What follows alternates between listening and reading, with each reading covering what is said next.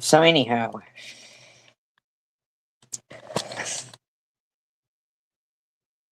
I've been looking through, I shouldn't look at the news. I really shouldn't. I mean, for sure, I probably shouldn't look at the news because it just really is so. Uh,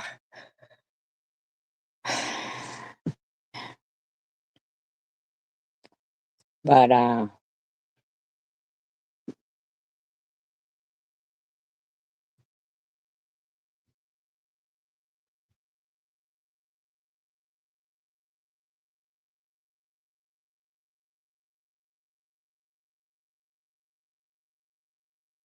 so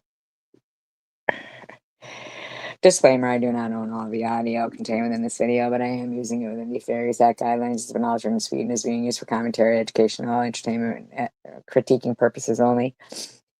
The problem is that that's a lie about, what's going on over there.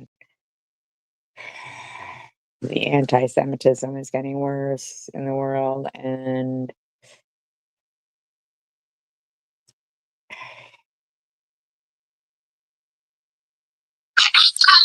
struggling, y'all. I'm not gonna lie with you. I'm struggling with myself. Struggling with understanding the intentions of people. I'm struggling with knowing what to say in public. I'm struggling with you're gonna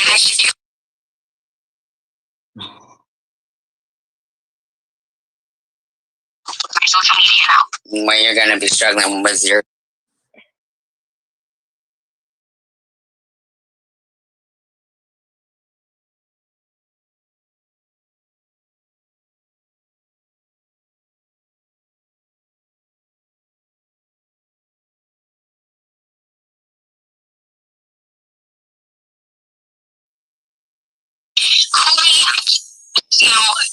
I'm just struggling, and a lot of people have a lot going on in their personal lives too, So when you see someone that isn't around you and you automatically assume that something is wrong or people aren't friends anymore and stuff like that, it's just sad, It's sad.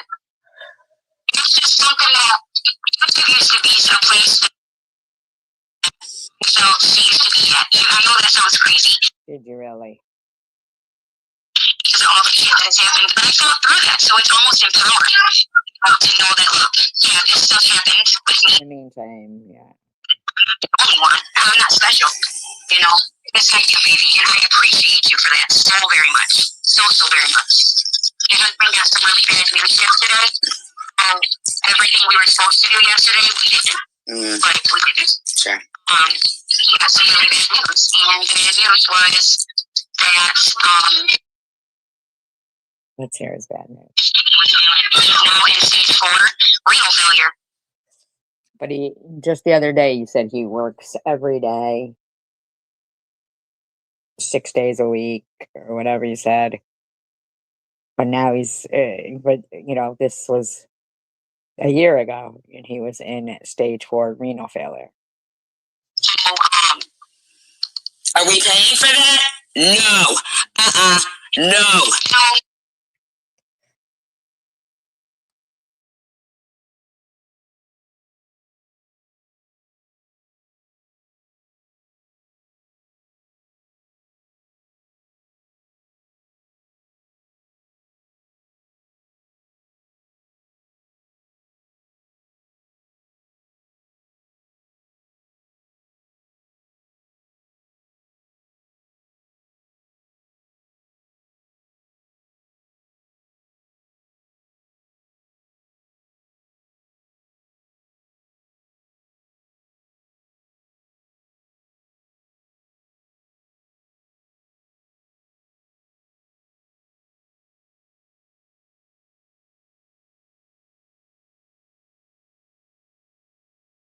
YouTube, but a lot of girls. Man, he's gonna have to sell his shit. He's gonna have to sell his shit, Tiffany. See, I waited for a fucking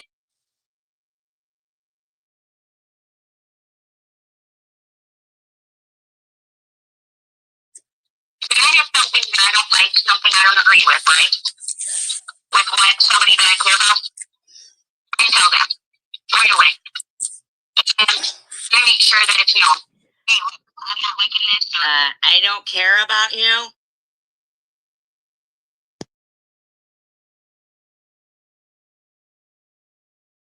Not liking the way this was said, or what do you mean? Or, you know, like, I don't like that. That says shit right. You better, that.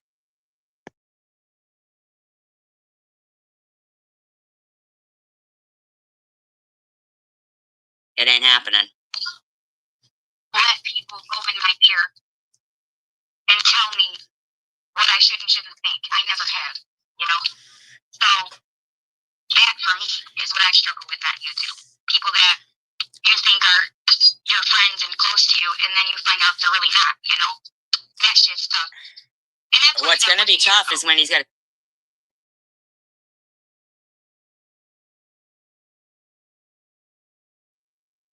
punches, you know what I mean? Well, yeah, you're going to have to. You're going to have to roll with the punches. Make sure everything you say is something that you're okay with being said. You know, repeat it. And that's why, you know, this time around, when things are repeated, I don't get mad or blame the person because you just blame Jews. You know what I mean? Like, to me, it is what it is. I stand by what I say. I'm not one of these bitches that, oh, I didn't say that. You know, if I didn't say it, I'll say, no, I didn't say that. But I'll play it and I'll prove that you don't. Like, that's what I meant, but that's certainly not what I said. You know, that type of thing. But I'm okay with it. I learned that you can never say shit you're not willing to get twisted or repeat it, you know? Also, my husband is a priority in my life, and people make fun of that. SG, Mary, Sharon, you guys make fun of that. And Sharon, I know, we don't. We don't make fun of that. Nobody's making fun of that.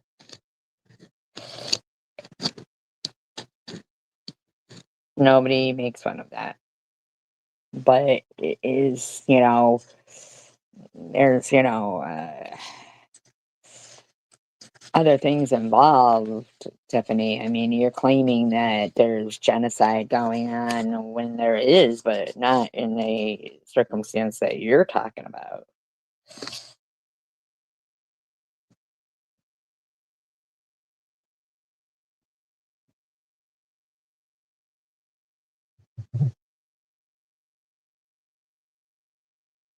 we make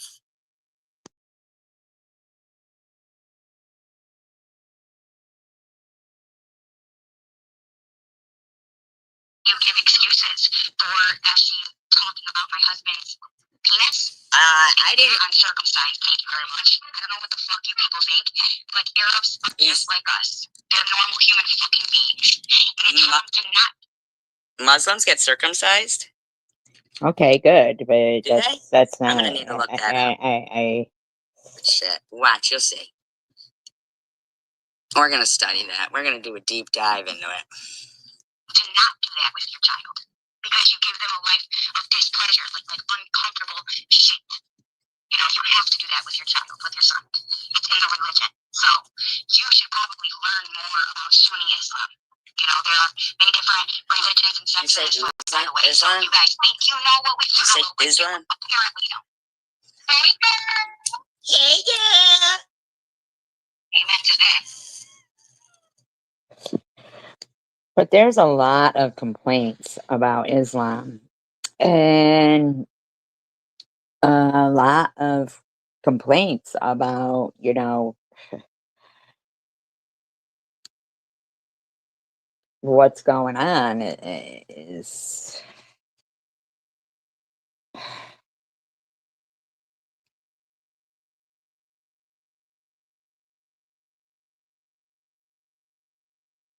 Amen to that, Elizabeth.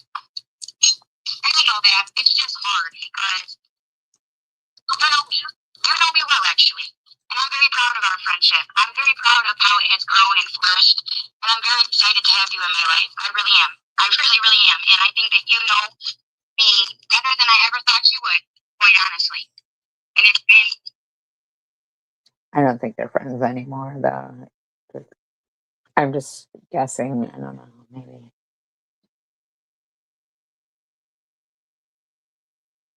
Great. It's been amazing getting to know you and getting to know Kitty. And, you know, just really fitting in a circle of women that I feel comfortable in. And I think that's what's disappointing about it all, is I was finally in a space where I felt like, you know what? I can speak my truth. I can say what I feel. I can be honest with that and not always have to fucking apologize. You know, I'm sick and tired of being the one who always has to apologize.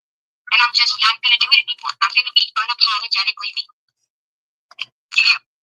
Unapologetically you. I mean, that's just so contradictory to taking accountability. I mean, are you apologizing for the things you do, or are you unapologetically you? That's, I mean,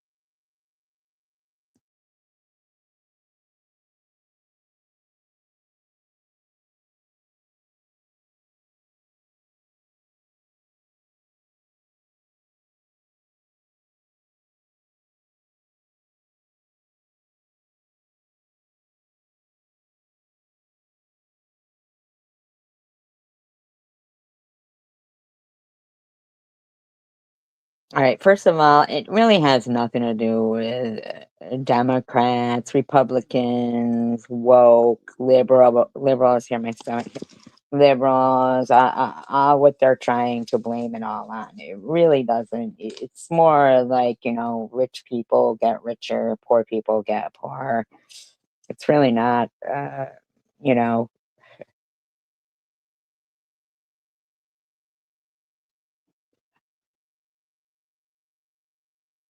believe that black people should receive reparations? Yes. You know, why they didn't earn it? Why did they receive it? I think working on those plantations for 400 years is None of them worked on a right. But lots of people were enslaved. There, it was called indentured servants, indentured servitude, and lots of people went through that. If slaves weren't being paid, then how were they able to buy their freedom? Um, I'm just saying that. earned enough. What do you mean? None of them worked on a I didn't particularly work on the None of the plantation, people but I were had begging ancestors for who did. None of the blacks were begging I've for it. had ancestors who did. And how much did they get? That I have no idea. I don't Please. know, but we can determine a reasonable amount. Let's do this. Would you be in support of endowing black colleges to the level of, say, Harvard? No, they've already overdone it, done it with the black. Yeah, they have, because there is black colleges. There is, and there's been a black president. I mean, where else is there to go? I mean, black ruler of the world. I don't understand. Like, it's more about a division between rich and poor, in my opinion, and not racism. And women are still the most discriminated group, whether they're whatever color. Women are definitely still the most discriminated group going. Okay. Definitely women are. I don't care what anyone says, women are.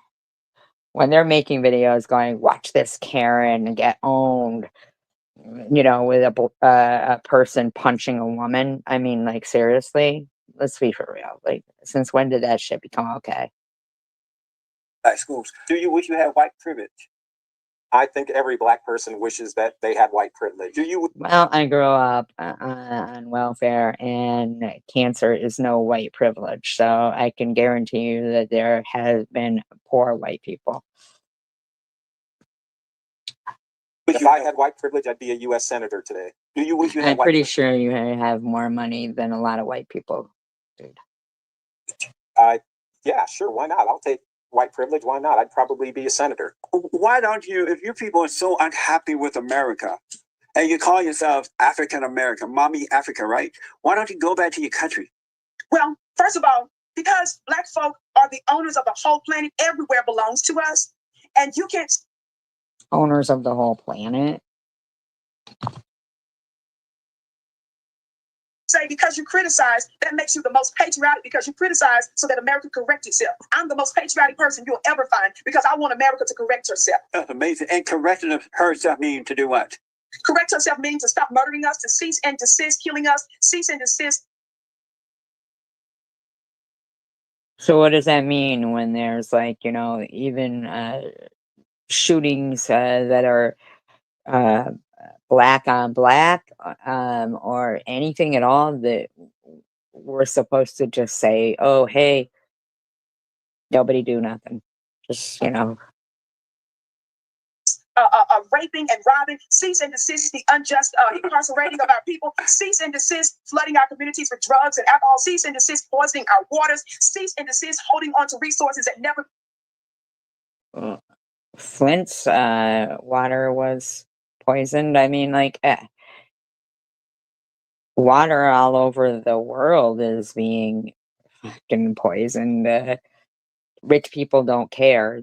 Doesn't matter what color they are. They don't care. If they can utilize something and make money off it, they will. Belong to them in the first place, and for benefiting from those things, those are the things I want them to do. And so, you know what? Show us the money. See, I told you want money. Yes, because it belongs to us. There you go, begging for money.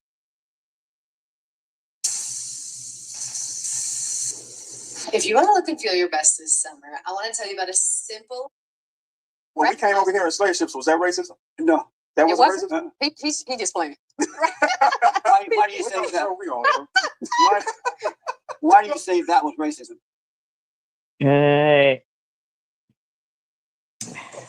To capture and force people to go somewhere that they don't want to go. And who were the racists promoting that, doing that? Who were the people doing that? The so-called white man. No, that's not true. It's not true. Black people were sold into slavery by blacks, wealthy, to the Arabs. It was the Arabs who sold the blacks across the world. It wasn't white people who just tiptoed over to Africa and just bought white, took white. Yeah, because they wouldn't have been able to sustain the diseases and stuff there. They didn't have the,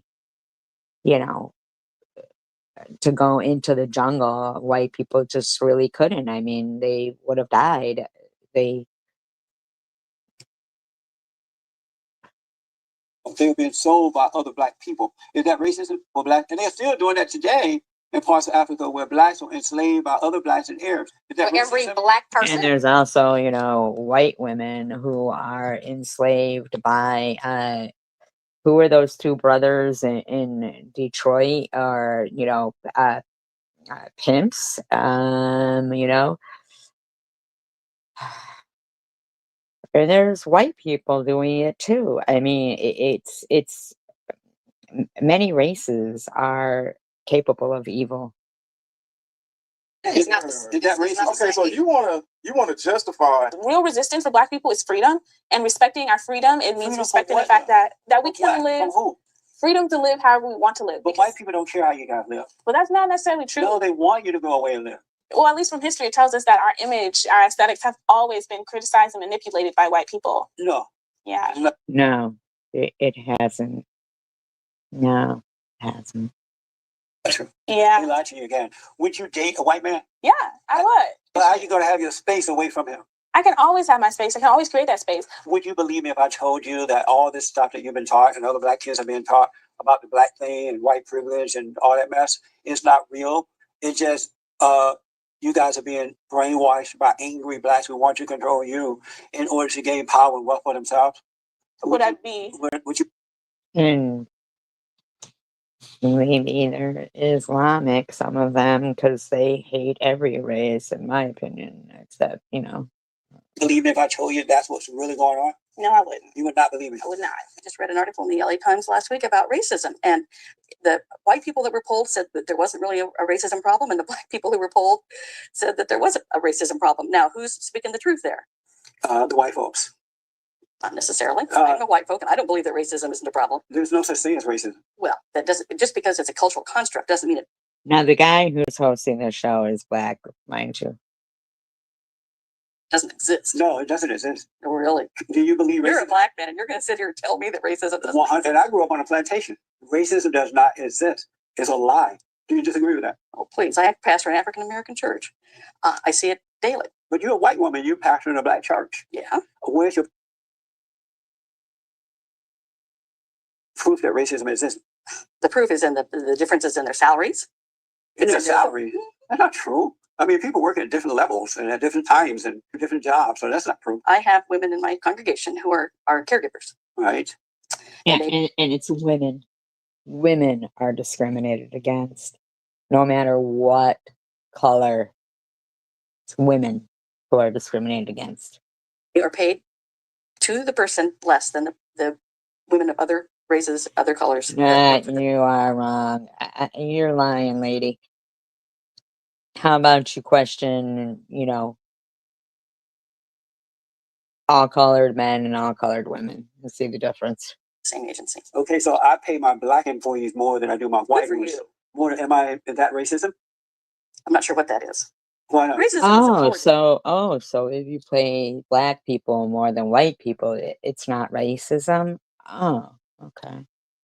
I'm discriminating against my white employees. I'm paying my black people, and my white employees are better No, workers. it is discrimination. Is that No doubt racism? about it, but I'm not sure it's racism. Why not? Because the white folks still call the shots. But I'm calling the shot. Well, The and shots. if you I'm want to calling the discriminate in shot. that manner, I don't know that anybody would ever stop you. Is it racism? No. Why, if the white man does it, I don't do that, by the way. So why is it if the white man did it, it's racism? If I do it, it's not. Yeah, lady. Because Do you believe white people are superior? No. Do you believe in white supremacy? No, I don't believe in white supremacy and the fact that they're supreme, but the white man does have the power to lock black men up, black women up. He does have the power to put drugs. White people can lock up white people as well. And I've seen black judges lock up white and black people as well. Drugs in our community, not in their community. He does have the power to hire and fire. So he does have that power. What does that feel like to hear yourself blaming and complaining about another man and that you can't make it because some other man to keep you down? I don't know what that feels like. Yeah, exactly. How does that feel? Calling yourself a man while accusing another man of holding you down in today's day and age? Really? Never had that in my life. What does that feel like to believe that a white man could keep you down, so you got to complain about it rather than overcoming it? What does that feel like? Well, me being an alpha male myself, I don't know what that feels like. Are you complaining for other beta males? No, I've never said that, though. Getting back to your question of why white people are blamed, slavery. Slavery. A white person. Come on, people working in coal mines were slaves. There's sex slaves. There's textile mills that had enslaved people. There was loads. A white created problem, I guess. Why had nothing to do with slavery? Oh, well, most of the slave owners were white. In places like Tennessee, I believe, or one of their. A lot of black people owned slaves in those days. I've never heard of that. Yeah. I'm not saying it didn't happen. How do you never hear of it? All you gotta do is fucking Google it. I mean, like, it's rich and poor. That's the difference. It was the Arabs who went over to Africa, Mommy Africa, and bought the slave from other black people and took them around the world. It wasn't the white people, and anyone that could afford a slave bought one. I mean, so what do you think about the attack on white men? Monday.com is the best AI for work. And here's why. Let me show you some of the mind-blowing things thousands of companies. well, I Is it think right? I understand it. You understand it? So I understand why African Americans were angry at white people because It's impossible you could be wrong, but that the problem is with you. It has nothing to do with white people. I don't think that that's true, no. It's amazing. It's really amazing to me that black people would feel that white people are superior. It explains a lot too. When I see them protesting and talking about white supremacy, because If they didn't believe it, they wouldn't be saying it. So they do believe white people are superior, and that's why they beg for reparations, affirmative action. And I think you're conflating white supremacy, which is something that you've kind of applied to this Well, what about culture vulture? I noticed that you have blonde hair, lady. I'm just saying. conversation, and not necessarily anything that I don't know that anyone. I mean, I'm sure some people believe it, but I don't know if that's necessarily the truth that I would. You say in your book, white supremacy frame your self-image. Yes. And what do you mean by that? I mean that, if you look in our culture, particularly as a woman, white women are, championed more. They're seen as the. That's a lie. No, you're wrong, lady. Black women call themselves queens.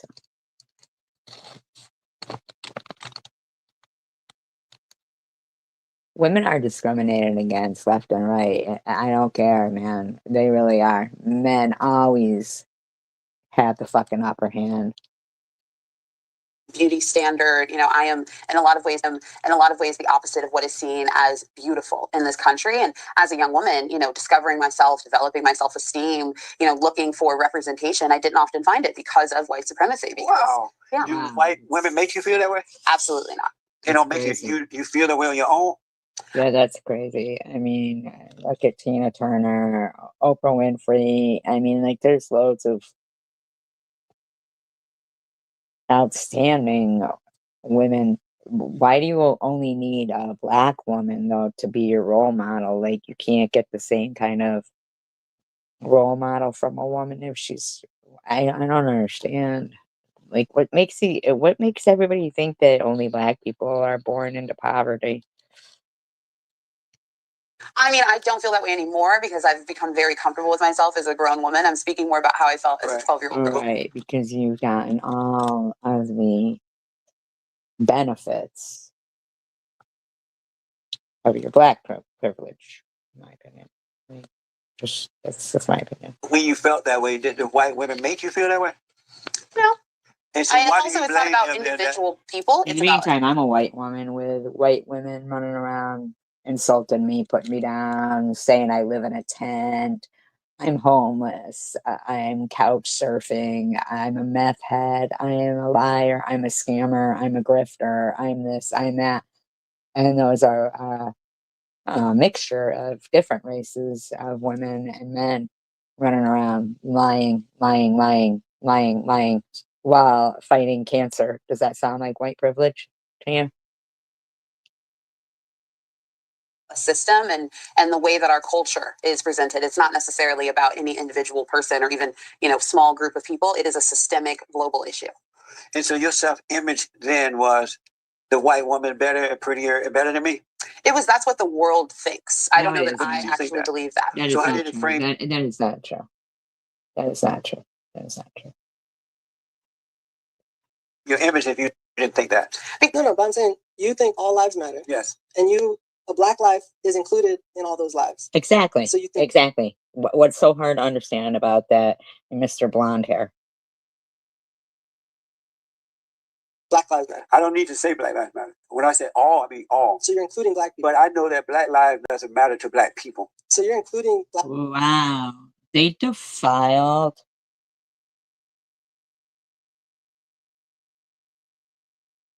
Graceland during the BLM riots. Holy shit. Wow. Wow. I mean, he was born into poverty. Wow. Black people when you say all lives matter? Yes. So that means when I say black lives matter, you agree because you think all lives matter. Wow. I can't believe they did all that to Graceland. Wow. Alabama under the Jim Crow laws. We could live in certain places like that. Right. But we have family. We were better off then than blacks are today when they can do and live and wherever they want. Why weren't we worse off then under the Jim Crow laws than the blacks are Because today? first of all, the reason you grew up under Jim Crow laws is because there were white people who were racist. If you think it's all of a sudden disappeared in 50 years, then I think that you don't actually have a real grasp on how tenacious. Excuse me, but how about prejudice? You don't think that exists? just some of these beliefs and prejudices are. And the fact. What about sexism?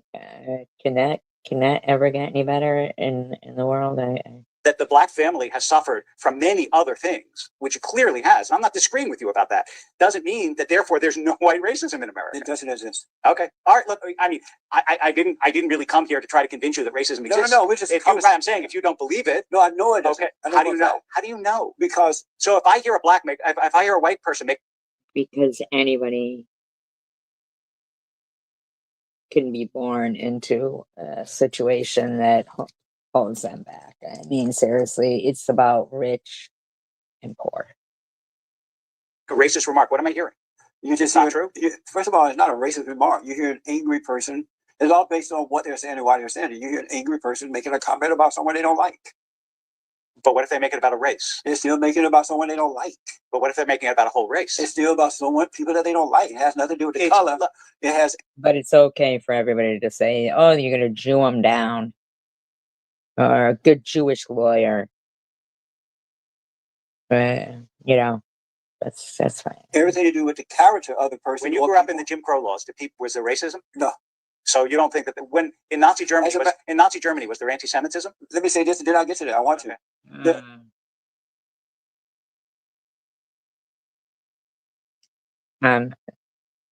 They were murdered. They were murdered.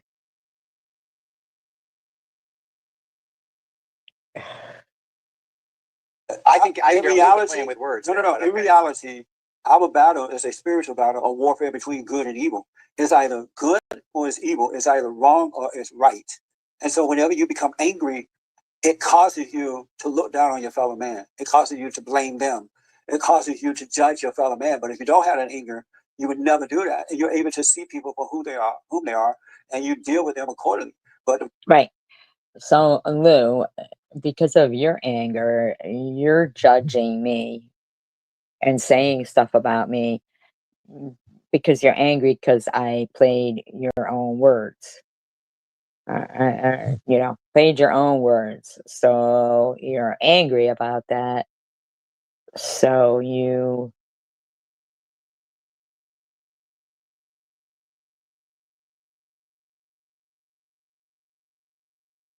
make a post. Welp, it's that time again. It's well, not whelp. Okay. SG will be up for days tweaking out on content and losing. See, that's not even how you spell losing. Her shit started up last night. We bounced around from Crystal, me, to Tom, back to me. All of it was crazy. No, you guys were crazy. I'm not crazy. She was saying I was attacking people for no reason, which she did. She never done nothing. It's did, not done. Okay. She never done anything wrong. Name calling. Tom is a serial killer. I'm allowed my opinion, bitch. Crystal is everything under the sun. Well, she is. Just on and on. It never stops. Then comes day 3. Day 3. I think my live stream was what, under 2 hours. So you're just lying. So you are a liar. So you're a liar. Because you've got me on day 3. Even though the live stream I did was yesterday. Could have been more than, or maybe 2.5 hours long, whatever. But you've got me on day 3. She will be slinging snot, crying, singing "You've Got a Friend," feeling sorry for herself, to screaming, slinging hate, and name-calling, to laughing, with a nose full of mucus, back to screaming, "Shit the chair. You can't make this shit up, Jack. Buckle your seatbelts. We're going on a mood swing roller coaster ride from hell." I have no mood swings about you, Tom or Crystal. I think you can all go fuck yourselves. So the stranger Meadowwood says, "Oh yes, step right up, folks. It's that time again. The one you all know and love, the fabulous 3-day bender." How is this a 3-day bender? So I'm not allowed to be on live stream. Oh, and then you guys want to change the date too. Look, and the thing from Texas calls me an it. OMG, it was on one. I was attacking CW for no reason. She just wants CW to be her friend again. LOL, too. I'm sniffing. I believe my live she was playing was back in winter. God forbid allergies. Go fuck yourself. To just, no, it was Christmas Day. Why don't you fucking say that? To just total selective memory. She never done that about my dad. Go fuck yourself. It is as all munchy and you think it too. Not her, absolutely. Yeah, why don't you kiss their asses a little more? Crazy out of it, gone down the road, psycho. You need help with your spelling, freak. You really do. Well, it's the beginning of the month, and since being homeless, Carrie Man, first of all, it's not the beginning of the month. Second of all, I'm not homeless. She doesn't have to pay rent. You don't know anything about my bills. Doesn't cost much to pitch a tent and borrow a couch every other day. I just wonder how she pays for the couch rental. Okay, so you're going to respond to this, Lou, because you want to confirm that you're a fucking lying scab. I have no idea. I do know I've never seen anyone like this before. Oh, fuck you. You were raised by a fucking douchebag. Shut the fuck up. Has to bitch about anything if she's got no fresh lives to hijack. She will read community posts and comments to bitch. Or she will go through years of people's lives and bitch about them. She's stuck in misery. I know what she refuses to do. Take any responsibility for her shit. Always pointing at someone else, shaking my head. Well, I know what you don't refuse to do, which is a lie. So I think you should go fuck yourself. How does that sound? Okay? Lying scab? 'Cause that's what you are. You are a liar.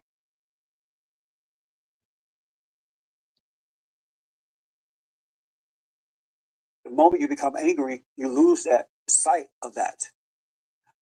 Black people, the smart ones you're talking about, they can't even get into the average college because they're not smart enough. They need affirmative action. I did a story recently where Black people could not pass the air traffic control test. So Jesse Jackson organization, according to the survey, and the Black Air Traffic Control Union or something like that, they got together and got with the air traffic controllers and decided that they were going to let Black people cheat on it. Air traffic control. And that's fucked up. That is fucked up. Now I know exactly what's going to happen is people are going to say, "Oh, she's racist." I'm not racist. This guy's a black guy talking right here. I'm not racist. I just know what I'm listening to here. Control the test and then hold back the whites and Asian and others who were smarter and more qualified. Yeah. So that's holding back people. That's holding back people. Yeah, that's oppressing people. Smart enough to pass the test. And so now when you fly back home, there's a possibility you're going to be on a plane.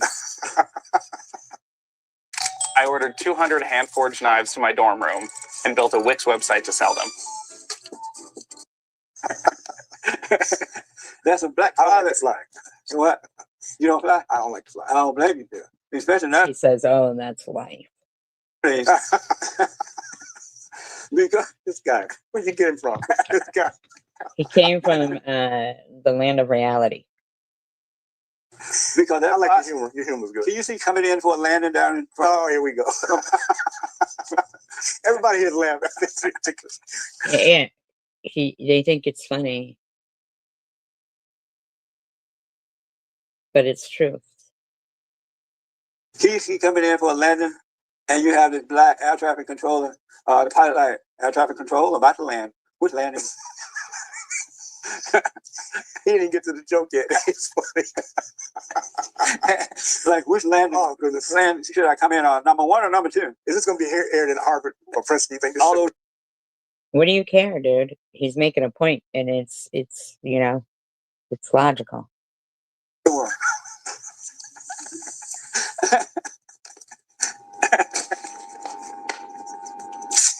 Oh Lord, I was born tonight, but not last night. Okay. So the air traffic controller said, "Mr. Pilot, come in on landing roll 1," and then Mark Furman, you know, dropping the N-bomb more than Eazy-E on a NWA album. Well, what's wrong with that? But it's okay for NWA to have a sign that says "fuck the police," right? What's wrong with saying the N-word? Right. Nothing that the windows are up. No, I'm just kidding. I'm just kidding. You get killed after this. I don't know if it's considered racism, but you know, when people. Well, I believe that one of the N's in NWA stands for that word. So that's segregation. The Jewish, you're like, oh, you must be pretty cheap, or you must be pretty good with a buck. To me, that's right. They do say that to Jewish people, dude. They do say that. It's just. Why is that? Jews are known to be good with money and tight. Well, because I don't think you can say that about all Jews. Like, have you ever met a Jew that wasn't good with money? I mean, you got me on that one. I'm not gonna lie, you got me on that one. But you know, it's. I don't think you can ever group any race or religious people. You can't say all Arabs are terrorists. Well, I mean, well, you know what I'm saying. But here's the difference, though. You're talking about a religious group and then ethnicities. So one group that you mentioned is hated because of how they pray.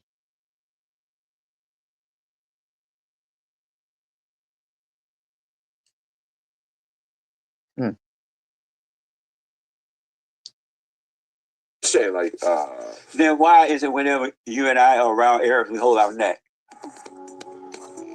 I don't know what that means, but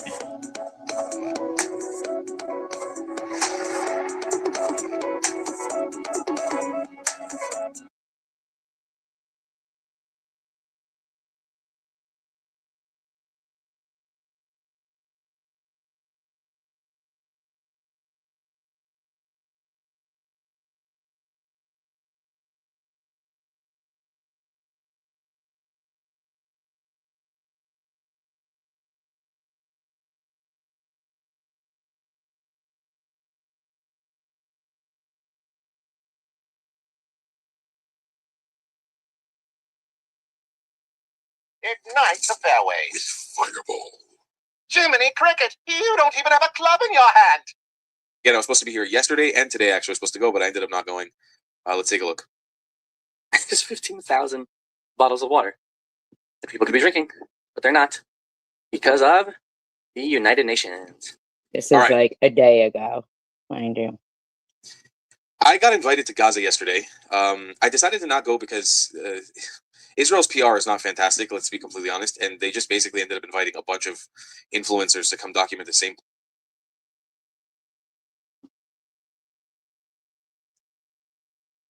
So I feel like send this thing. Please. So we're gonna show you some videos from my friends who have been, and we'll have a discussion about it. But in essence, there's been a lot of claims in recent days that Gaza is starving and that starvation is happening in Gaza. Now, there's been unequivocal proof that that is actually happening. Starvation in small pockets are happening across Gaza. But not because of Israel. Because the UN has been unable to come to terms with both Israel and the GHF on the Gaza Humanitarian Foundation about how they're going to distribute food and safeguard UN, who should be risking their lives, against Hamas, because Hamas is still such an active threat. Right. So it has nothing to do with Israel. It has to do with that people can't even distribute it because of HAMAS being there and still being so active, and you know, this hatred going on that's been taught in the schools and stuff in the Gaza Strip, because it's becoming more and more apparent that Hamas is not this giant terrorist organization that's become apparent, but it is actually synonymous with the Palestinian people in Gaza, which is the reason why they keep refilling their load. No matter how many soldiers you kill of Hamas, there's more Hamas, because this is the ideology of the Palestinian people. Now, I'm not saying that Research or history. innocent Palestinians are not starving. They are, and I'm not saying that innocent Palestinians aren't against Hamas. There are, but it seems more and more apparent day by day that is a very, very small number. We're going to go through here some friends from the Hasbara space, from the Israel Advocacy space, who got access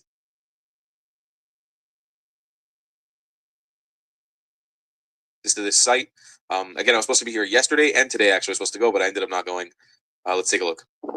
I don't know if you guys have ever seen what 600 trucks worth of aid looks like. This is just a day ago. This guy's right on camera showing 600 trucks worth of aid just sitting there going bad. What it looks like. It's a lot of aid. Wow. It's all going to waste because the UN refuses to distribute it. Unbelievable. Yeah, so maybe somebody needs to look into that. The UN refusing to distribute it. Why is that?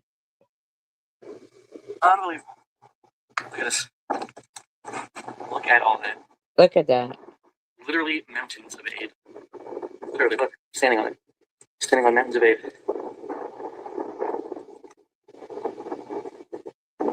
I don't know if you guys have... So this is what happened basically yesterday. They were bringing in Israeli creators to come document this aid that's sitting on the border. Again, I think it's a strange PR move on our end. And I'll show you why with Elon Levy, if you guys know the former spokesperson.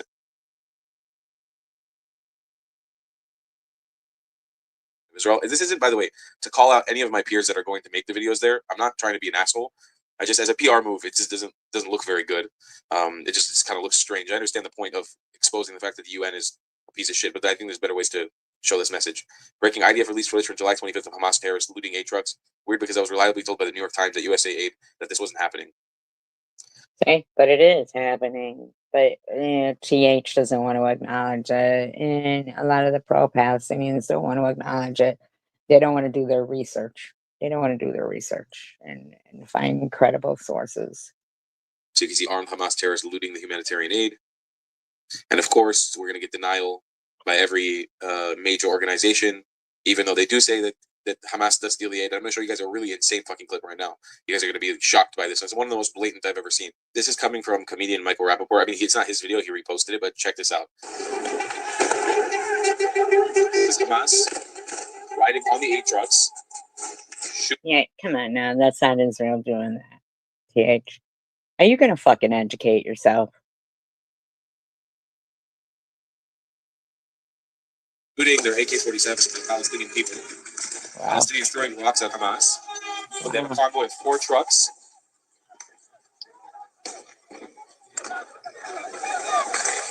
They're just plowing through civilians, shooting guns from the top. This is not Israelis doing this. This is, yeah.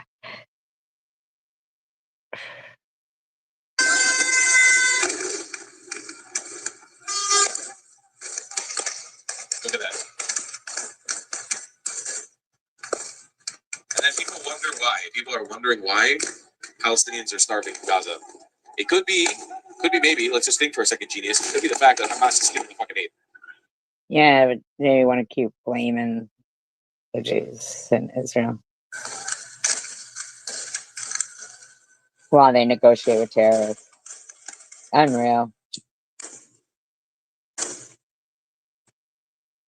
Same old phone? Nah. Upgrade to the new Galaxy Z Fold 7. This is what Ivy League universities you can get into with a 3.6 GPA. 90% of students.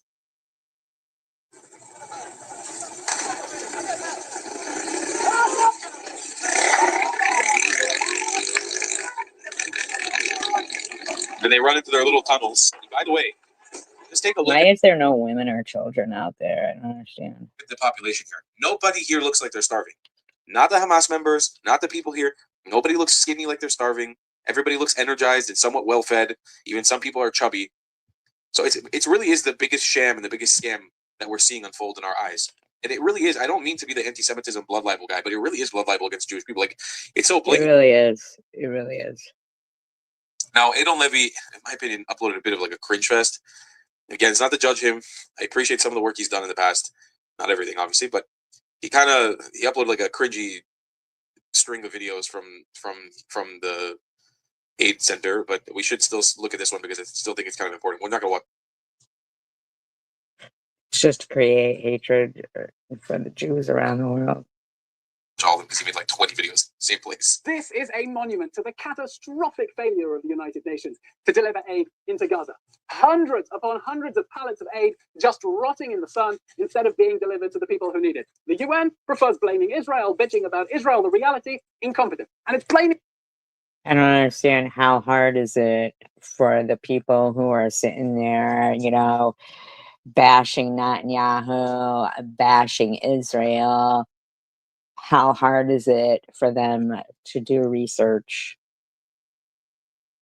If you think I only looked for people who, you know, like who would give reports that were, you're incorrect.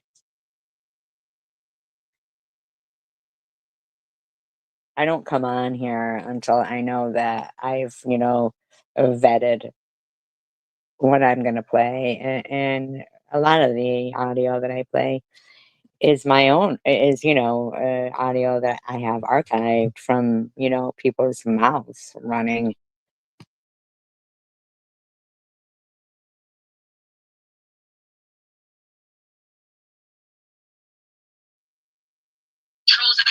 don't know. And it made me, first of all, because my family's Palestinian, you know, because God forbid I be on the side of Palestine. Your family is not Palestinian. They don't even want you there. Go there and tell us how your vacation goes. This community is pro-Israel. Most of the people in this community are pro-Israel, which is fine. Everyone should be. You know, they're going on about this two-party state, and they don't want a two-party state. It's not that Israel isn't about that. It's that terrorists, and I'm not saying Palestine, I'm saying a terrorist organization that is running and that took it over isn't about that. Not people alive and say, I be on the side of Palestine because this community is pro-Israel. Most of the people in this community. But you are wrong. You're incorrect there. You're incorrect. Pro-Israel, which is fine. I think it's probably half and half. Who knows? Well, not, you know, but I think the people are misunderstanding what that means. It's not pro-Israel people or pro-Palestinian people. It's pro-Israel army. You know, it's pro-Palestinian human rights. You know? No. It's anti-Semitism and radical Islamic terroristic groups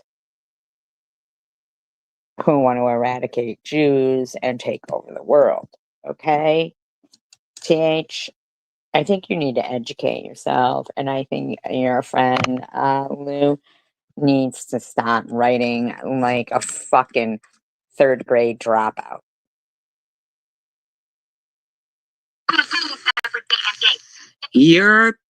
You are the type of person that's gonna get that place blown off the fucking map. Yeah, because she keeps going. I'm sorry. I want to do that. You should not have to choose whether you take a shower or cook for your family. It's Now, how about if you take a shower in a gas chamber? How about if you have to shit and eat out of the same bowl after you ran a kosher kitchen?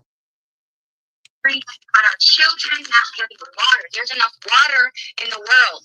You know, Yeah, you should have been complaining before October 7th because you were already going through that with your fucking pick of leadership. water should not be on a bucket on top of your house. You should not have to choose whether you take a shower or cook for your family. It's for now,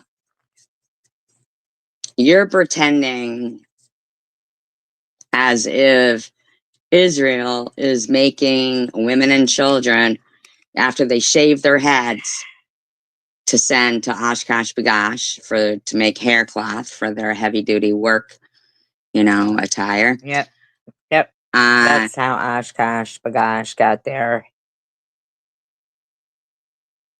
their work material was haircloth from the Jews. And they're still in business today. Stripped naked. And that's if, carrying their babies, and if their babies made it that far. In cattle cars for days and days. No room to sit. But you just couldn't even, they couldn't even sympathize with that and give the Jews somewhere to lay their fucking head down. Nah, I had to just keep firing at them. I had to keep it up, keep it up, keep it up. They didn't stop and feed them. They didn't stop for toilet breaks.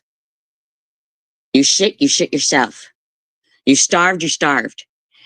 Your baby's hungry, they die. A lot of those women got off that train and they took their babies from their arms and swung them by the feet into a wall in front of them. Tell me what Jew has done that to you. Or what Israel light has done that to you. PH. Come on. Come on. A lot of the people who were capable of working, when they got off the train, they were told, you smell that? That's your wife and your children burning in the incinerators.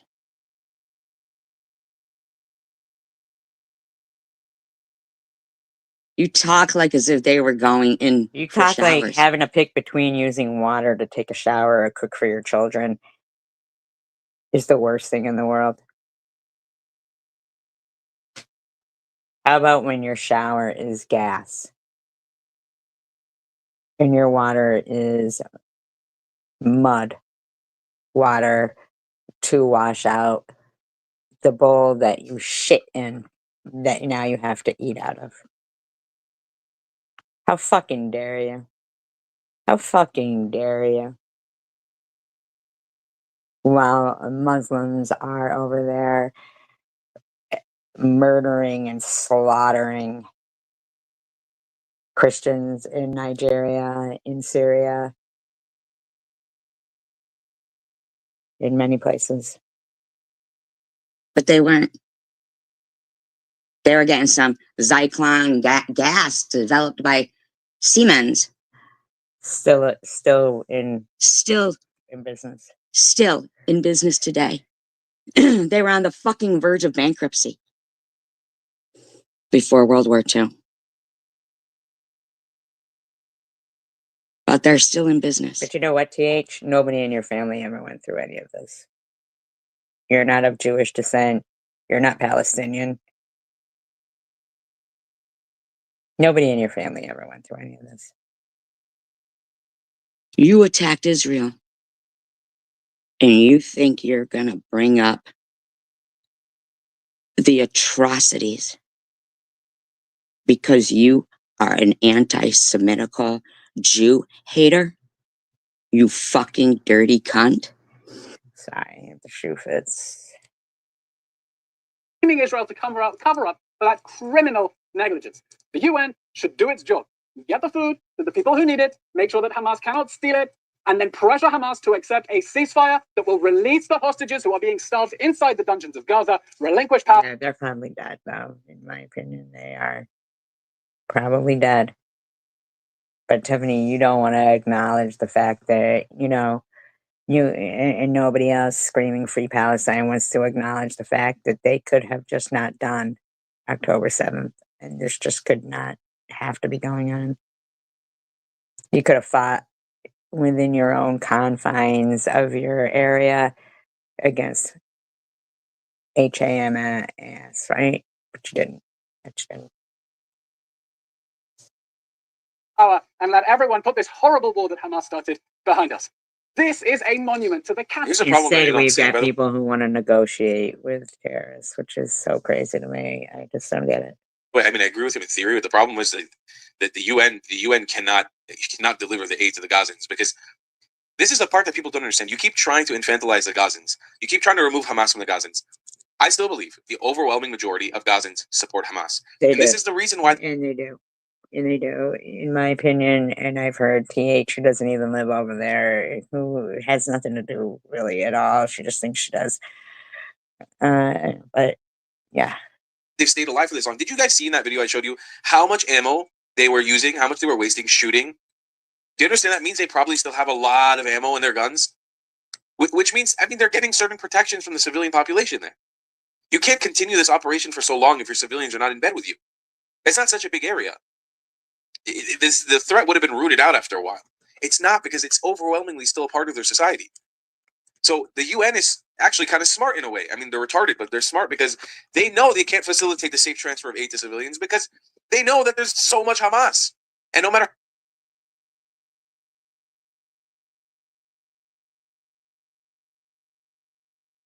how much the IDF fights it, there's so much Hamas because Hamas is the Palestinian people. It's the same ideology. This isn't me saying declare war on all Palestinian civilians, but it's part of the system. That is the reason why you can't get aid to these people properly.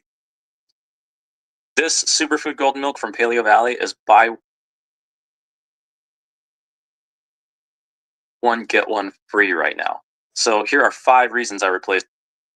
Because there's all these little alliances and all these little tribal warfares going on inside of Gaza that we're not even seeing. They're fighting each other. They're killing each other inside of there. Not because we caused this mess, because they've been doing this for a long time. Don't believe me, they do it in Nazareth. Don't believe me, they do it in Tel Aviv. All these ancient cities, historical cities, where Jesus walked. Jesus of Nazareth. Damascus in Syria, one of the, if not the oldest city. These places just being fucking destroyed. Muslims and Christian Arabs, Palestinians murdering each other in the streets at night. This has been going on for forever. This is the ideology of this terrorist organization. Leaving my content and want to support. Sorry about that. I didn't mean to go to the outro. I misclicked the button. All right, here's from Eitan Fishburger. Literally tons of baby food that UNICEF chief refuses to deliver to the babies of Gaza. This is one particular infuriating, given the heartbreaking images we've all seen. I'm sick of the world accusing Israel of genocide. They would never do that. Here we have UNICEF, 324 jars of carrots and potatoes. 324 per crate, whatever this is. 324, 600, 900, 1200, 1500. Look at this is just 2 days ago. All this baby food. 1800, 2100, 2400, 700, 3000. So 3,000 can. Oh wait, 3,000. It's 6,000. I don't understand. So why isn't these aid groups that are supposed to be, dispensing that to people, why aren't they being charged with war crimes? So there is, I mean, I'm terrible at math, but there's what seems to be 9,000 jars of carrots and potatoes just sitting here. Where is UNICEF? Why is UNICEF not? And here we have an Eitan Fishburger. I really like I like what Eitan did here a lot more than what Elon did, because Elon was a lot of his face. This is actually interesting. He's actually showing what was here. This is interesting. Unbelievable. This is 672 bottles of water. 672. How many of these are there? What is that, like 1,300, 2,600, 3,900, 5,200? I'm terrible at math. There's like 15,000 bottles of water here. Just 15,000 bottles of water that people could be drinking, but they're not. So how is this guy near there, but none of the people who are supposedly starving? Because of the United Nations. Wonderful work, everyone. Great job. Okay, This is from Hillel Fold. Unbelievable footage. The contents of approximately 950 food trucks inspected and approved by Israel are rotting on the Gazan side of the exceptional crossing because the UN refuses to distribute them. Today, the Gazan 950 food trucks sent from Israel. Unreal. Humanitarian Foundation offered to distribute the aid in the UN's place free of charge, and the UN declined. The UN fucking said no. That's the UN, ladies and gentlemen. The UN, in collaboration with Hamas, is starving the population of the Gaza Strip while simultaneously fueling But you want to keep fucking blaming Israel. the false campaign of famine in Gaza. The shared goal of the UN and Hamas to force the dismantling of the GHF and grant the UN an exclusive control over food distribution, ensuring that nearly all of it ends up in Hamas's hands instead But in the meantime, in my opinion, Trump wants just the whole Gazan population gone because he wants to redevelop it into prime real estate. It's just my opinion. reaching the Gazan population. Here we go. Here's a drone footage of all of the aid that's sitting.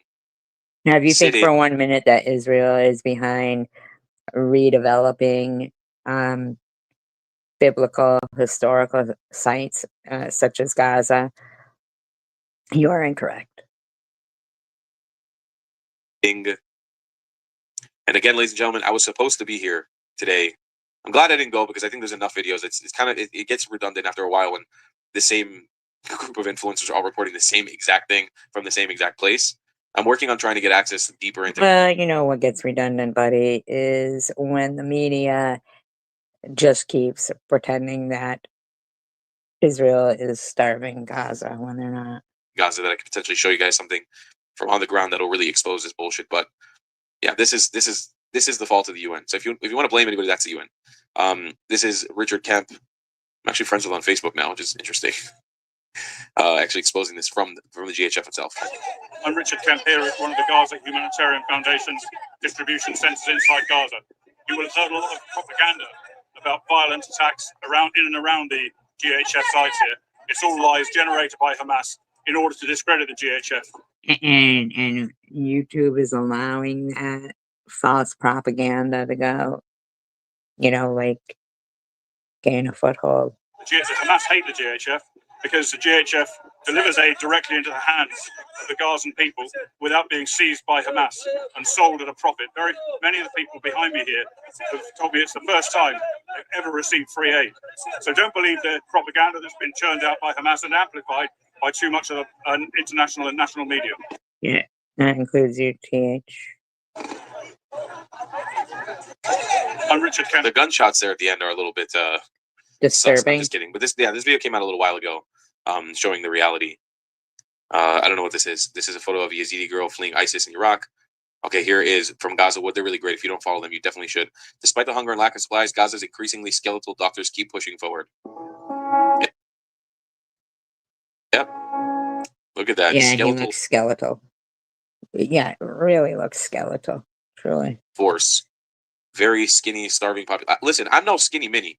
I say this all the time. I'm a chubby bastard. I like to eat food. But this is our starving population of Gazans. Like the New York Times had to get away with this giant scandal where they publicized a guy with a kid with a degenerative muscle disease. Yeah, and they keep saying that that's the kid starving. Sell this blood libel. Is this not the biggest scam you've ever seen unfolding in front of your very eyes? You thought they'd reach the bottom, they brought a shovel. First, we offer overnight boarding. Your pet will stay overnight in your sitter's home and not only be treated like part of the family, but treated...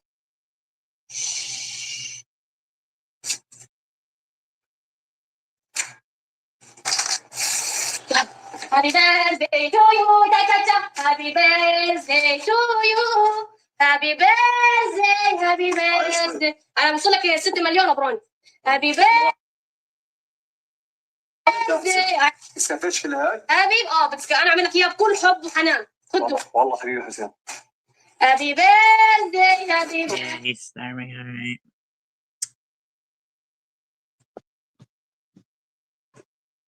I mean, I'm sorry if, any of this is offensive to anyone, but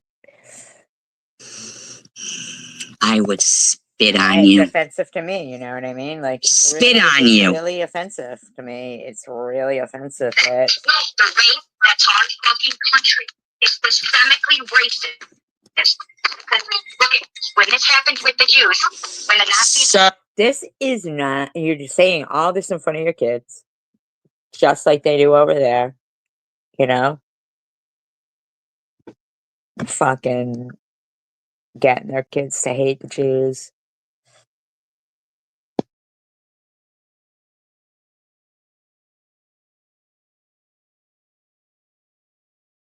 Right? You think the world rallied around, do you? Yeah, she thinks racism has to do with the Jews, I guess. You know how many millions of more Muslims there are than Jews? Yeah. You fucking cunt. Yeah, there's no genocide going on for Muslims. Trust and believe.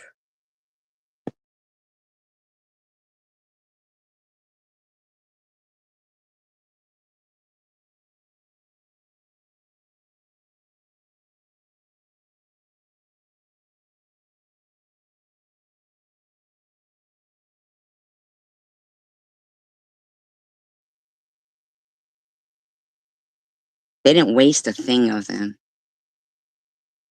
Sucking the fat out for soap. What do you think, they all went in there skinny? They didn't. You fucking dirty. They sucked the fat out of...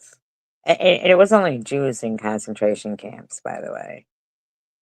It really wasn't.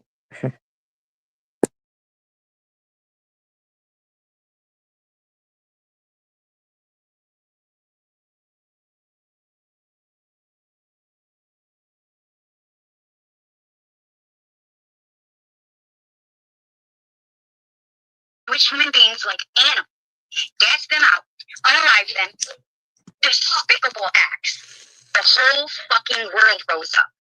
But if this was a black and brown No, they didn't. There you go. You're black and brown. The Nazis didn't care about black and brown. What is it you're not getting? Just like HAMAS will kill no matter what gender, color, or whatever you are, unless you support them. It was the same with the Nazis. So I don't understand what you're not quite fucking grasping, okay?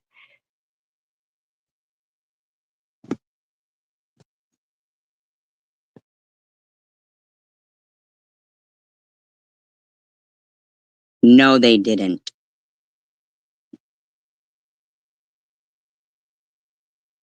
If this was a black... So you don't necessarily...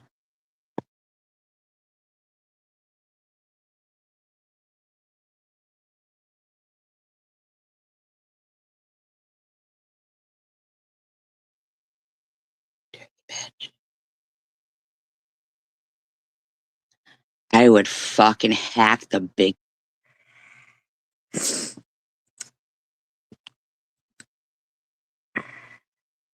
button. That's how most people feel. Because that is the country we live in. A very systemically racist ass fucking country. And this community that we're in is people who agree with our government. That's why they were voted into office. You know? So I understand where Teach is coming from. Or who is coming from? She's not racist. She's fucking frustrated. She's tired of being called the fucking N-word. And you know what? I think... What? People don't get called the N-word. As much as you seem to think. Other than by, you know, their own race. I mean, it seems to be like some term of endearment. It's very strange to me. But why do you have to say the N-word, but she can say white trash? And you had no problem saying white trash or Jew. For all the shit that not only her, but her ancestors have been through, I think... But TH, it has nothing to do with you. You're not from anywhere to do with any of that.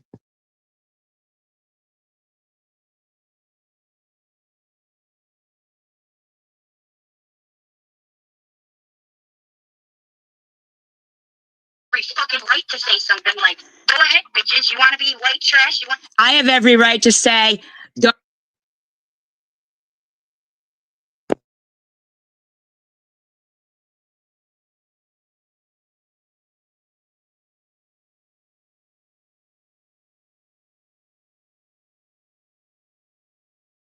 He had the outrage and outpour when Mary said, when her husband sat there and said the N-word.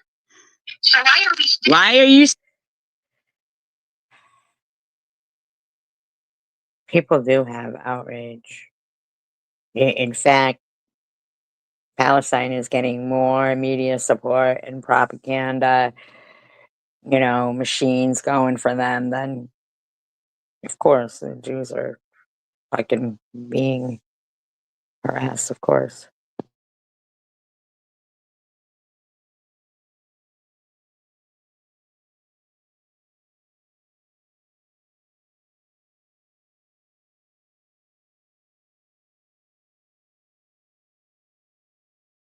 teach. And she did not ever say anything racist. She wasn't talking about... I don't think white people are poor in America. White kids, probably black kids, probably every color kid. Because they were disabled. You think they had white privilege? So if you see a blind person who's white, do you kick him? Lost his legs. And they're white. Do you say, oh, he's got white privilege, though? Like, seriously? In an accident. And he's on the corner back. So if you see him on the... and that. Realize that you are just a problematic piece of shit. And not only are you doing that, but you own 4 houses and you're digging through the dumpsters that poor people... You're a problematic piece of shit. Will probably dig through. Do you come home and shower, or are you just... Like, what are you doing? Do you have no pride? You own 4 houses, sell a house and buy stuff. Always have to have content. And the reason people use... Well, you always got to have free stuff so you don't have to pay taxes to this country, evidently. It's because you're vile. And we're trying to show what not to, So that's just it. Actually, I'm not vile, TH. Not at all. Not in the fucking least. Okay? Not in the least. You see me sitting here talking about your daughter? And what... Oh my God, why are you talking about my daughter? How did this get to be about my daughter?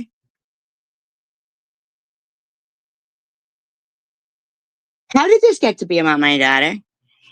You're fucking done. It's gotta be done. That's fucked up. I can't believe these people push me to do stuff that is just, Done to him. Hey, King of Chaos, how you doing? Assalamualaikum. Are you thinking about buying if you see anybody saying anything about your child? Mm-hmm. Maybe Yeah, there is people saying stuff about my kid. troll, but maybe that's you pretending to be a troll. Oh, so now you're accusing me that I was a troll of my kid. See? So you just make up any excuse for yourself to behave the way you do. Any excuse. So now you're accusing me of saying nasty stuff about my own kid as a troll. franchise business? I can't wait now. Now I just can't wait, Paul. Now I just... Has been But I never... Now I just can't wait. I never fucking did anything against you. With over 100 Never did. But never did. Never did. But you still keep This accusing company me. is going viral for its new process that gives you permanent teeth in just 24 hours. If you're... Did you ever think you would see the day? Something groundbreaking is happening, yet the media is not talking about it. Bombshell slavery reparations bill is now on the table, and if it passes, it could mean historic payouts for descendants of enslaved Africans. Well, they better give fucking reparations to the coal miners, to the textile workers, to the Jews that worked for free for Ford and Volkswagen in their German, fucking factories, worked them to death. They better give reparations to all the people who died in the gulags. Yeah, they better give reparations to all of the Civil War soldiers who fought for the freedom and got nothing. And yeah, you better start fucking going across the board, motherfuckers. Yeah. In the U.S., and that's not something ordinary. A powerful congresswoman is presenting this bill. But what's in this bill? Who qualifies? And could Trump actually be the one to sign it into law? Well, Oh, really? Because I thought it was woke people and liberals. Very strange. Very strange.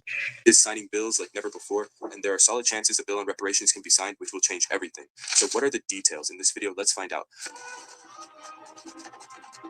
The Black History Archives.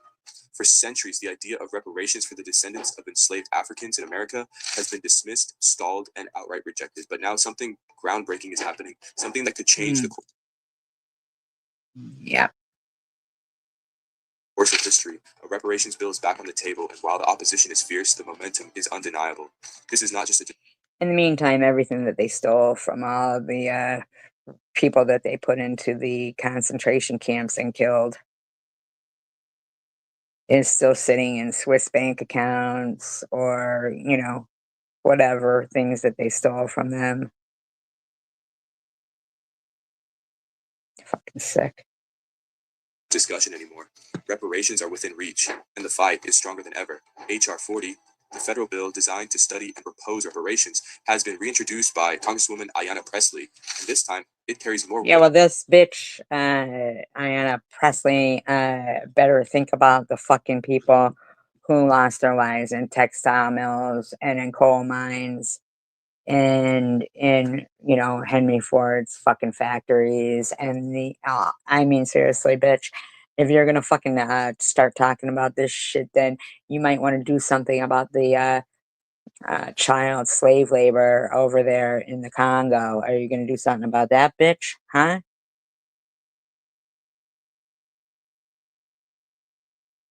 Oh no, you just want reparations. You don't want to do nothing about what's going on. You think there's still no child slave labor? No, you don't want to. You don't want to do nothing about that. Gotcha. Yeah. weight than ever before. With over 130 co-sponsors in the last session and growing support from grassroots movements, this bill is no longer just symbolic. It is a direct challenge to America's history of racial injustice. The voices demanding reparations are louder. No, because you guys, you bought your freedom.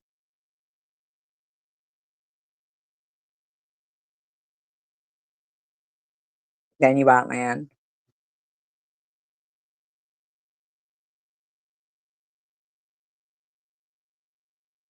Yeah. No. Stop the child labor in the Congo, bitch. More organized and more determined than ever, and with cities, states, and institutions across the country already rolling out their own. Oh, finally, they've got unqualified immunity. Wow, finally. Finally. I've been saying it for fucking years. Finally, they've got a sign that's fucking meaningful here. Reparations programs. The dream of reparations is not just alive, it is knocking on the door of reality. And Donald Trump appears to be the person who can put a seal on all. Yeah, okay, but then in the next video, it's woke people and liberals are, you know, I mean, like, come on now. All this. The fight for reparations has reached a turning point, and despite opposition from conservative circles and the Trump administration, momentum is stronger than ever. The idea that a Republican... Oh, wait a minute. Is the Trump administration fighting against it, or are they the ones going to give it to you? That doesn't even make sense. Both Congress would make reparations impossible is a common argument. Yet but in the meantime, on the screen it says how Trump is going to fight reproduction rights in California. So basically, once again, women are the ones being discriminated against. history has shown time and again that real change is achieved through persistence, strategic pressure, and a refusal to back down. In 2021, H.R. 40 made history when it successfully advanced out of the House Judiciary Committee, proving that the push for reparations had moved far beyond mere symbolic. Fucking reparations, really? You fucking kidding me right now? Discussion. The movement. I think that you should pay all those people who purchased you, and then you got your freedom, and they bought stuff, and they never got it. So how about you have to pay them back? I mean, like, come on now. Has now evolved into an urgent economic demand with growing recognition that the racial wealth gap is not just a moral issue, it is a systemic failure that continues to rob Black Americans of No, there's no racial wealth gap. There's rich Black people and there's rich white people. There's poor white people, there's poor Black people. opportunities and financial security. Trump, despite his past statements dismissing reparations, remains an unpredictable figure in American politics. He has a track record of making decisions that defy conventional wisdom, often positioning himself as the champion of issues that other politicians shy away from.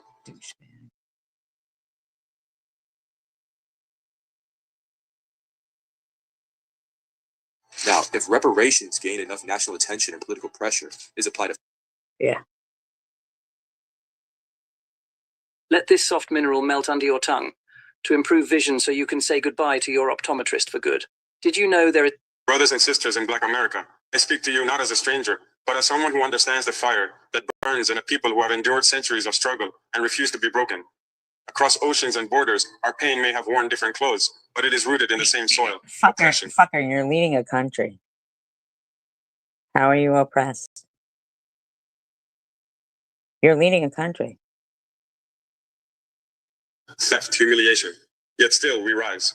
I come to you with no superiority, no pretense, only truth and love. I have seen the games the world powers play. They exploit, divide, weaken. They tell us we are powerless, that we must beg for scraps at their tables. But I tell you now, we are not beggars. We are builders, we are warriors, we are thinkers and creators. The ones who shaped civilization when others were still crawling in the dark.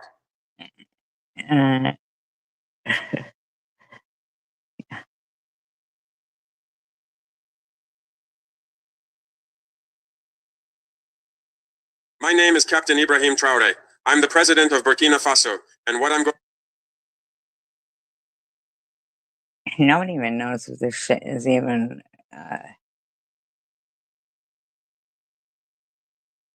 real or AI or what. to tell you isn't just another boring political story. It's about how one angry speech started a revolution that's changing all of Africa.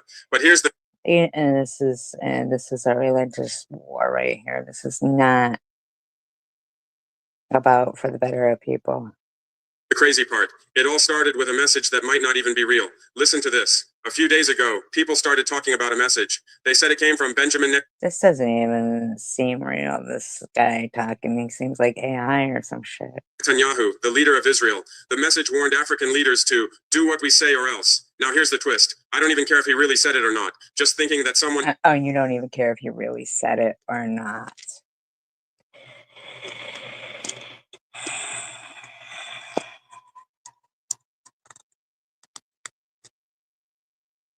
could threaten a whole continent made me so mad that I had to do something. You see, that message showed something really bad. It showed that some people still think Africa is full of weak countries that will do whatever big powers tell them to do. Well, I have news for anyone who thinks that. This is not. This is a fucking like AI or computer generated or something. I mean, like seriously.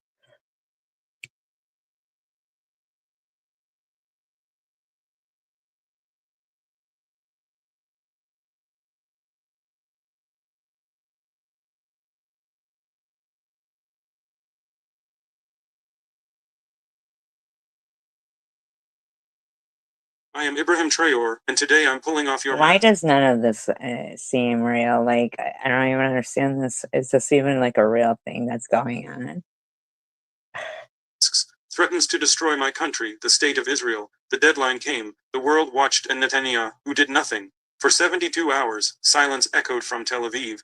No response, no statement. What the fuck? So there's just a shitload of propaganda, computer generated shit going on to turn the world against Israel? Wow, so surprising. It's never happened before. I am Ibrahim Traore, and today I'm pulling off your masks. Yes. A private diplomatic meeting was recently held in Geneva. Quiet, off the record, and carefully orchestrated. No press, no photos, no official acknowledgement. Yeah, because it's probably not the even topic real. was I am Ibrahim Traore, and today my name is Captain Ibrahim Traore. I'm the president of Burkina Faso, and what I'm going to tell you isn't just another boring political story. You're fucking mineral rich, and you just care about fucking selling it to fucking this, that, and the other. I mean, like, seriously, come on now.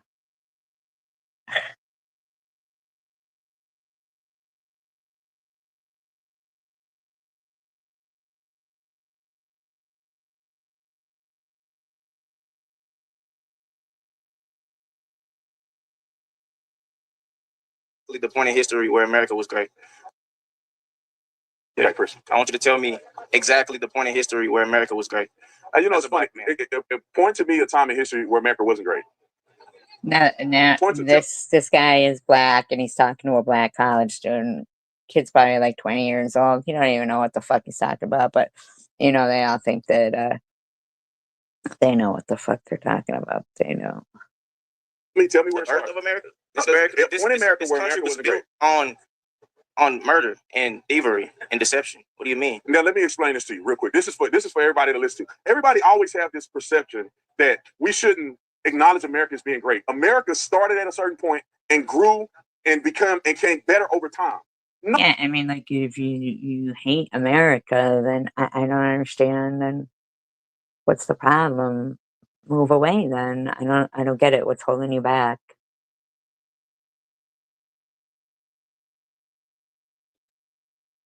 No country that you know of was 100% perfect at the foundation. No country. No country in the world. Africa, no countries in Africa, no countries in Europe. You can name it. Everybody started. Actually, buddy, with your hand on your hip, you didn't answer his question. When did you perceive America? What do you think is the greatest time of America? Like, seriously. Point. And it became greater over time. Ever since you've been alive, America has been the greatest it's ever been. You think so? 100%, brother. You can name somewhere else that's better than America. And why don't you live there? I'm not sure. I know you're not sure because they don't exist. Show me somewhere else that's as diverse as America. Anywhere. Diverse? That's as diverse. What does diversity mean if opportunities for all? You don't even know what diversity means, even though he's like trying to. I mean, like, come on, you're answering questions with questions. Yes. People, show me another country that give opportunities for all people like America. Do you think we have the same opportunity as everybody else? Well, yeah, you're on a college campus with all kinds of races and genders. What makes you think you don't have this? What makes you think you don't have the same opportunity? 100%. With a 200-year economic head start on us. Oh, shut the fuck up! 200-year economic head start. What the fuck is right? What do they think? White people have never been fucking poor? Unreal. You now. Aren't you at this university? Yeah. You're at the university just like all these white people. How's that any different? Can't you? I want you to go 2 blocks that way and tell me where they at. You can read. You can go to class. You can make good grades. I'm hoping that you're making straight A's. How is America stopping you from doing that? And how is it stopping you from being prosperous enough to go down the street and make a difference in your own community? How's America stopping you from doing that? Yeah, how is that stopping you? Ability to make a difference in my community that was sabotaged from the start. I don't think. Shut the fuck up. Shut up. What about the Appalachians? What about Jesus Pete? Do you think the CIA planted drugs in our communities? They didn't make you sell it. Do you think they No, I agree. Do you think they burned down stories of how black the CIA, businesses? Do you know what Black Hollywood is? Let's go one at a time. I've heard stories that the CIA planted drugs in the inner city communities. Not every black community, but in some. They still don't make you go and sell drugs to your brother. Do they? Why are you not selling drugs right now? Because it doesn't make sense for you to do that. You have an opportunity to go to a university, get an education, and make yourself better and make your family better in the next few generations. Nobody stopping us from doing that. I'm sitting on campus right now, and all these people listening to me. You know what's stopping me? Money. That stops everybody. In America, what's stopping you from making? And that's his response. Dude, you know why he said because your fucking response is so stupid.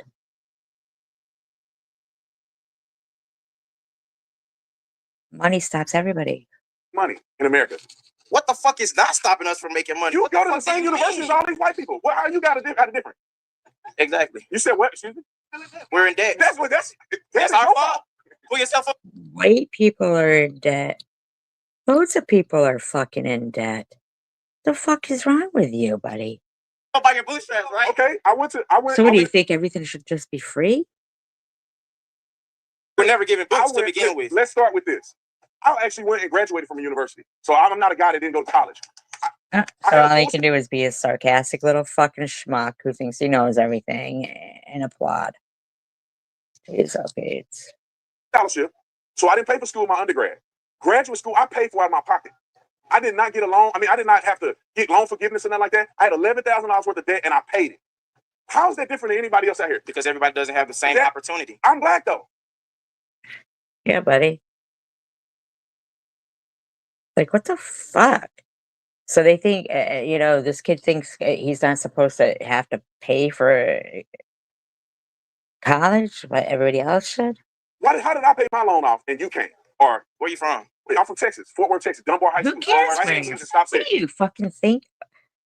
Fucking people are... What the fuck is wrong with this fucking kid? Right in the hood and stop six. How did I get to this point if America's against me?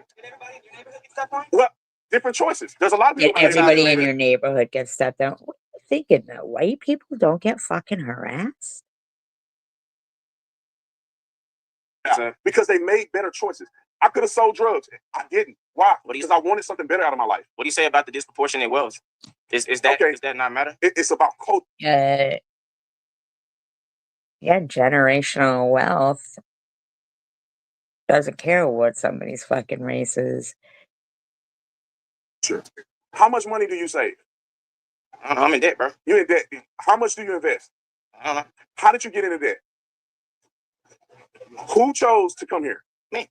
But that's you laid it out. Now, when you come here, for every college student here, who's riding a skateboard at 2021? I mean, unless you're going to become a professional skateboarder, right? I mean, like, dude, get a car. This should be an investment into your future. Right. Anybody that know anything about making money knows that you have to invest to get to the next step. You may be in debt. You may be in debt to make an investment to get to the next step. So if you do this properly, this is a debt investment to make more money in the future. If you come here and clown around and take a major that won't put you anywhere. Yeah, and are you riding a skateboard to work? I mean, are you working? You just got into debt for no doggone reason.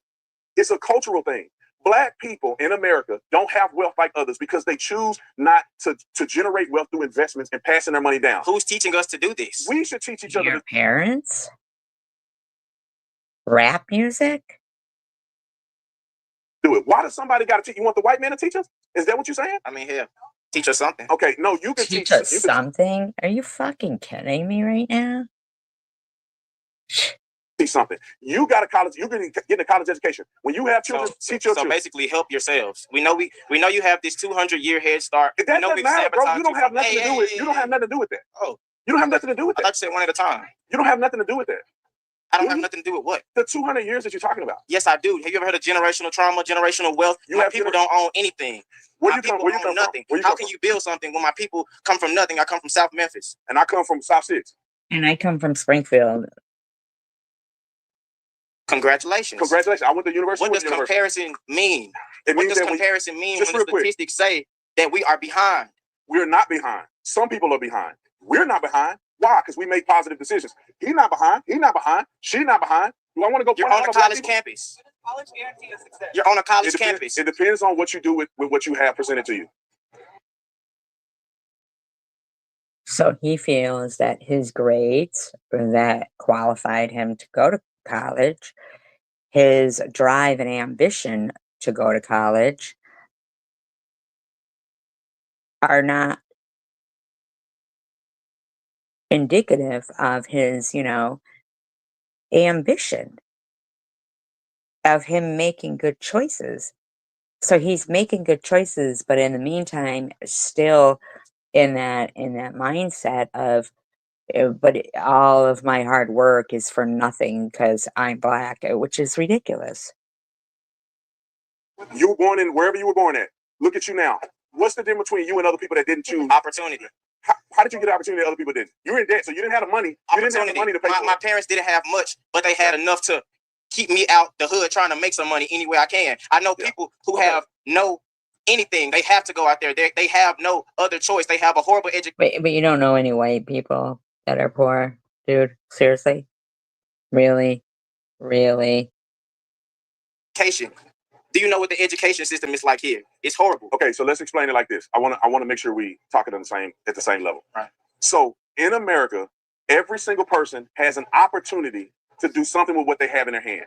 And we have nothing in our hands. That's the point. Well, you get your cell phone in your hand and your skateboard, and if a teacher tries to take any of those things away, the students nowadays, no matter what age they are, beat them up. Let me say this. I believe wholeheartedly that God gives you a hand of cards to play. Hear me out. Hear me out. God gives you a hand of cards to play. Not everybody This motherfucker, he's going to college to fucking just sit there and complain. Like, for what purpose, buddy? the same. What you can have a full deck of great cards and you play them poorly, you won't make it in life. You can have a bad hand. You play them strategically and you play them right, you'll do good in life. You had a not so good hand growing up where you grew up at. You made positive decisions that led you here. That's the hand you've been dealt. Everybody don't have a freaking silver spoon in their mouth. America is the only place. They proportionately. Who is they? Everybody else. Man. Everybody else like who? Racism shining through, buddy, there, huh? You mean white people? Are you saying white people? Brother, you in the same situation as all these white people. You am I? The victim. Am I? Yeah, you fucking are, you little screechy voice fuck. University?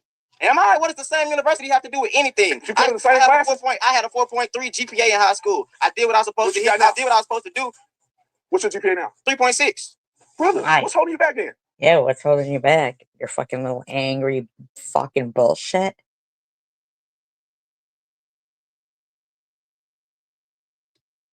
That's the point. Everybody doesn't have a 3.6. Everybody is Did you just get a 3.6 because you woke up one day? You studied, didn't you? Right. No, I actually didn't. You didn't study. So then you have a gift that you can go and make a 3-point something and don't even study. Right. Brother, I mean, I don't know. I think we're wasting our time talking to each other. The bottom line is that if you study, you work hard, you play the cards that you're dealt properly, you will be successful. This country makes more millionaires than anywhere in the world. You can talk. Oprah Winfrey came from nothing. Tyler Perry came from nothing. I mean, you go down the list. You go down the list, brother. Why are you naming rich black people? Because these are the. Why are you? Wait a minute. So he's not allowed to name rich black people? So if you don't see them, they don't exist? Is that what you're saying? Oh, okay. Naming well, what about black me? People. All right, me. You talking about me and you. I'm talking about everybody in the surrounding, everybody outside of this bubble. Listen, man, you're a product of your decision making. You're an example that you can come from nothing and come to university. A product of your decision making when the majority of others are a product of their environment. What are we saying? You came from nothing. There's a lot of white people who are homeless because they can't even get housing.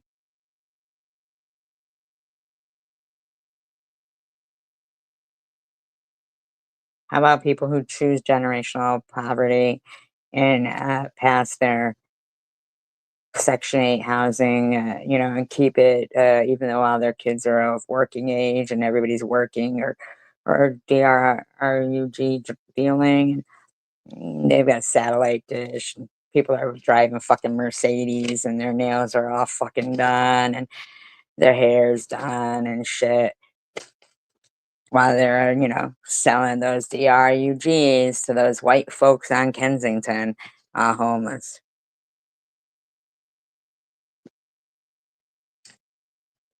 Nothing, you're at the university. How about you go and teach other young men like you that grew up where you grew up how to do what you did to get here? Period. What's the problem in that? Well, come to the mic, please. Can you come to the mic? He want me off the mic. No, it don't matter about recording. Can you come to the mic so we can hear your question? Please. Come on. We so we can get the audio in. We can double team the mic. Oh, wait a minute. So you got to double team it. Can't just have a conversation? No.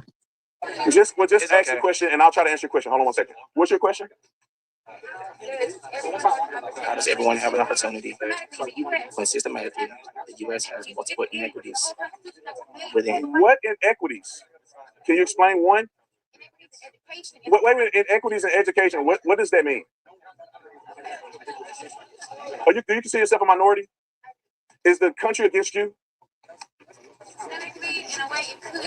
I would say, cutting and ending the education department and having no schools in like Detroit and all of that is a big part of the problem. I mean, yeah. But it's not. You're here. You did what you're supposed to do to get here.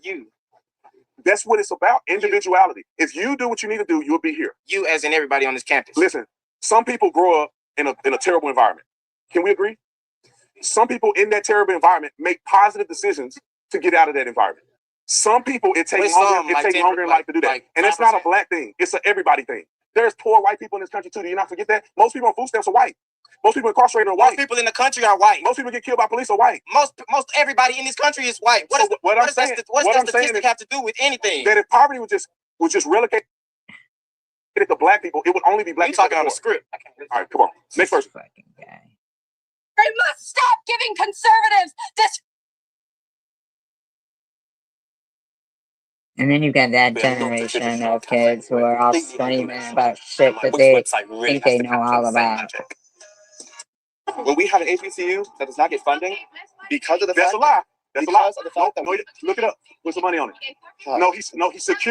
He secured permanent funding. He secured. How much did Barack give? Barack ended permanent funding for HBCUs. Donald Trump reinstituted permanent funding for HBCUs. Did you not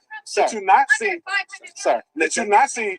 Everybody out here can fact check this. Everybody out here can fact check this. Sir. Every black person on this campus should understand that there's nothing that a white person can do that you can't do. And if you don't feel that way, you've been tricked. I went to a university in New Jersey. Look at this woman still talking. Can you be respectful? Why don't you come to the mic? You're disrespecting another sister. All you're doing is disrespecting everybody that's coming to the mic. Let me move on. Yeah, because, you know, it's college kids nowadays, they know everything, right? Let me move on. Because you're drawing attention to you. You're in my ear. You're in my ear. Then shut the fuck up, lady. Really? This is the attention you want?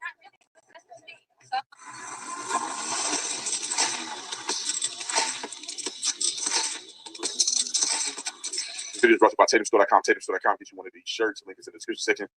This shirt's so fire. It's crazy. I need to put this on a hat and everything. I like Officer Tatum, even if he is a Trump supporter. Yeah, this is the craziest design I've seen. Really, really good. 47. Hopefully we win this thing. I have faith that we'll win it. And we're going to rub it in their face like a dog pooping on the carpet. All right? Link will be in the description section. Discount code pop up here. Get you some of this merch. Let's get into this. What's your name? Isabella. Isabella? Yeah, thanks so much. Thanks for being here. My parents are gonna flip. I've basically been watching you since I was like 13, so I'm really glad you came here. My question is, so you know how in Thomas Sowell he wrote this book called Discrimination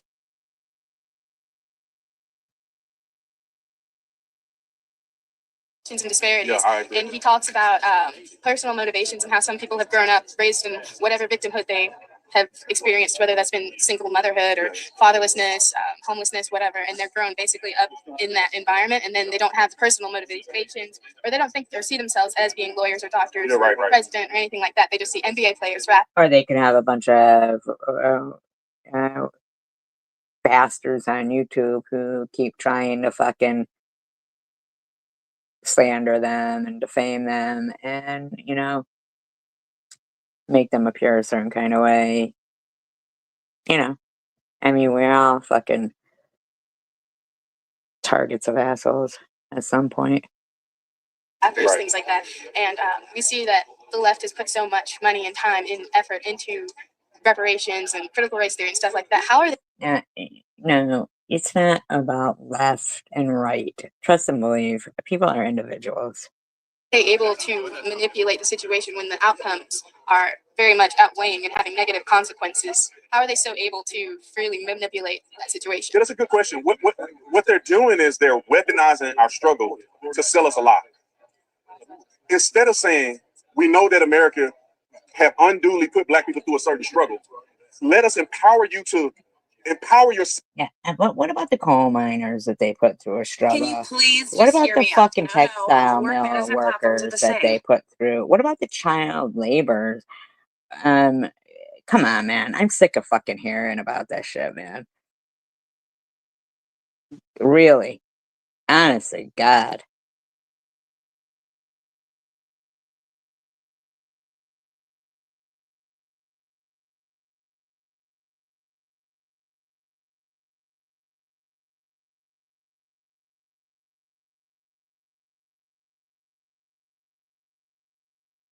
Acting like nobody else was slaves. January 6th is that Donald Trump made the proclamation to his supporters that this election was stolen. And some of them just sort of were bad. And they watched, chatting cordially with the white racists. Okay. They even helped one change So this they is let them drive away 2 without weeks taking down ago. a single name. And the government that's supposed to 2 weeks ago. This is, even though I think the incident happened quite a bit ago, but protect us is standing by doing nothing, or worse, protecting the people trying to kill us. On February 7th, 2025, children were walking home from Lincoln Heights Elementary School. It was a normal Thursday afternoon in this small black community outside. All right, so there can be a black community, but if anybody mentions, in this white community, it's, a big ordeal, but the bottom line is it's a Nazi rally. Cincinnati, Ohio. Then the U-Haul. Oh, look what just happened in Cincinnati. How strange is that? Did a white couple just get the shit kicked out of them by a crowd of black people at a music festival? Yep. Yeah, they did. Yeah, they did. On the bridge overlooking their neighborhood, a dozen men stepped out wearing all black clothing, body armor, and red face masks. They carried AR-15 rifles. They waved swastika flags. Shouldn't they have been arrested? I mean, shouldn't every single one of those people have been arrested? And screamed the N-word at families driving home from work, at a community that had been home to black families for over a century. But here's the thing. This happened in 2025, not 1965. The police arrived, and they watched, chatting cordially with the white racists. They even helped one change clothes. They gave them water. Then they let them drive away without taking down a single name. You do know that Nazis killed white people too, right? You don't care if they do that too, but... Zero arrests, zero consequences, zero protection for the community under attack.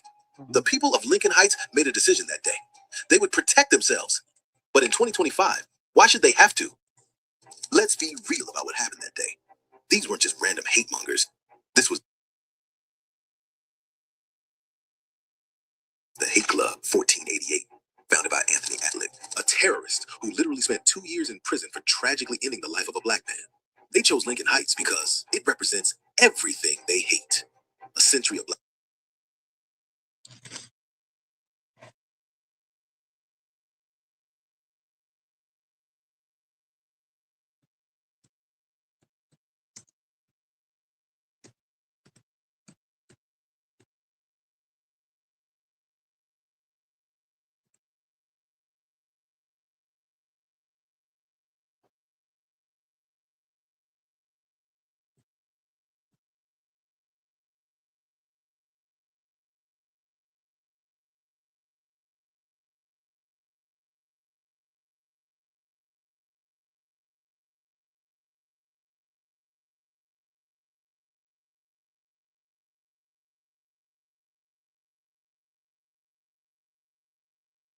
Alright, well, let's learn a little bit about Lincoln Heights, shall we?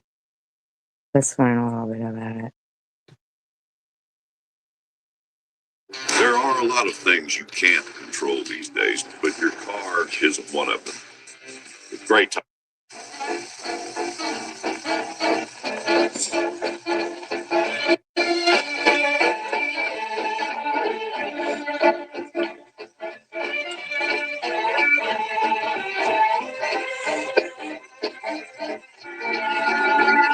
Are they going to talk in this or just play music? Anytime. I guess they just play music.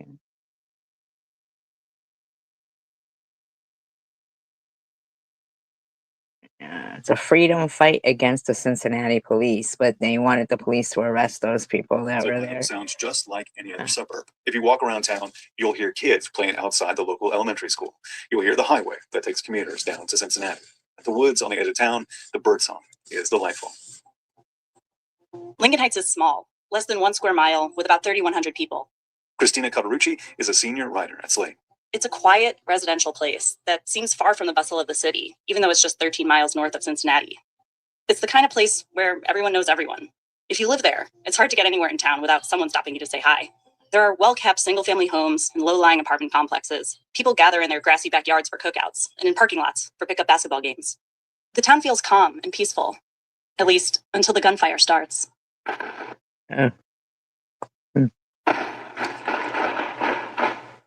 Most weekdays, it begins in the morning and lasts through the afternoon. Sometimes it goes past sundown, and occasionally into the weekends. So who's doing that? Who's doing that? Once the shooting begins, it comes in rapid-fire waves throughout the day.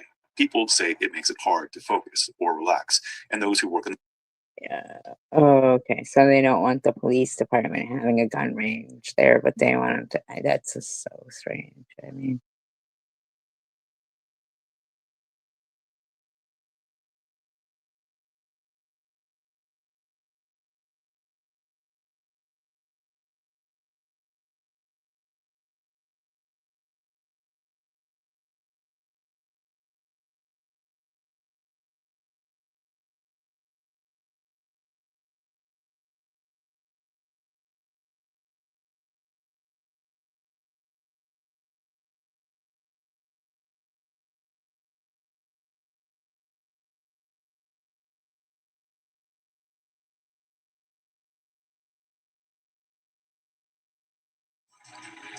Lincoln Heights is a neighborhood that's almost entirely made up of the Lincoln Heights housing projects.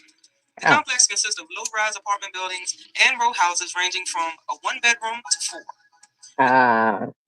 free housing. How nice. I wouldn't know anything about it myself, but okay. Government housing project is run by DC's Housing Authority. The estate of Lincoln Heights is now 80 years old, and its current functionality has rendered it obsolete. So my question is, are they knocking down Lincoln Heights?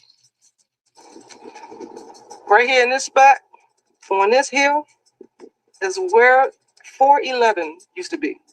That's the building my mother used to live in as a toddler from a teenager. Now it's gone. I think they knocked it down like 2 years. Hey guys, I'm gonna let you in on my secret weapon. It's called the Rate app. Black families dispersed across the Cincinnati area, some found haven just north of the city limits. The state's first incorporated Black city, Lincoln Heights.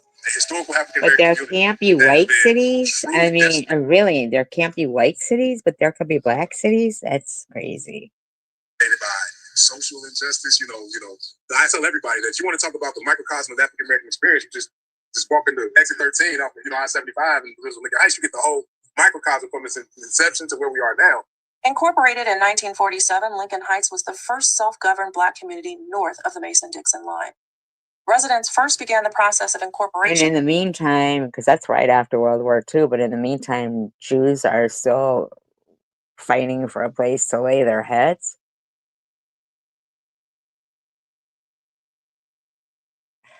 In 1939, but were immediately met with opposition by neighboring white communities. Incorporation of Lincoln Heights would have created the ability to collect revenue from taxes on property and businesses to support the development of public services, basic services that were available to their neighbors in Woodlawn. But not really the white people. Really, not really. Not really. Rockland and Evendale. But in incorporated Lincoln Heights meant competition that would draw industry and business from their white neighbors. Nearly 10 years after first petitioning for incorporation, the county finally approved Lincoln Heights' application, but not before dividing up nearly 90% of the city's land to its white neighbors. I don't understand how. Yeah. When all was said and done, Lincoln Heights was reduced to less than 1 square mile. The shape of Lincoln Heights has this scoop out, right? And if you compare that shape to the map, you'll see that, oh, that's the industrial corridor. That's where all the businesses were. That's where a community would have its tax base, right? And so the potential for Lincoln Heights to earn money as a community, to have income producing taxable properties was taken away by the surrounding municipalities just chomping up the land that should have been.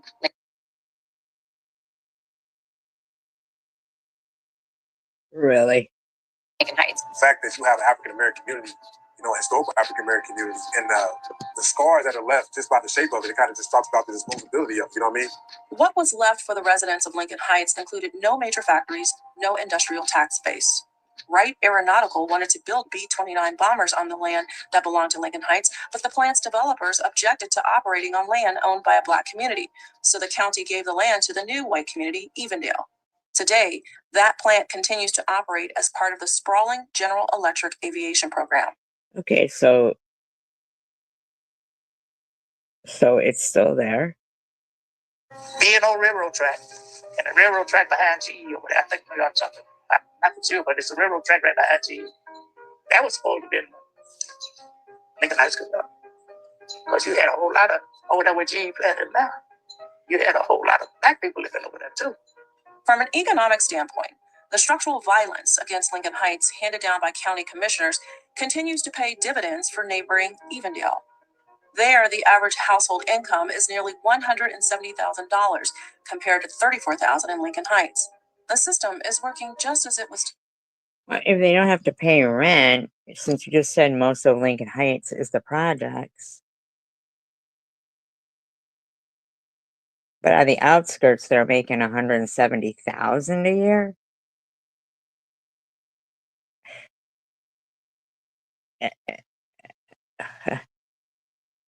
Design for both Evendale and Lincoln Heights, a design built intentionally for differential and disparate outcomes by race, defined by place. This company is going viral for its new process that gives you permanent teeth in just 24 hours. If you're missing 5 or more teeth. For more than 70 years, Cincinnati police have operated a gun range that sits on the northern edge of the city. On the day we visited, gunfire could be heard all over the town, even over the deafening noise of cicadas. The gun range sits adjacent to a public housing complex and a... So their complaint is a gun range? Playground. I'm sending kids out to the playground to hear gunshots. And I would love to ask the question, because I've never been able to get a straight answer. I would love to ask the question of how do you have Cincinnati Metropolitan Housing Authority houses there, which is Mariana Terrace, we call it the projects, like. Do you know that there's a gun range like in Simsbury, which is like a really rich area of Connecticut, like in a really nice area, and you hear the guns going off there? I mean, like, what are you saying? What are you complaining about here? I don't. How do you have that next to, something else that's owned by the city of Cincinnati? Pause to consider the reality of the children of Lincoln Heights who have I don't know. How do you have projects next to people who are making $170,000 a year? I mean, to digest a steady diet of images of police murdering unarmed Black people across the U.S. while living as if they don't murder unarmed white people and unarmed whatever. I mean, like, come on, man. with a soundtrack of police officers training to use deadly force day in and day out, right in their backyard. Wow. Just for, I guess, posterity's sake, the Cincinnati Police Department, the FBI, the DEA, the ATF, U.S. Marshals, Evendale Police, as well as SWAT, sniper training, all is conducted on the site. So there's roughly, I'll say 38,000 gun training hours per year. They shoot 300 days a year, 6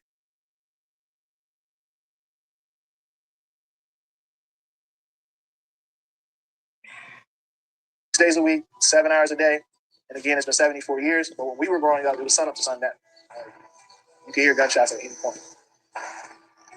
While the sonic toxicity is obvious, the harm to property values is also a toll. After all, who wants to purchase a home just with said gunfire? that it was mostly all projects.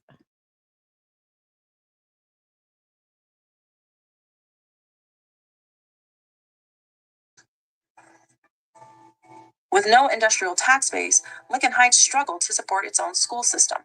Despite the financial struggles, Lincoln Heights High School produced many athletic and scholarly stars, such as world-renowned poet Nikki Giovanni and Tony Yates, who went on to play in the NBA and become the University of Cincinnati's first African-American men's basketball coach. But integration They don't get any opportunities, of course. It's, where they're raised. Of public education and financial woes led to the closing of Lincoln Heights High School when it merged with nearby Princeton City Schools. Growing up in Lincoln Heights, truthfully, we did not know we were poor. Because everybody shared about the same thing. It was an all-Black school. Why was it an all-Black school? Oh, that's right. Because white people just had to be homeless or struggle because they couldn't get into the low-income housing without being harassed. We had Black teachers, and they stood for no mess, but they were very professional. They came to school teaching in their shirts and ties and suits. The ladies were very elegant, and they wanted nothing but the best for you. Wow, imagine if we only had I'm just like in shock right now. Something from an educational standpoint that it got better, I don't know, because we had more folks that went to college when it was Lincoln Heights High School.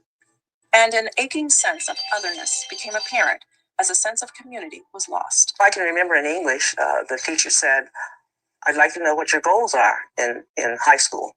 See how the generations, like, they were being taught, you bet, back when, you know, people weren't breaking down the fucking Department of Education. When people thought, you know, they knew that about isn't spelled B-O-T.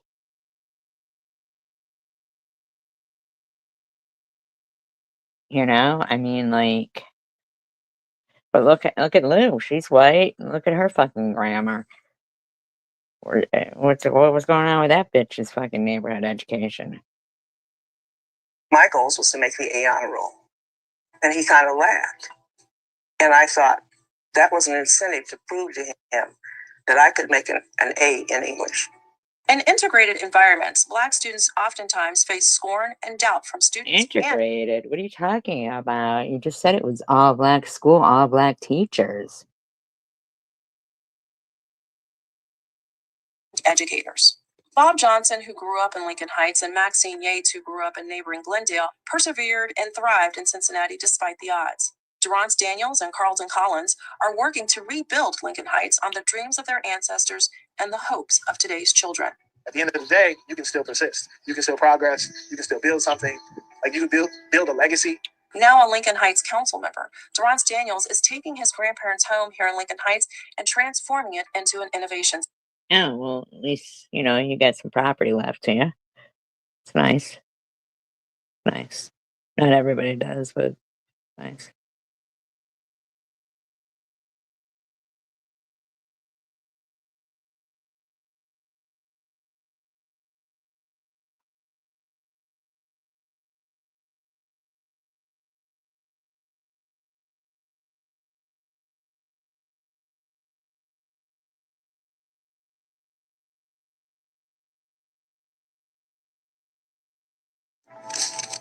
Traveling solo is an adventure.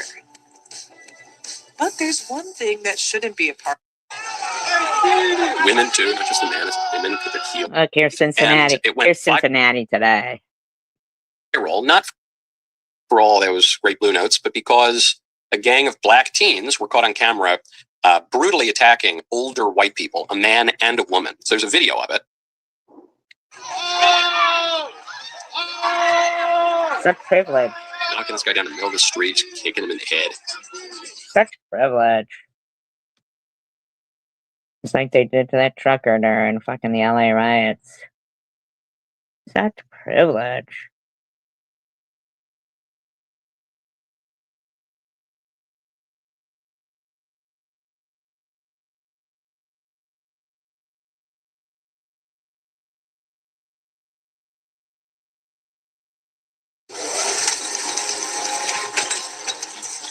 You describe yourself as an advocate for boys and men of color.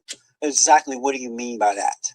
So, as an advocate, what I want means that he's another man who doesn't give a fuck about women.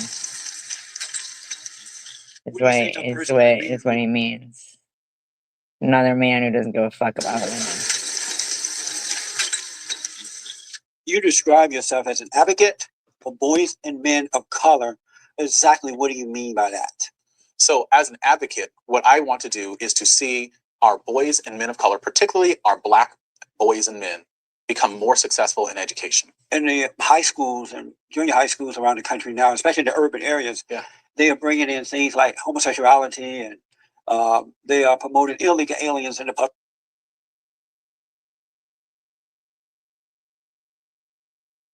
schools, in return pushing the Black kids out. Are you trying to prevent that from happening to the Black boys? How is that pushing Black kids out? I don't understand how that's in the schools. My work focuses on better preparing teachers to teach Black boys and men. And what how about teaching all colors of students?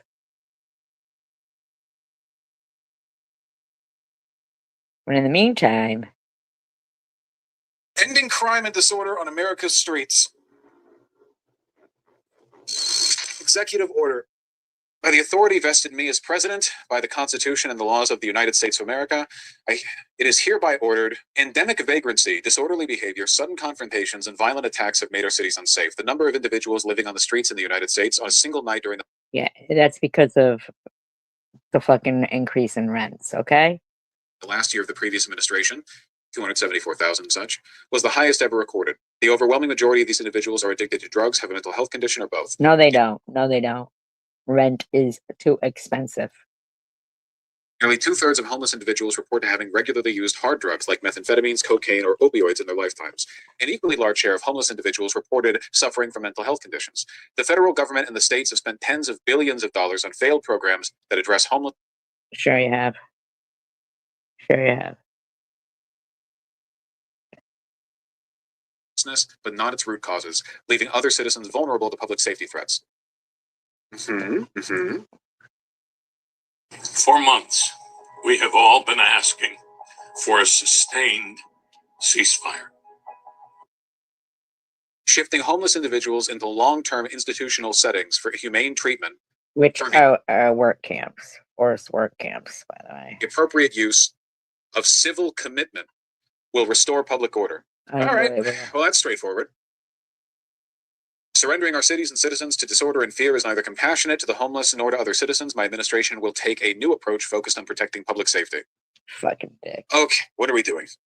The AG, in consultation with the Secretary of HHS, will take appropriate action to seek, in appropriate cases, the reversal of federal...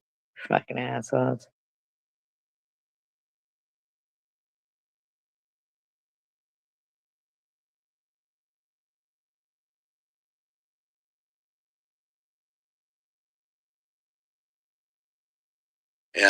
I don't know if they're manifesting demons at this point, but I can tell you one thing: they began to walk out, and that's not even the surprising part.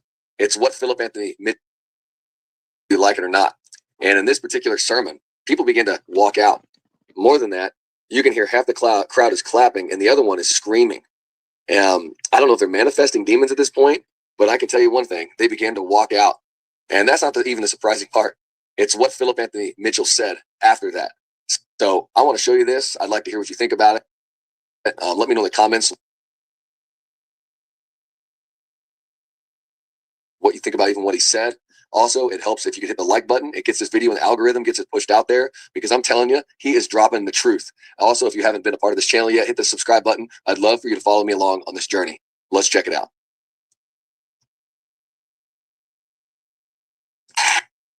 Let's see what he's saying. Satan ain't stronger than God. The scripture says because of that what? Satan was cast out of heaven.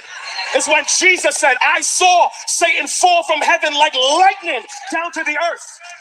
And in Revelation, when he's pictured as the dragon, it says his tail took 1/3 of the stars of heaven with him. That is, he took 1/3 of What is he even talking? all of the angels with him who he had got in their ear. So stupid. Who, according to Jude, abandoned their place in heaven, and now they're going to be chained in eternal fire for their abandonment of God. These angels that he corrupted, that was thrown out of heaven, are the cult. Our Slim's Gina Silva. She joins us now live in Tahunga with more there. Gina? Well, it may have started as a Netflix documentary, but now it is a full-blown federal investigation. Now, right behind me, this property is usually closed up tight every single day, but today, federal agents ran through that gate.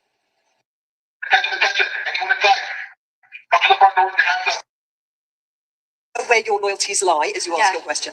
Long story short, I'm 19. I go to King's and I study religion, philosophy, and ethics. And I studied Judaism. I'm a Muslim, but I chose to study Judaism, and I read Arthur Koestler's The 13th Tribe of Israel. And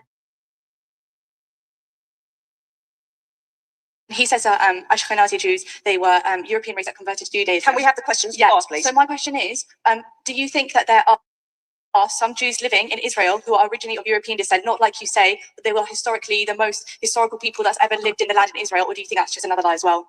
So Melanie, if you can deal briefly with the first question, the history. It takes 90 seconds for this NASA-engineered AC cool down your room. It's smaller than a toaster, cools any room. Number 2, Israel has a right to exist. And number 3, its neighboring government structures are, at best, let's just say, annoyingly evil, at worst, largely illegitimate. And so, mainly the Palestinian Authority. But we could dive deeper into that. Of course, we would welcome... I got a Machado knife. and what followed was an absolute fiasco. Here's what really pisses me off. I've wasted that. People that live in the land of Palestine. What is the land of Gaza? So tell me, what is the land of Palestine? Is there a solution in the Middle East? Everyone is talking about a two-state solution. Well, in the year 2005, Israel has withdrawn every single Israeli person from Gaza. It even disinterred the bodies in the cemetery, brought them to Israel. Really? Gave the Palestinians a great opportunity to create a state and have a statehood. What did the Palestinians choose to do? They chose to vote in the Hamas and turn Gaza into a terror city, launching thousands of missiles and terrorist attacks onto Israel. Here is an opportunity, another one that was squandered away.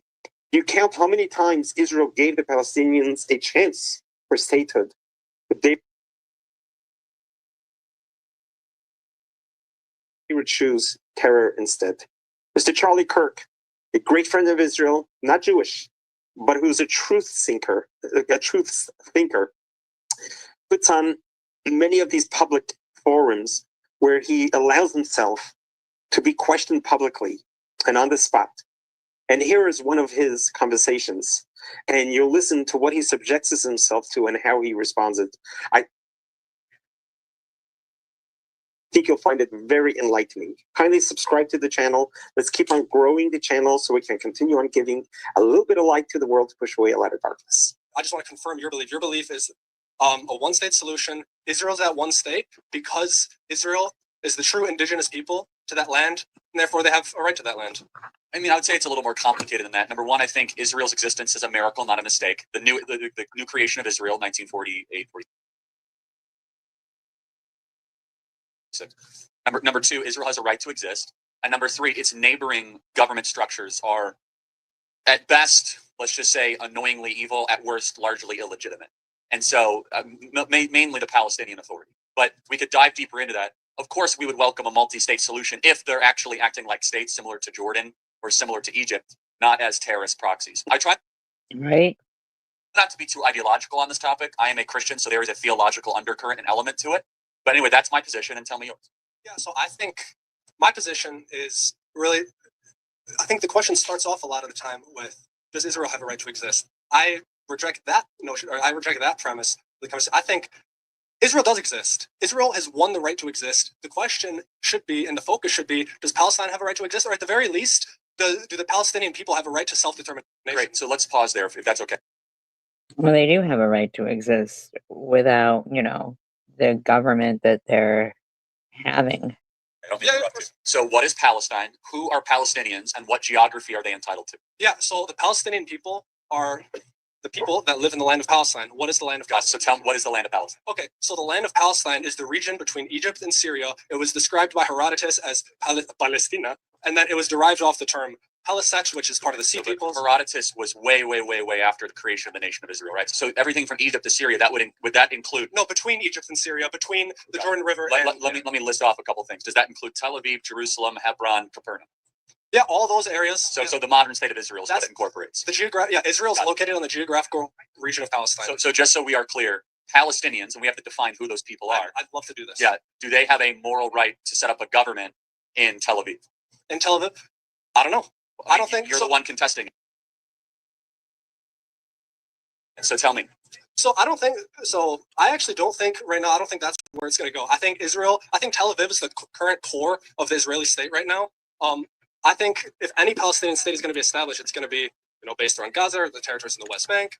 But I think, what's it called? Sorry, I'm like hearing this at the same time. Yeah. So, but I'm glad you brought this up because I think your position is that Palestinians as a people group, as an ethnic group, what do you think? Do you see them as a nation? I need you to tell me. Well, it depends. You need to tell me who they are and what does it incorporate. So is every person in Jordan a Palestinian? No, not every person. Well, then okay, but who are the Palestinians? Because most of them are Jordanian refugees. So the Palestinians are the people that lived in Palestine. I'm going to expand on that. Are you ready? So the first people, they're the people, the Canaanites, thousands of years ago that mixed. Trust me, I'm smarter than you think about this. I'm not. You got to go quick. You're losing the audience. So smarter than you think. The You're already Canaanites calling for another question. You got to go quicker. The Canaanites mix in with other groups of people. The Palestinian Christians. Okay, the first people to convert to Christianity. Where were they? They were in the land of Israel, right? No, you're right. Israel, not Palestine. You're right. Yeah. Okay, they were in the land of Israel. You just said it was Israel, not Palestine. Yeah, I know. But listen. Okay, so those people. So there were the Jews and the indigenous people at that time, right? That converted. Okay, and there's still Christians in that land today, right? Decreasingly so, but yes, of course. Okay, so aren't the Palestinian Christians the most indigenous to that region?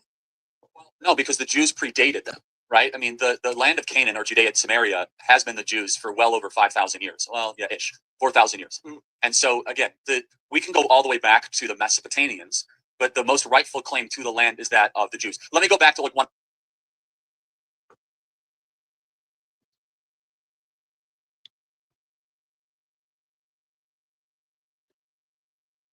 Final question though. Let me understand. There are 45 plus Arab majority, Muslim majority countries in the world. Yes. Why does one Jewish majority country get so much attention, including your advocacy? There's 20 plus Bantu majority countries in Africa. Does that give the Black Americans the right to go? Okay, that's not the answer. Whataboutism is not the answer. Right there. No. That's not the answer. Return to their homeland and establish a state? No, because when they did do that, when they tried to establish Liberia, they set themselves up as the ruling class. They pushed the indigenous Liberians into the interior, and they eventually got investigated for forced labor practices. It was a disaster by President Monroe. I will acknowledge that, but that doesn't answer. I just want. What would you consider to be a resolution to what's happening in the region? We'll end with that. Okay, so I think Israel. They should, of course. I don't think a peaceful future will exist with Hamas. So I think credit to you. That's a morally clear statement. So I think Israel's focus should be on that. For one, destroying the tunnel networks, getting the hostages back, using their intelligence network that they used in all these. Yeah, and they're trying to, but the whole world is against them because of this propaganda. Because the UN and UNICEF and those groups, they don't want to, face off with HAMAS. Of course, I mean, that's, but in the meantime, all this propaganda against Israel is just, making it where this world seems to be signing and negotiating with terrorists, which I don't know when that became okay. Decades to assassinate neo-Nazis on all different continents. The Hamas leaderships in different countries. Focus on the leadership, focus on unconventional means to take out Hamas. And then, you know what? Work with the Palestinian Authority. It's corrupt. I will acknowledge you that. But you know what? It's better than the terrorists. I find very little to disagree with that. We'll have to take this discussion on at another time. Thank you very much. I would love to. Thank you. God bless, man. Thank you, man. Mr. Kirk asks a very valid question. You're talking about 48 different Arab states. Why does Israel have to be the one to take them in? I mean, Israel geographically is smaller than New Jersey. Look how much Arab land there is throughout the Middle East. Why does Israel have to be the one to absorb them? Palestinian. Trust me, these will become your new favorite pants. Designed by a 63-year-old apparel expert. Anti-Israel movement happen around the world. Here's how a doctor treats toenail fungus without a prescription. If your toenail fungus came back after using tea tree, Vicks, or a common fungus cream, you need to... Imagine 1,200 Americans were butchered by a foreign terror group. 1,200. Now imagine the world responded by protesting against America. That's what this professor showed a room full of students, and the silence. That's what's going on. Said everything. They slaughtered people. I just said killed. They killed. They slaughtered, man. They fucking slaughtered. Knives and guns and the stories, and they posted videos. And they slaughter, man. Like I can't watch some of the video. I can't watch it. Just they violently raped so many women, and then after they finished raping them, they killed them. And they killed. In the meantime, the world wants to act like there's genocide being committed somewhere. Killed them slowly, and they killed them fast. They burned people alive. They did things. They committed atrocities that are just like you can't even imagine. Okay, now a lot of people don't get a sense of this because they don't watch the video and they don't pay attention. So I know there will be some people in this room or many people watching who are like, oh, we don't really know that happened. No, listen. No, we do know It did happen. that it happened. It's pretty clear that it happened. So it was 21 days before Israel invaded Gaza. Okay. 21 days. They tried to get those hostages back.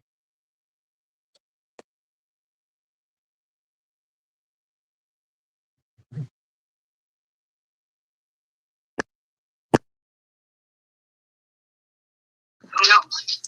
But you are disgusting. If you turn anything into the worst case scenario. So this bitch just hates.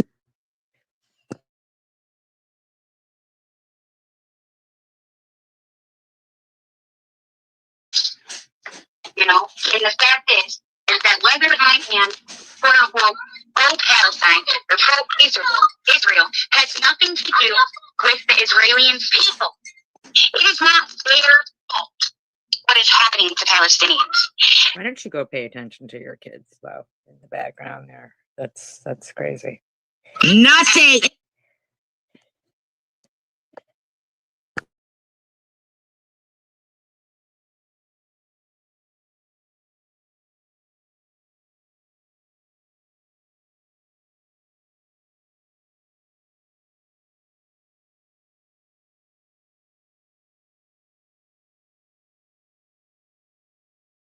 As human beings, most of them, 90% of them will tell you that they live in peace with their neighbors, and that's all that they want, is to live in peace in Israel and allow Palestinian people to be there. All right, you're not fucking Phil. You're not Palestinian. Stop with that Palestinian shit.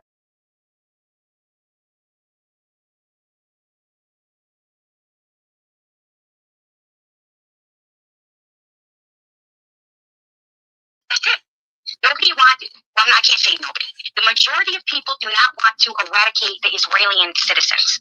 I know I don't. I know my family doesn't. I know that most of my family, if you want me to be honest, there are a few that do agree with Hamas. You must be so proud. You must be so proud. You said you did. Most of my family is. All right. First of all, they don't accept you. They're not your. Second of all, they're not your family. They're not your family. Why you would even cop to that, I don't even know. Like, you did say you do agree with Hamas. And third of all, you keep fucking harassing me.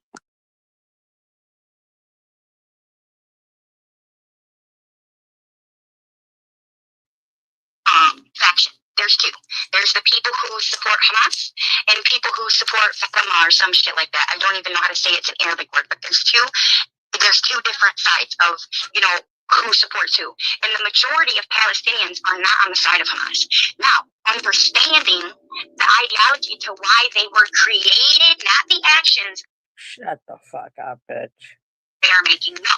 Why they were created. Okay? And why October 7th happened. I do not agree with it. However, sometimes you No, you said you did agree with it. You can't backtrack. have to look past the anger of the situation, the event that happened. You have to look at your common sense and think in your fucking brain.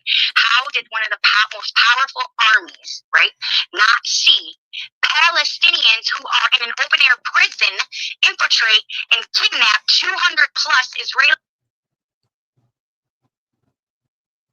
Okay, 21 days. And then we started seeing this pro-Palestinian, anti-Israel movement happen around the world. And this is when at Penn State, feminists against genocide, free Palestine. It's like, dude, what? Wait, what? Do you know how many Israeli women were violently raped by these Palestinian fighters? Like, what kind of feminist are you? Like, holy, what? 15,000 Palestinians killed by Israel. End the siege. Yeah, absolutely. Absolutely. But listen, give it at least a week. A week. Give it a day. Give it 2 days. Give it a week. Give it 2 weeks to actually feel the unbelievable heartache, the horror that was experienced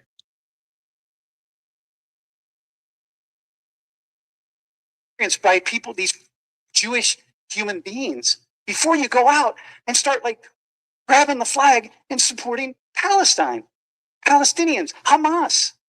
It's like, whoa, give it just a hot minute, man. It's like, so if I'm Jewish, so I'm thinking like, okay, this is what the world's doing. I didn't see lots of people standing up for Jewish people. What I saw was this on college campuses. Yeah.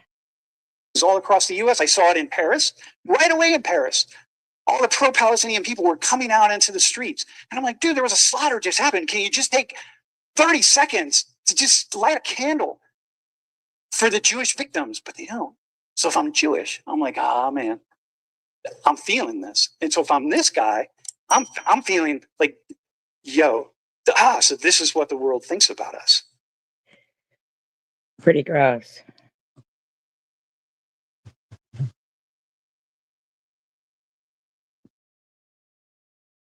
Listen.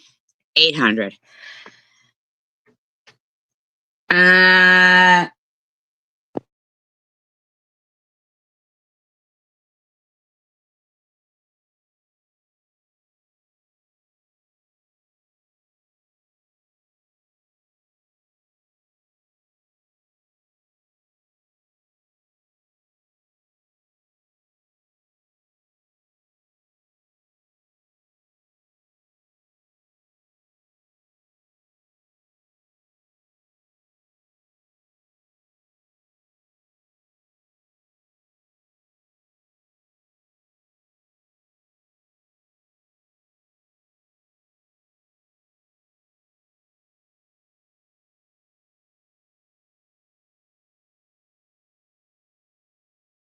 Civilians and infiltrate this holiday by land, sea, and air. People had to know.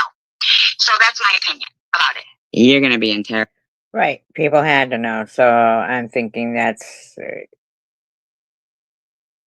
it was something to do with, I don't know, the satellites or the Iron Dome. Who knows? Something got fucked up.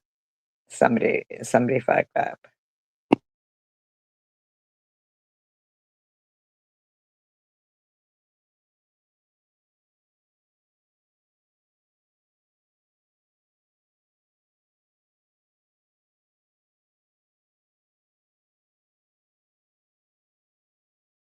It was not right because, in my opinion, all that did was lead to where it's at today. But SG, you want to talk about it as if all of this only started on October 7th. No. I've never done that. I've never done that. You're the one who's always had some kind of fucking hair across your ass. Even before October 7th, you were fucking putting shit up. Never done that.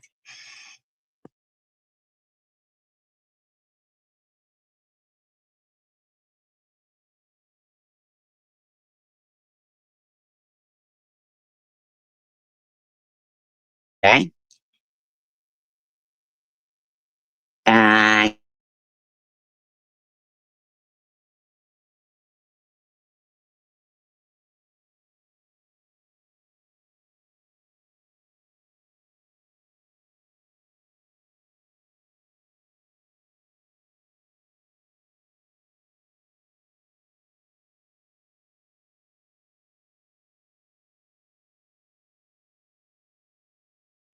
That's unfortunate. If Palestine wants to keep causing trouble,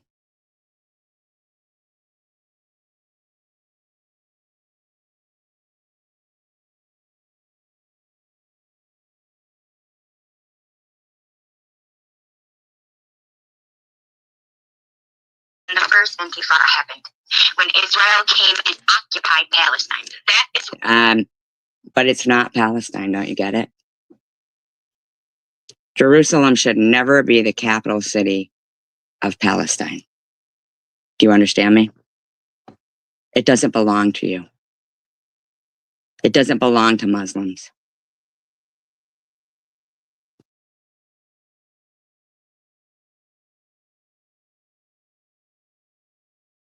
Okay. Why do you keep doing that? Started and telling me to educate myself.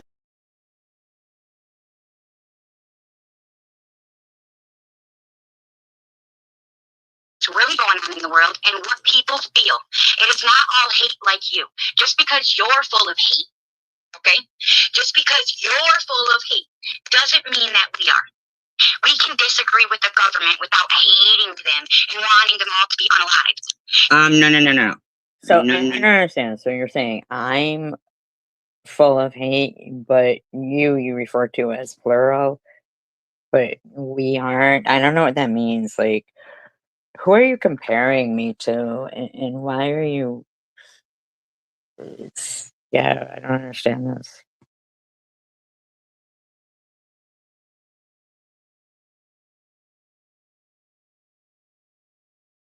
And every time you disagree with something, go down the road and just unalive yourself. You're a Make liar. sure you go down a swervy road. That's a fucking lie. I'm sick of hearing that shit. Why don't you just shut the fuck up about that? To unbuckle your seatbelt, your kids would be better off. Nah, it didn't happen like that, you dirty bitch. You are terrible of a person. So all of her talk about, what's going on over there in the Middle East comes back to me. So, Jew hater. Exactly. Thank you, King of Chaos. That's the point I'm making. Today, so many people want to say, oh, Tiffany, oh, she's this, oh, she's that, oh, she hates Jewish people, or she hates. No, I don't. Yes, you do. I love all people. Well, no, I don't. I fucking can't stand you, SG. Because I'm Jewish. And Sharon, I actually do love and care for you. You just piss me the fuck off. Because you have to do things unconventionally because you think that's what you have to do because you don't have. Oh, no, you loving and care I feel like October 7th was unconventional. for her because obviously you don't disagree with femicide because you don't disagree with Hamas, and now you think you're going to backtrack, and King of Chaos thinks, I don't know, that he's going to heaven.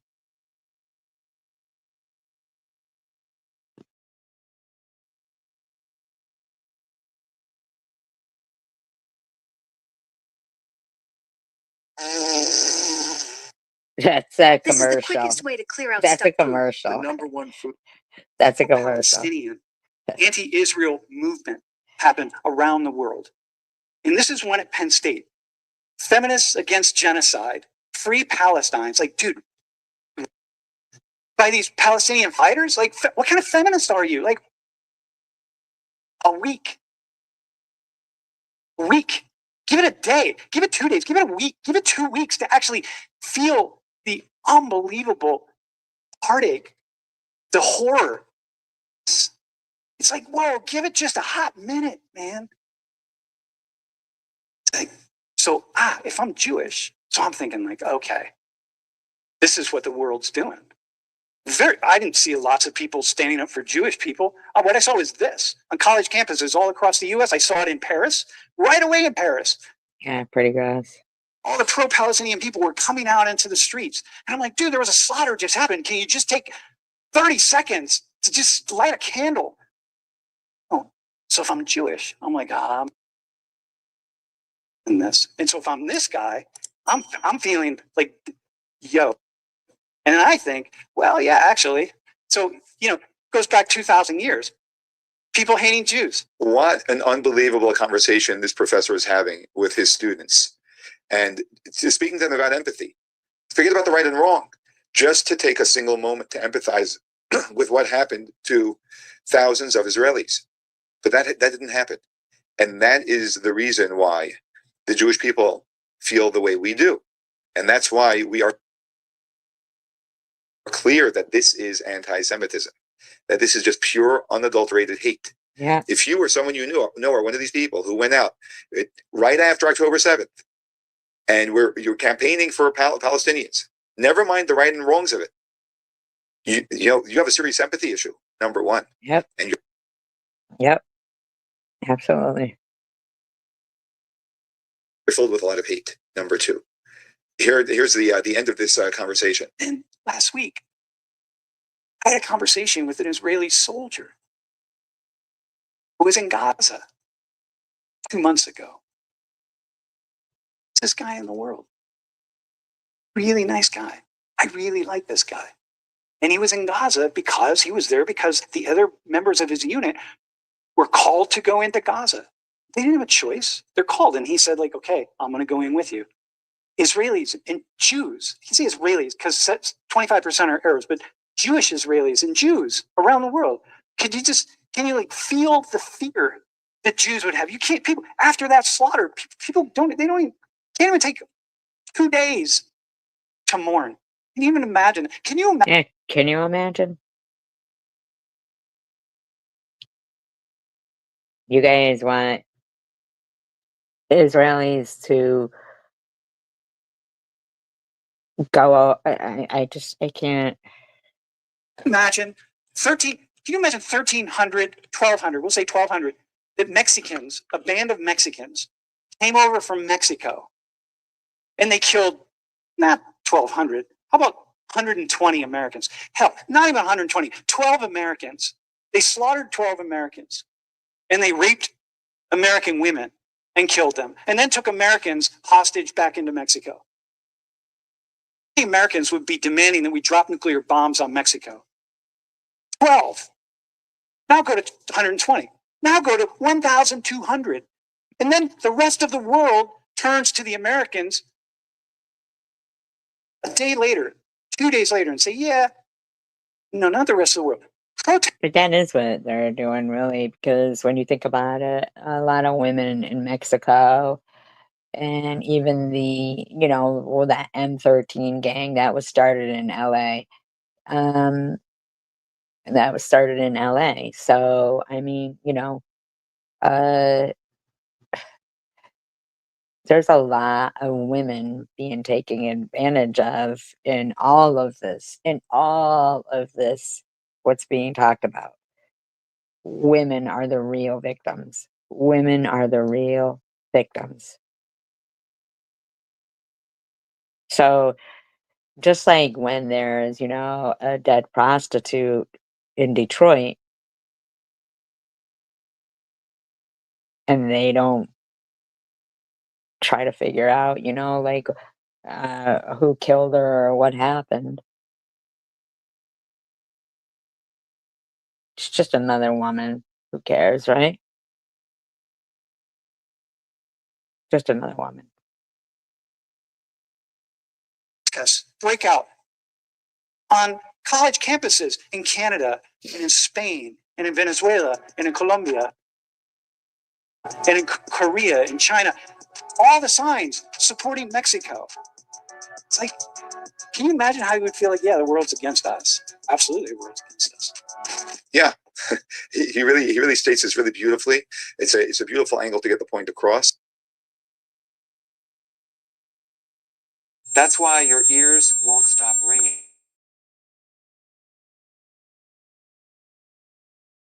Of Al-Hudaybiyah, which is an Islamic principle of war and a model on how to deceive your enemy when you have to sign peace treaties with your enemy. A little bit of knowledge takes us a very far way. Here is a wonderful presentation in a very, very quick and short and precise presentation. Yeah, I just don't even understand how of what Islam is all about, what the Muslims are all about. I think in a way that once we begin to understand them, that we can begin trying to process how can we live and coexist with each other. Kindly listen to this amazing presentation. I think you'll be very enlightened. Kindly subscribe to our channel so we can continue on spreading a little bit of light, pushing away a lot of darkness. So what I'm going to do right now is I'm going to crunch 1,400 years of Islamic history in 5 minutes and make it as exciting as I can possibly make it. Because I hated history when I was a little girl. At this age, I appreciate history. And now I understand why they say those who don't learn from history are doomed to repeat it. In order for you to understand why Western civilization is very different than the Islamic world, you need to understand the history of Islam. When Prophet Muhammad supposedly revealed his revelation from the angel Gabriel that he is supposed to be the last of the prophets in the early 600s, he started preaching in his own city, Mecca. He tried to recruit friends and followers to be able to spread his religion. And he tried for 12 years and failed. And after 12 years, he was only able to recruit his immediate family and friends. So he decided, if I go to Medina, which was the Jewish hub of Arabia, the business hub where the Jews lived, if I go there and preach my religion to them, if they accept me, that will buy me respect and stature between my own people, and they will accept me. So Prophet Muhammad started borrowing a lot from the old. So, yeah, technically speaking, the only lens that they can look through is the one that they know, because most people are pretending to know, believe themselves because of their own haughtiness, their own text. This is a viral clip of a young quote unquote Palestinian.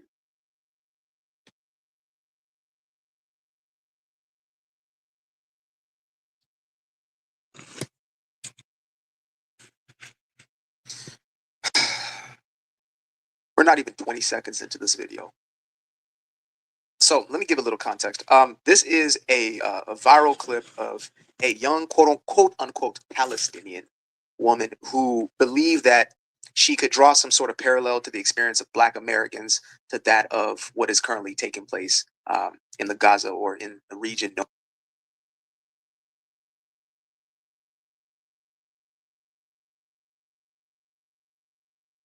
as Palestine.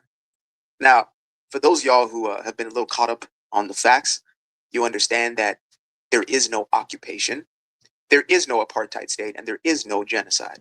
Now, where there is an active genocide taking place is in places like Syria, right? Yep. The Druze. Exactly. In Syria, Nigeria. Yep. Absolutely. Absolutely. People. That is happening right now in real time. The Christians there. And there are a multitude of these taking places across the planet. Yep. That obviously don't deserve as much spotlight as what's happening. I guess, because that's, radical Muslims doing that. So. In, this small little region because the Jews. So yeah, I just wanted to start there. She believed that she was going to bring Black folks down to the Gaza, and essentially there would be some sort of kindred experience. She must have not heard that there is a section out there in so-called Palestine. I guess I would say a neighborhood of sorts that translates to, in English, the slave quarters, where upward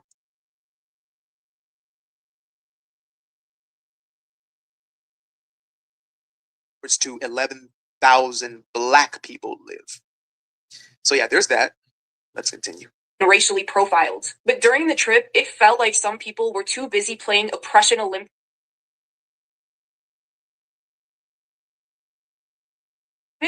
to fully grasp the experiences of Palestinians living in Palestine. Some people came on the trip with a very limited understanding of the Palestinian people and the Palestinian cause, which is problematic in and of itself. But the most problematic thing was the fact that some people were applying a Western lens of racial dynamics. I want to look that up, though, the slave quarters thing. To a place where it does not apply. I am not going to sit here and deny that anti-Blackness exists in every single part of the world. But the Time is a curious thing. Sometimes I feel like it was yesterday. Sometimes it's, I guess, quite literally. Yeah, wokeness is a mental illness. Okay, yeah. There's two things I want to address right there. Yeah, we got time today. We're getting into it. So, yeah, technically speaking, the only lens that they can look through is the one that they know. Because most people are pretending to know, believe themselves because of their own haughtiness, their own arrogance. They believe that they know more about a region that they've never actually looked into, about it. Right. Issues that they've never actually researched past maybe a few TikTok videos. They believe that they know more about that space and that place than the people who are actually there living in it. This is kind of what we do over here in the West, right? And I'm guilty of this as much as anybody else. But yeah, so what's going on right now is a curious case. We have the far lefties, or the leftists, the so-called progressives, the Marxists, who have latched onto liberals, leftists, progressives aren't Marxists. A movement that otherwise would be in direct opposition. I'm talking about, you have, the Gays for Gaza, right? What better example? Gays for Gaza. What would happen to a gay in Gaza. No, they would get killed. But they I'll let you would, come up with a but they would maybe get killed here too. Especially with the hatred that's being incited. I mean, we've got a few people in this community who refer to someone in the community as tan gay.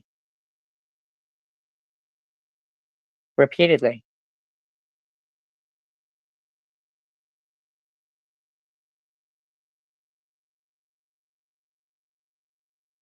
Yourself. So you have black folks who have been fed this idea that they are oppressed based upon their race, right? That they live in an inherently racist environment. Today, in the year of our Lord 2025, this is still what is being regurgitated, reiterated. You Even though we had a black president, but no women president. are the victim or of Jews.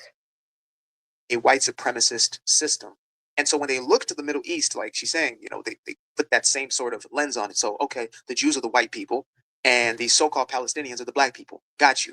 Oh my God, racism, colorism, right? So this young woman right here is also confused, and she has been bitten by the woke bug and caught the woke mind virus because she still believes that anti-blackness is the issue across the planet. She must have never been visited, most African nations, most South American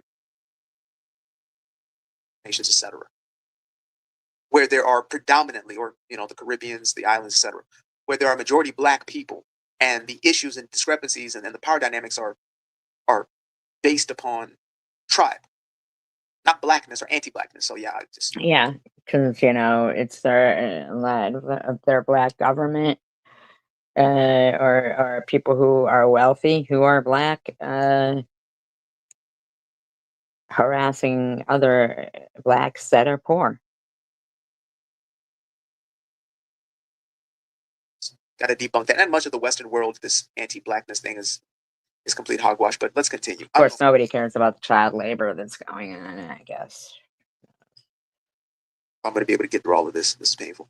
The issue of race is much different in Palestine than in most other places in the world. In Palestine, Palestinians of all colors are undoubtedly the most oppressed people. In Palestine, Give it a rest.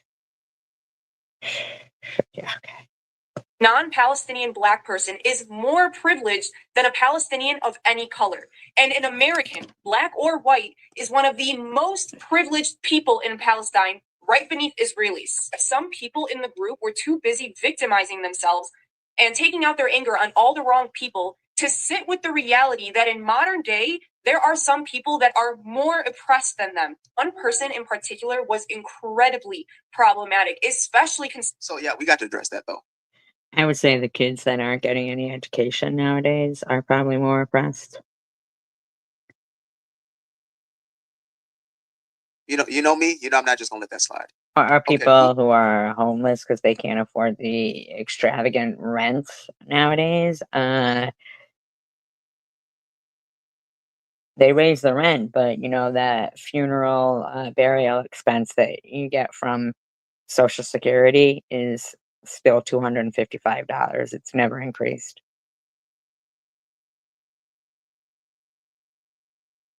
Yes, burying somebody is never gone up. $255, you guys. Throw them in a box. Who's doing the oppressing? Ready? 3, 2, 1. Muslims. Other Palestinians. So-called, right? If you know, you know. Other Gazans. Hamas. The Islamic regime. Yep. Oh, who's doing the oppress? Because again, we hear that it is over here in the West. Many of our propagandist outlets tell us that there is some sort of apartheid state. Yet for some reason, within the confines of Israel itself, there are upwards to 2 million Arabs.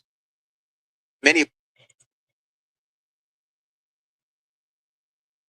which would be Muslims, living in the midst, working not just as toilet cleaners You know, it's like the Indian population in Dubai or something, right? Working those meager jobs, construction maybe at best or whatever. No, they're working as your doctors, as your lawyers, as your scientists, as your politicians. That's right. So I'm confused as to who is being oppressed on the basis of their. Yeah, TH, who's being oppressed? I mean, if your husband is here and he's going to go back for his medical stuff and he goes back and forth and this and that, how's he being oppressed? Classification. How are you being oppressed? We have all been asking for a sustained I thought this ceasefire. motherfucker died. Man, it's scary sometimes. It's scary because you're getting it on both sides, right? You're getting the wokey woke black folks who are going out there talking about Wakanda, Wakanda, ashwagandha, ashwagandha, and then you on the other side talking about free Palestine, and now they're both collaborating in nonsense and absolute hogwash, dog water sort of ideology. None of it makes sense, and now we have frustrations. They will eat their own at some point. Considering she was one of the group leads who was hosting private conversations exclusively for the 7 Black people in the group, which under almost any other circumstances I would encourage. I encourage Black people to create safe spaces for themselves to discuss racial issues among We call that segregation. themselves. But the issue is Thank you. that the only Thank you very much. Thank you. Thank you. Thank you. Yep. Just like how one group can use a word, but others can't. Even though we don't want to use it anyway. only comments I heard come out of this person's mouth about Palestine and Palestinians were negative. Were about how racist we are. Were about how slavery persisted until the 20th century in Palestine, which is such an uneducated. Whoa! Not the Uno reverse card. Oh my. Yeah, I mean, technically speaking, according to the Quran, according to Sharia law, yeah, slavery is still accepted. It's okay. It has not been abolished as far as that ideology goes. The Western world were the first and frankly the only ones to create this concept of abolition of slavery, and they pushed that into the world, whether it's pushing into Brazil or other spaces and places into coast of Africa, etc. So Western idea of abolition. Others, they let it wean out, right? They phased it out slowly but surely. There wasn't this drastic movement and a war where 1 million+ people are killed on the basis of this issue. So yeah, I mean, again, technically speaking, I don't know what the heck these folks said to her, but they eat their own. Take, by the way, it was not exclusive to Black people, and it was not done mostly by Palestinians. So I believe these conversations being hosted by a person who came to Palestine. So she said, hey, it wasn't just us doing the slavery, and it wasn't just Blacks were enslaving. Okay. Yeah, it's a real good rebuttal right there. With biases against Palestinians were so dangerous to Palestinians and ultimately to Black Palestinian solidarity. The most ironic part about all of this is the fact that we sat and had dinner with Afro-Palestinians in Palestine. We sat and broke bread with the family who runs the Afro-Pali Center in Jerusalem. And they are. Who you can't break bread with is the families who were, who made Ford fucking rich off their backs with their free labor in the labor camps. Their families are gone.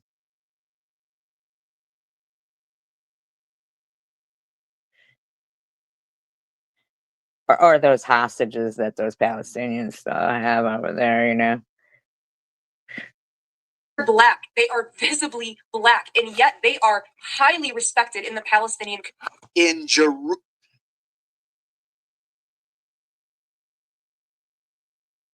Quote unquote Palestinians are the Black Americans, and I'm not saying that in context of anything besides like the level of self-victimhood that has been perpetuated. That's what I mean. I mean it in a very specific way of the damn Middle East. You call these people your oppressor, yet in order to meet up with your own people and break bread with them, as you stated, you have to go to the capital of Israel. Yeah. Yep.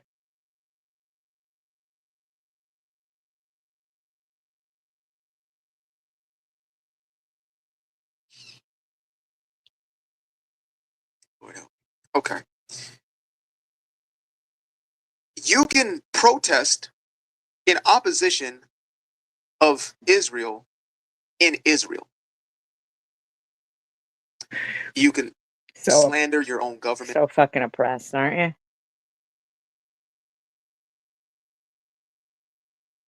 you? You can protest for BLM here. So oppressed.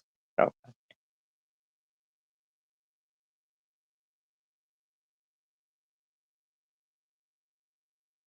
or that government, if you're not of the ilk, right? If you're not Israeli yourself, you're a quote unquote Palestinian, you can go there and literally host summits and, you know, have full blown organizations that are in opposition to your government. break bread. Try that. Oh, you get to eat there too in Israel. But that white couple couldn't go to that music festival in Cincinnati without a black politician saying they deserved that beatdown.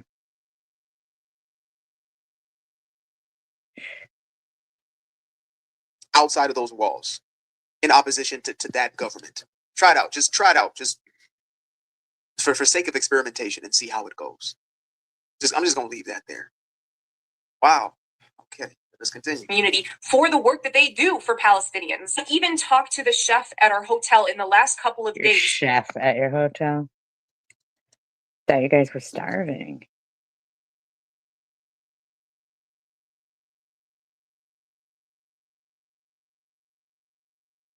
Who was a political prisoner. He had just gotten out of prison 2 months before we arrived in Palestine. And he told us that he sat side by side with an Afro-Palestinian, son of the couple who runs the Afro-Pali Center. He sat with him in prison, and he was shocked when I asked him. Well, at least he got out. Not like those hostages. About racism in Palestine, because he was like, those are my brothers. I don't care what color they are. During this trip, I sat with Palestinians and I told them, talk to me bluntly. I'm a Palestinian. I'm not going to judge our community. But you can't talk about Jews or Israelis like they're normal or what, bitch?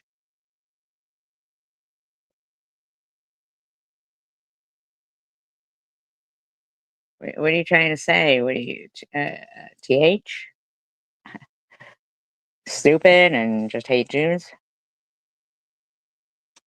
Community. Talk to me about racism in Palestine. And every single one of them was like, what is there to say? Like, racism exists in every community, yes. But in Palestine, it's actually few and far between. Because the issue of race is... They kill Jews. They hate Jews. So much more complicated in a place like Palestine. And I have been involved in Black activism for many years. And I know that when I am in Black spaces, it is not... Excuse me, but Blacks aren't the ones being killed by it's Jews, it's Israelites. My place to call out... Well, I'm sure that there's Blacks who live in Israel that could be getting killed. It takes 90 seconds for this NASA engineered I'd like to know what the cool slave down your room. quarters is It's in smaller than a Palestine. toaster. Cools any room He says in 90 that, seconds. you know. Y'all know that serpent, that is eating its own tail, that consumes itself. I know that, you know, it has a deeper significance to it, right? Rebirth and recycle, but let's just use that as far as eating, like you are consuming yourself. That's what happens when you give over to these sorts of ideologies. You end up eating your own damn self.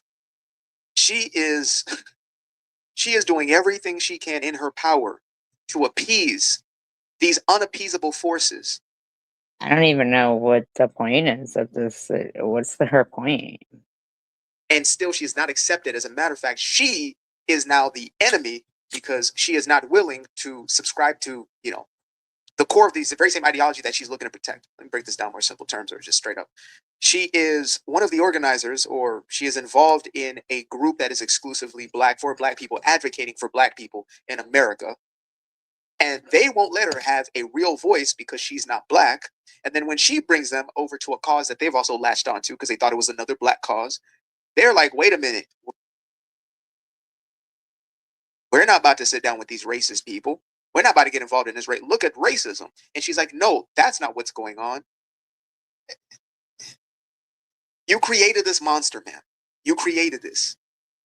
You enforced and reinforced the victim narrative that they latch onto, that they're going to use against you when you no longer subscribing to that very same ideology. Yeah, because you can't be white and speak out for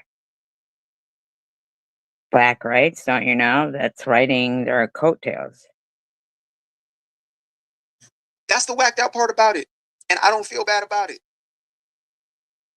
You are reaping the fruits of what you sow. Issues within the black community, especially when those people are being slaughtered. When I am in black spaces, I am there to observe, to learn, to be an ally, not to call out black people. By the way, these Why same don't you get over into Tel Aviv and sit over there while some, bombs are being thrown at you, or were you in a space where bombs were being thrown when you were in Palestine? I know. people who sat there and talked all this shit about how racist Palestinians are did not hesitate to pose in front of a ginormous George Floyd mural painted by a Palestinian artist. They posed with that artist in front of the mural. George Floyd is a fucking criminal. And I bet they wouldn't dare look that artist in the face and say that he's racist. By the way, go support that. They would. They absolutely would. Yes, they would. Artist. He's Banksy.2 on Instagram. He's an incredible person, incredible artist who I'm still in communication with. No, he's being oppressed. Yeah, no, he's being oppressed. He is struggling right now. His daughter is in the hospital, so please reach out and try to help in any way that you can. But I refused to pose in that picture with the rest of the group because literally an hour before that, they were making fun of Palestinians. We passed a mural that was supposed to be, I believe, of Nelson Mandela, but it wasn't the greatest art. And so it kind of looked like George Floyd, and they couldn't tell who it was. And they literally said, I'm so sick of these people. And yet they won't hesitate to pose in front of a George Floyd mural for a social media photo op. Even when we were George Floyd is a fucking criminal. about to walk into a masjid, there were He didn't change anything in Minneapolis. It was the case of Justine Diamond that set the precedence for Derek Chauvin to be convicted. Okay? Justine Diamond did that.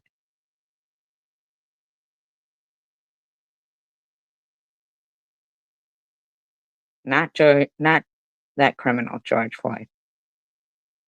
beggars outside the masjid who asked some people for money. And she made a comment about how, oh, notice how they're not asking the black people for money because they think all black people are poor. And I said, you don't know that.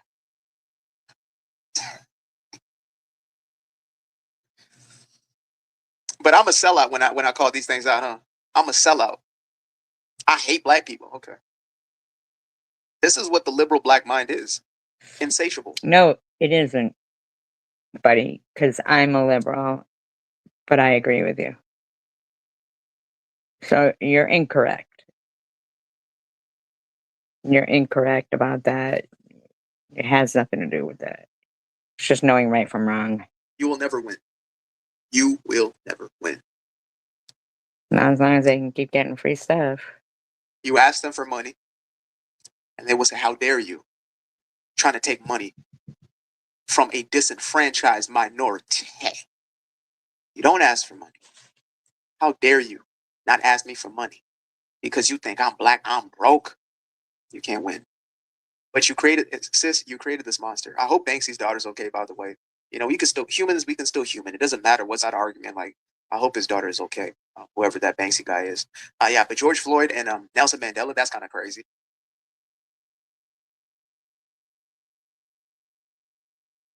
I don't even know, why are they making a mural of Nelson Mandela in Palestine? It doesn't even make sense to me. I definitely have to address that part. That's kind of a stretch. But again, what I'm coming to as a conclusion, I'm gonna wrap up in a little bit. I'm surprised we got this far. It's just sometimes it is as entertaining as anything else, but it's confounding. There's one. It is confounding. I love when a good thing comes together. It's confounding that I'll be called racist just for playing these videos, by the way.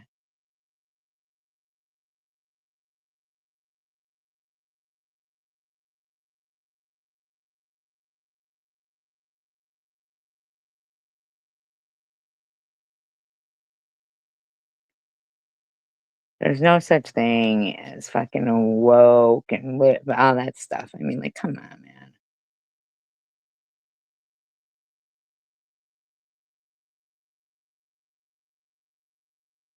I It's just wasted hatred. hundreds on curly hair hacks when this is what really worked. Thought I had wavy It's hair just that was hatred just dry and against damaged from bleaching. people. I mean, I always had frizz.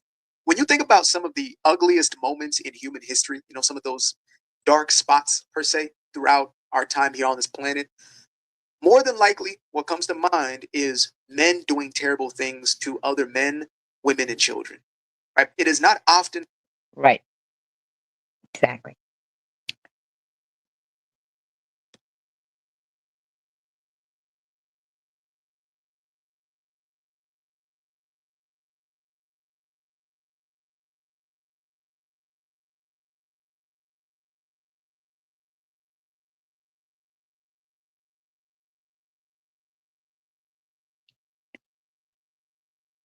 Why it's buffering, I do not know.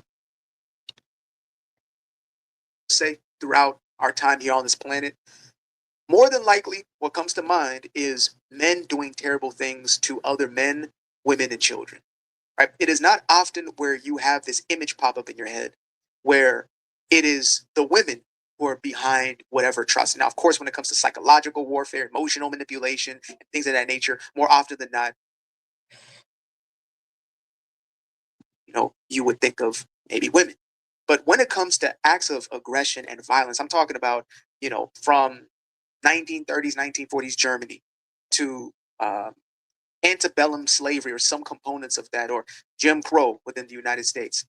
You think of currently jihadism and these terror attacks, etc. It's almost impossible to bring up an image of, let's say, a mother, a daughter who was holding the very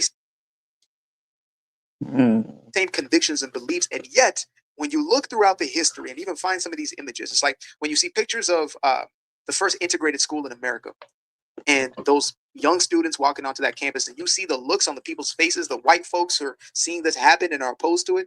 It is mostly the women. It's the mamas and the aunties and the sisters who look like there is absolute disgust, right? It's almost impossible to conjure up a female schmatzi. But yet, who were these people's mamas? Who was sending them off to these Boy Scout camps? Who are the individuals who are fueling that sort of ideology? It was the women.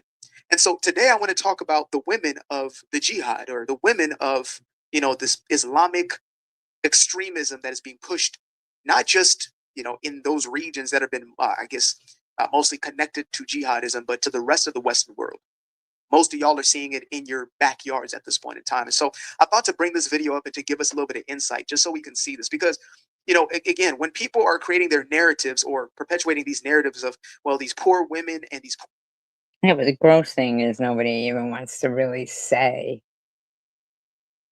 that it's Islam and Muslim, you know, extreme like that, you know. Or children. Oftentimes it is women that are empathized with. They're the weaker vessel. They're, you know, they're helpless or whatever. You got to think about, there are mamas who are feeding this. There are daughters who are bought into this. So without further ado, let's get into it. Yep, y'all can already see that right there. It speaks for itself. Now, this one, I do have to get the volume down for the sake of copyright. So y'all can see right there, that is the mother, by the way. So the mother's doing a TikTok challenge. Oh, fantastic. Hi, TikTok. You guys allow this on your platform? Yep. Fantastic. Yeah, fantastic. That is just great. So which one do I take out first? Maybe let's take out the bigger devil, America. Look at that. And then we'll take out the little devil. Wow. There we go. That is a young woman. Oh, but the people, they're suffering. They're suffering over there. Okay, yes, I can accept that Hamas is the... Who are Hamas leaders' mamas? You do know that they have mamas, right? Yeah. Mm-hmm. There are mothers of Hamas. Like you, TH. Do you know that much of the population in so-called Palestine is in support of this current regime? Yeah. So not unlike what you said, TH.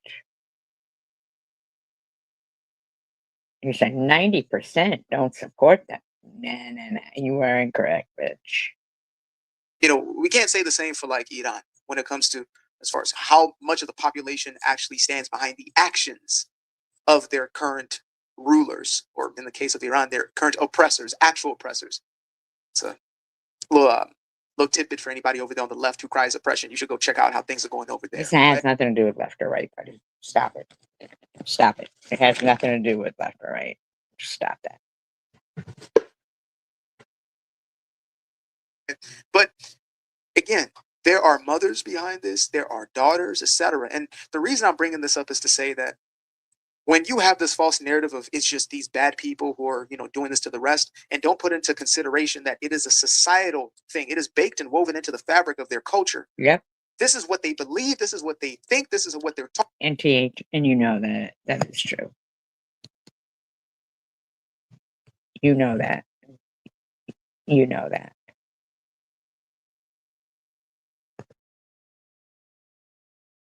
Last hope to be free.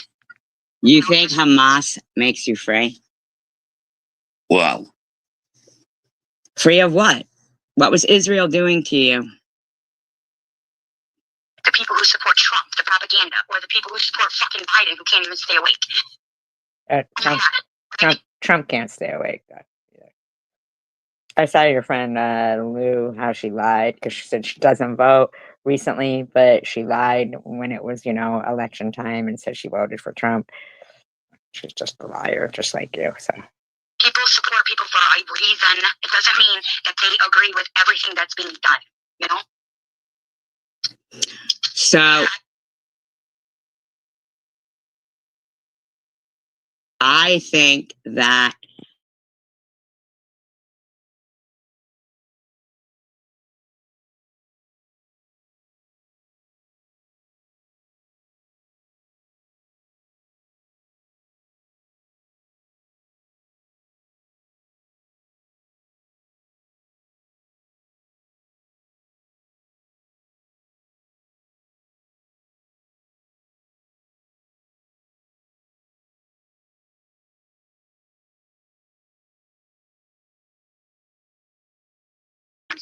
and Muhammad was not born uncircumcised without a foreskin.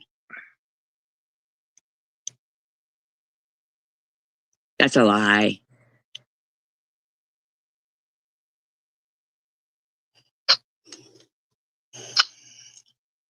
Yes, exactly. Mm-hmm. Exactly. I agree, King. So, hey, thank you. Thank you for having my back on this. Having your back? Don't please anybody. So I appreciate that you see that. Because I think that if you didn't see that, you wouldn't have spoke up for me. I don't think you speak up for things that you don't like. If you didn't, It doesn't mean he's right. Doesn't mean you're right. You're a dirty bitch. agreed with what was being said, you wouldn't have spoken. There's no reason for you to keep calling me Jew. You can dislike me without calling me Jew. But because you dislike Jews, you want to create hatred. just like that. How the propaganda. Thank you for that. I appreciate that. I really do. More than you know. Because not a lot of people are willing to do that. Get off with it now. Yeah, keep yelling at your kids. If you break that, that's what's going to happen. And If stay you- away from this stuff. You're a fucking loser. Stay away from my dumpster treasures. And get off of that. And if you break it, you're gonna know what happens. While raging all of this in front of them. You are a classless, disgusting dredge on society. And I hope it's not a mess upstairs, because if it is, you guys are going to be in deep shit. Wow. Wow. Because you're ignoring them and not supervising your children, they're going to be in deep shit. That's yours. But be careful, don't put I have to sew it.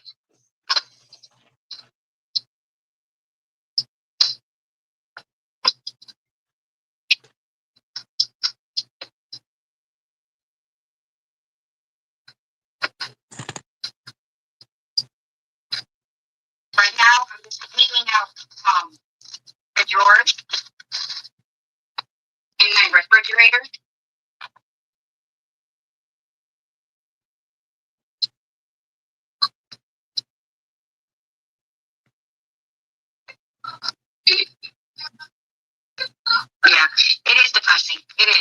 really is. And honestly, we don't watch the news either because half of it's a lie.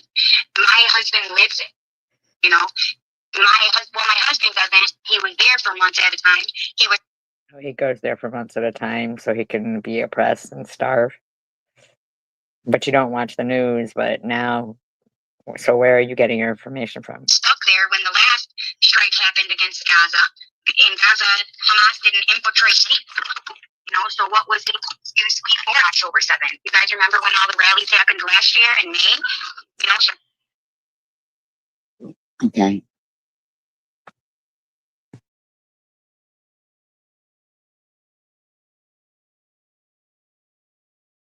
Part of Hamas. Good.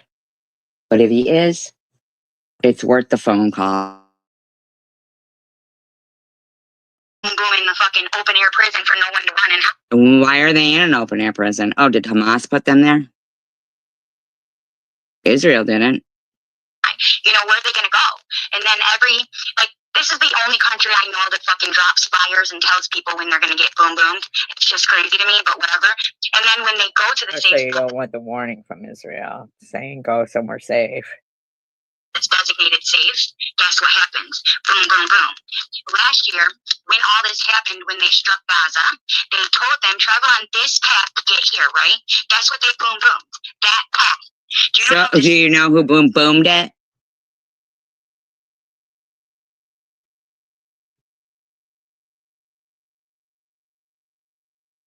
They just need to just, you know what I'm saying?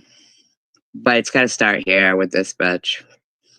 Disgusting and heartbreaking it was to fucking see all the bodies of the men and women and children and old women sitting on the back of. Oh, well. Oh, well. That's unfortunate that you let Hamas negotiate for you. I agree with that. Taught from the earliest stages of life, and you know, hopefully there can be rehabilitation for many of these people. But again, so she's teaching her children to hate them too by doing that in front of them. Where they are right now is in a mindset of utter destruction. Now, right now, they're obviously crying victim because, you know, they poked the bear and the bear has been mauling them, trying to find its cubs once again. Yes, that's been the reality. They got mollywopped. That's what's going on.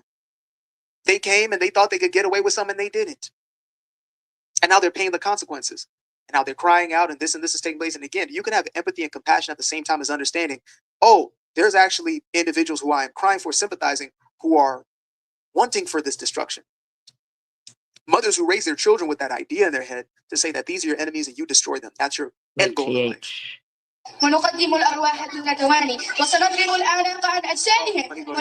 Read some of these. So these are, again, young girls at a school. And look at what they're saying. We will defend the land of divine guidance with our bodies. And we will sacrifice our souls without hesitation. We will chop off their heads. And we will liberate the sorrows and exalt Al-Aqsa Mosque. Oh, fantastic. We will lead the army of Allah fulfilling his promise. And we will subject them to eternal torture. Yeah, that's what they're teaching in their schools. Like a fun little sleepover situation going on here, right? Just getting the galleys together. Oh, I'm probably gonna have to silence some of that music out right there. This isn't a worthy vessel for your most cherished memories. Feel small. Yeah. I'm gonna silence out this music just in case. So if you think you understand Palestine is the subheader, can I move this? Yes, I can. So they're saying, Palestinian, woe to my enemy. We ignite the intifada with a stone and a knife. These little girls singing this. Father, challenge accepted. Okay. Where are the Zionists and the soldier? Who in the world can overcome me when I am called Palestinian? We're gonna come with the sword and with a stone.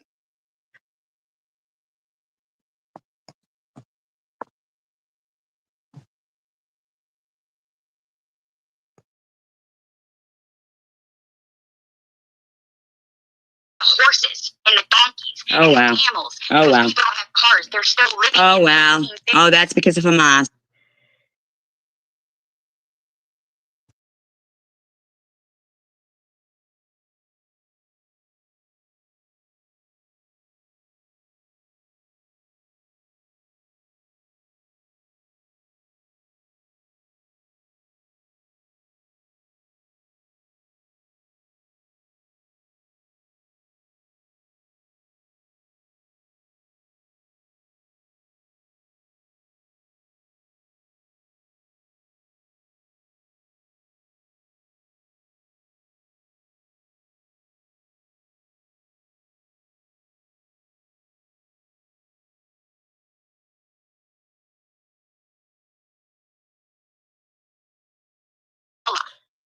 You know, it's sad. It's sad. You know, they're fucking. Most Palestinians are willing to share Jerusalem. Why should they? Because it has both Christianity history and Islamic history, and technically Christianity. But you're not mentioning the Jews. Because you don't give a fuck about them. I want to fucking spit on her. Was the first religion brought, you know, Christianity, Judaism, however you say it, you know? Christianity, Judaism. Judaism, however you say it, it's not even the same thing.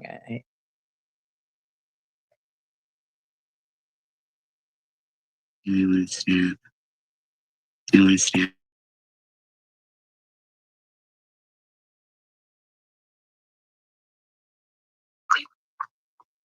Thank you for that. Thank you for that.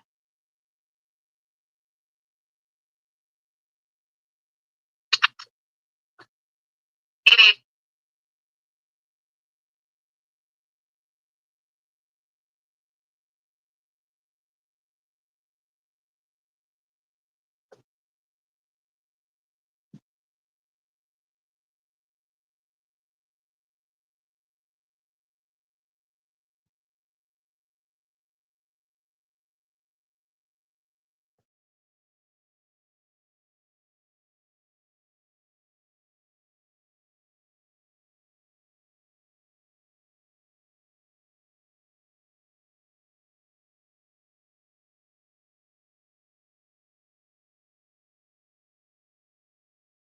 And no makeup is put out.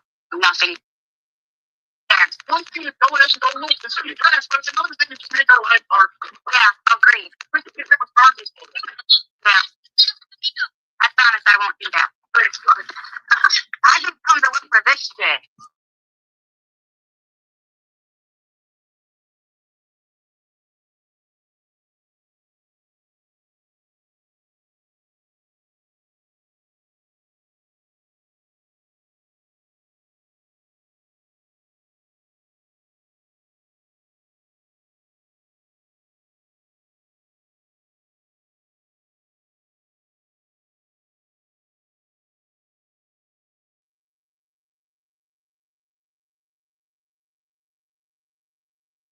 Why would you need such messaging?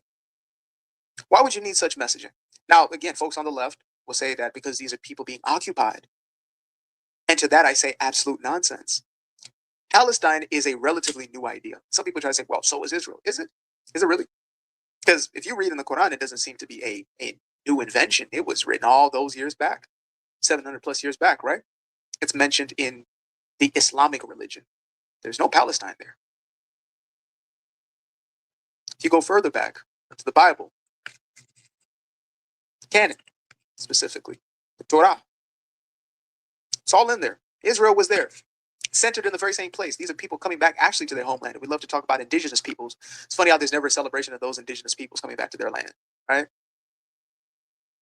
It's interesting. But again, back to the point at hand. I call this one the little girly jihadists, because that's what that is. They become the mothers that hold their children up as sacrifices to their God. Say, I will offer my child up. I will allow my child to go out into the world and to explode themselves onto other innocent people, to take the lives of the innocent in order to fulfill my ideology and doctrine. And yes, no technically, but yes and no. All religions are not created equal. All faiths, all denominations, they're not. There's some that are batch crazy. There's some that are dangerous, and others that are actually based in peace. There are. Shout out to Dr. Gad Saad. He makes the distinction between, like Jainism. They will sweep in front of their feet just so they don't trample over anything that is living. And then you have another who says, with a stone and with a knife, we're coming after you. So I no longer want to hear these excuses of, well, but it is simply the innocent, because the only people that are genuinely innocent are the kids, the babies, not the mothers that are imputing this type of doctrine into their children. No. And the kids who are now old enough to actually carry these things out, unfortunately, they become.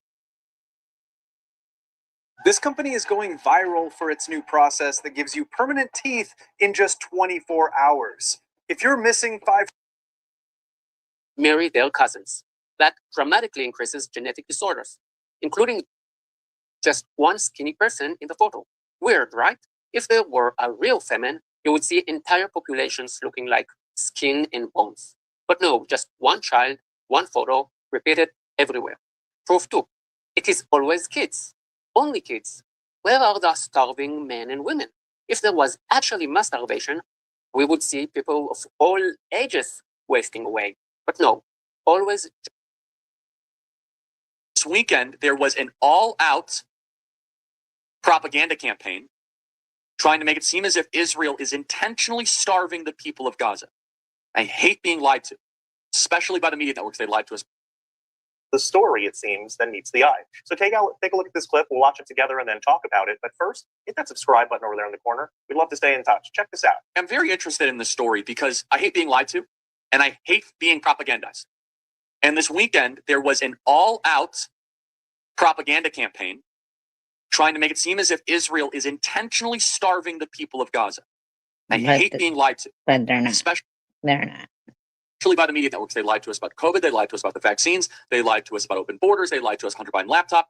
Joining us now is Rabbi Wilicki, a great friend, and thank you so much for defending me the other day. Rabbi Wilicki, you're also the YouTube, people can find you on YouTube, Israel 365. Rabbi, let's just go through the facts here and then let's get into the lies. What is... At TH, you don't watch the news, so what do you know? What is the situation in Gaza as the truth would bear it out, not the New York Times propagandist network? Well, if we're talking about the starvation lie, and thank you, Charlie, thank you for having me on to talk about this. It's so important because this is really pure propaganda, as you say.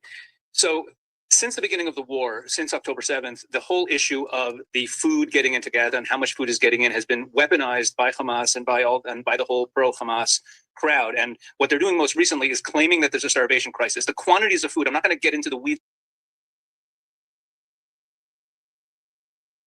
of the numbers, but the quantities of food that have been brought into the Gaza Strip since the beginning of the war and month over month is enough to feed the Gaza Strip, according to the World Food Program's numbers for what it takes to feed people, for longer than this war has gone on, for about 27 months worth of food. And there's plenty of food getting into the Gaza Strip.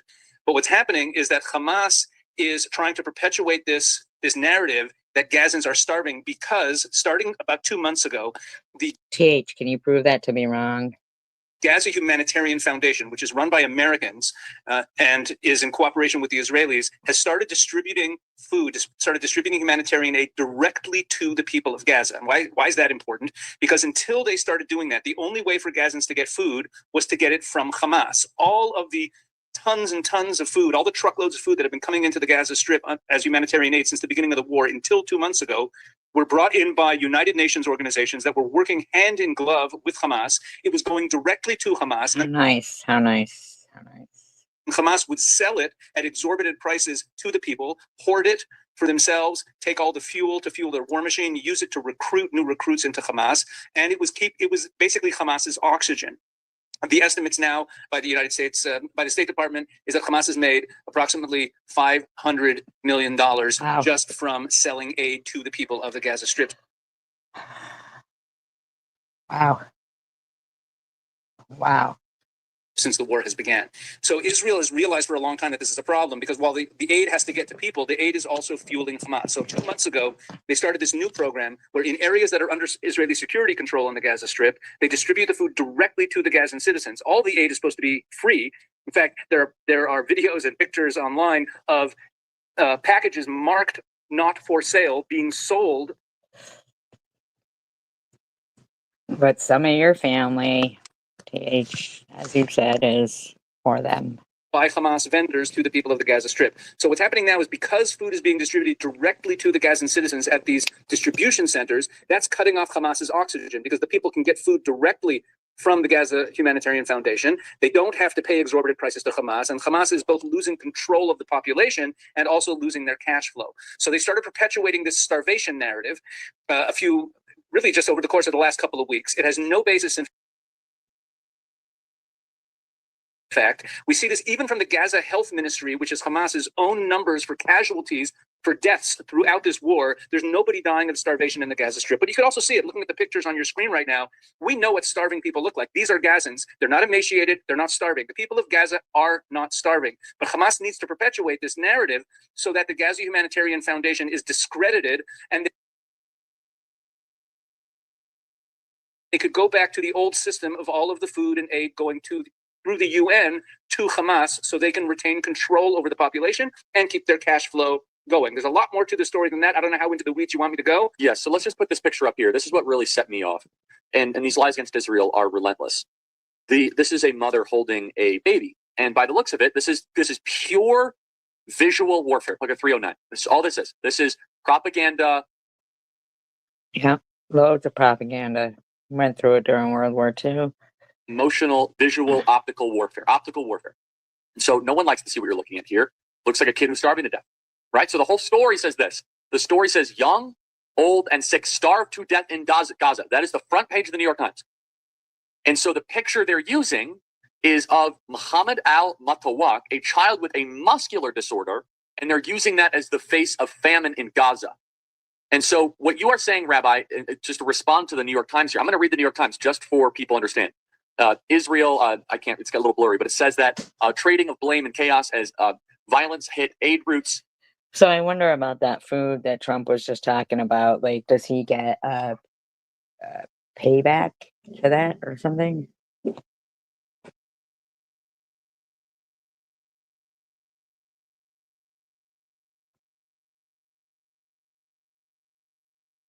There is nothing here. They are starving to death.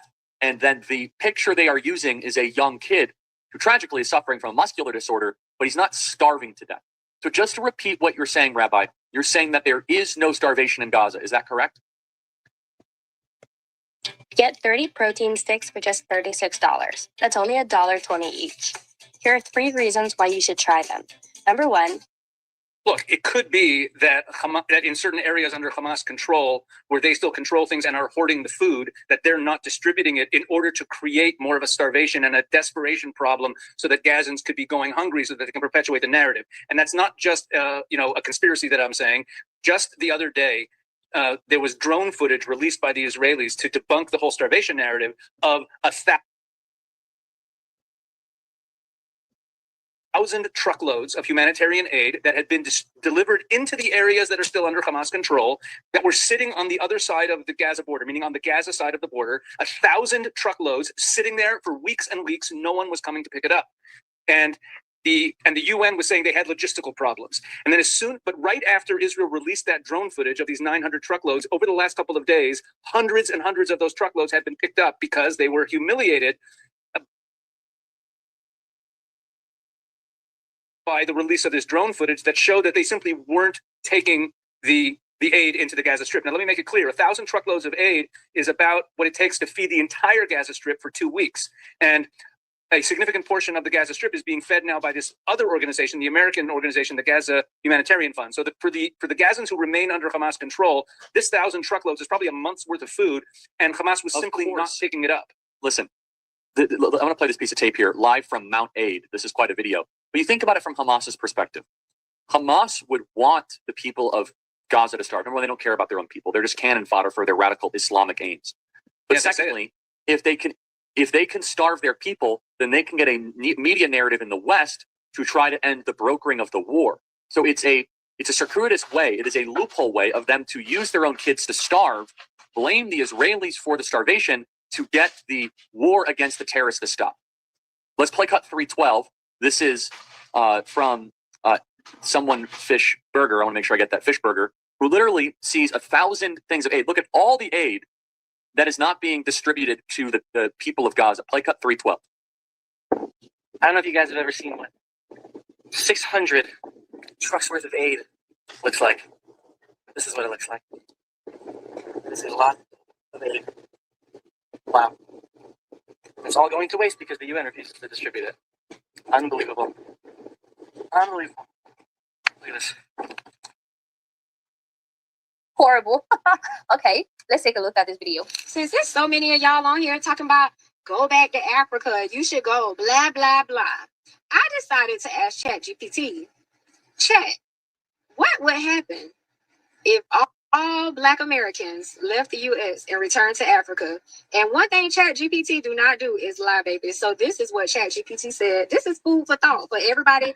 Yeah, ChatGPT doesn't lie. Who's saying go back to Africa. So first, Black Americans make up 14% of the U.S. population and contribute significantly to healthcare, education, sports, entertainment, government.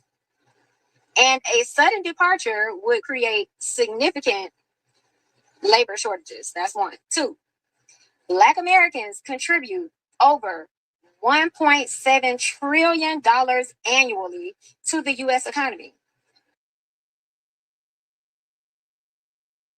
A departure like that would create a sudden loss of economic power.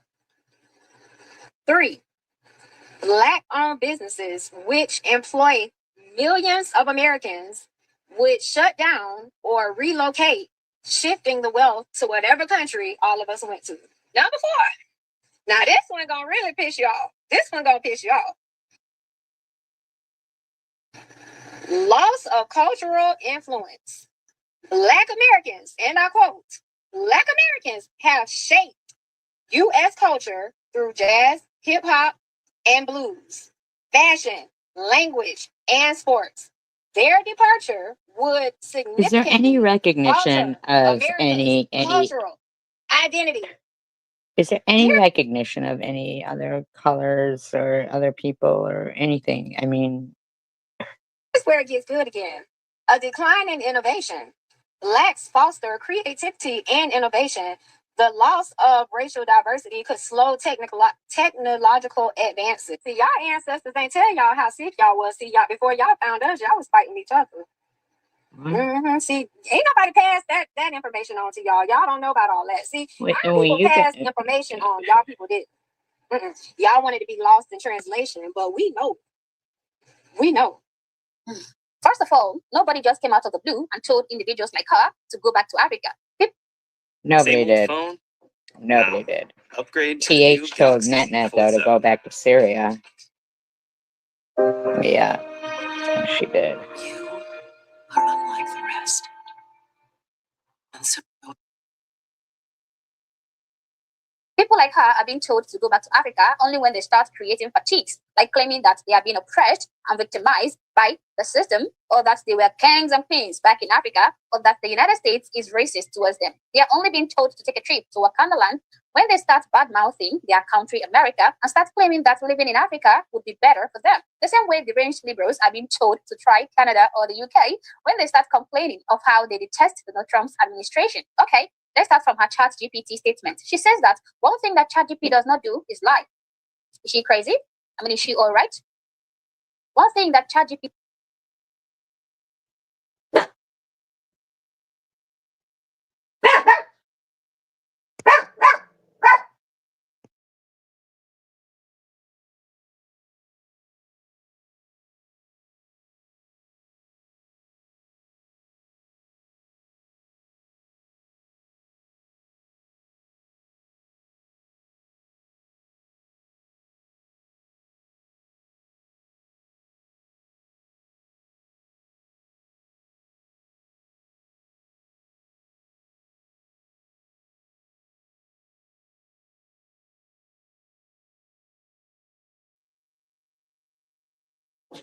does is consistently lie, distort facts, and spew propaganda. In fact, there is literally a note at the bottom of the box in ChatGPT that explicitly reads, ChatGPT can make mistakes. Check important info. But anyway, she should not have asked ChatGPT for the answer to that question. I could have provided it to her without even wasting time. So, if our Black Americans were to leave America and migrate to Africa, this is what would happen. Listen, and remember, I love and respect my Black American brothers and sisters, okay?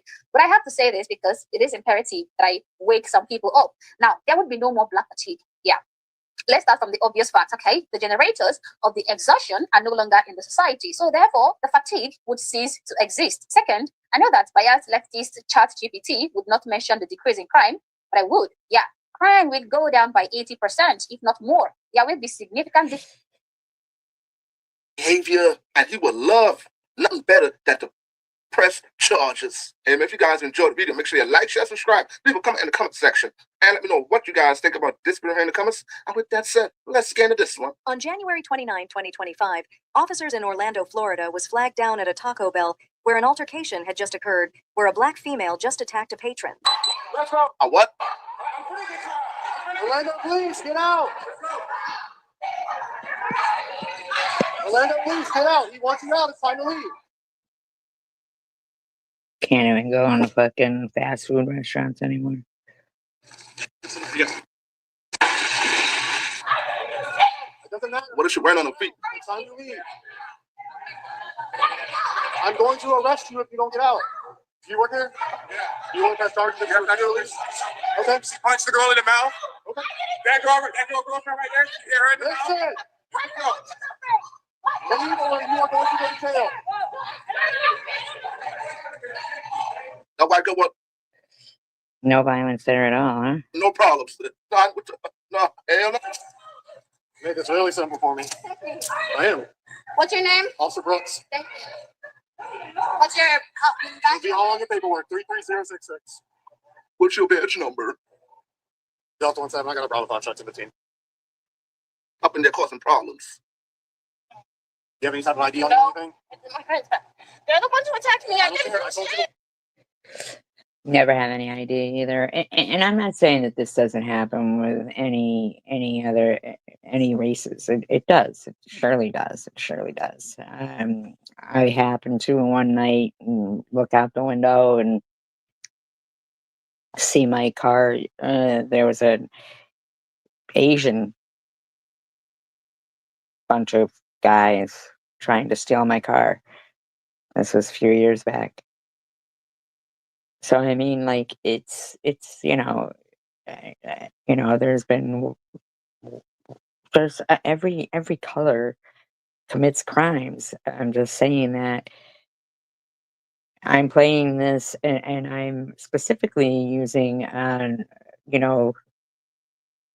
majority of it is of Black content creators. Because I'm not trying to race bait or anything like that. I'm just saying that shit's gone awry. And when homeless people, no matter what color they are going to be put into, prison because rent is so fucking high that nobody can afford it. I don't care who the fuck you are. That's a problem. That's a problem right there. Yeah. Okay, but I was waiting for my food. Like, what the hell? I'm waiting for my food. They attacked her. This is how procrastination manifests in high performing man. This is me before putting things off. Waking up tired and drained, overthinking simple tasks, beating yourself up for not to. What is your name? What is your name? What? I'm not sure. She was acting absolutely crazy in there. I wasn't acting crazy. What is your name? What is your name? My name is. It doesn't matter what your name is. That's fine. So if you refuse to identify yourself, you're going to be booked under Jane with no bond, and you won't get out of jail. Right now, you have a bond. If you refuse to identify yourself, you're going to go to jail. Oh, my boyfriend! I'm giving you one last chance. Why can't you just identify herself? That's right. I'll book you under there.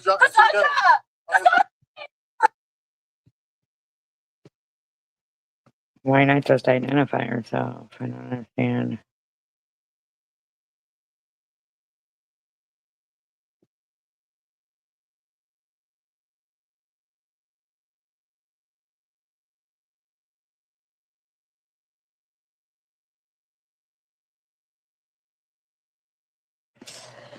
Cat's doing something sitting on the fucking computer.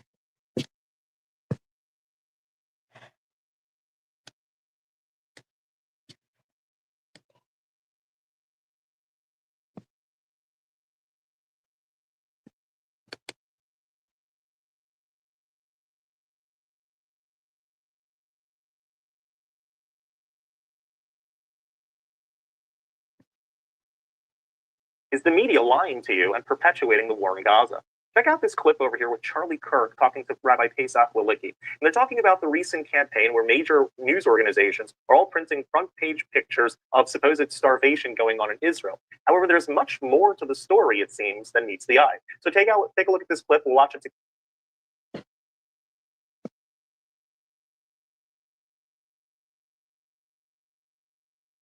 This police officer, what?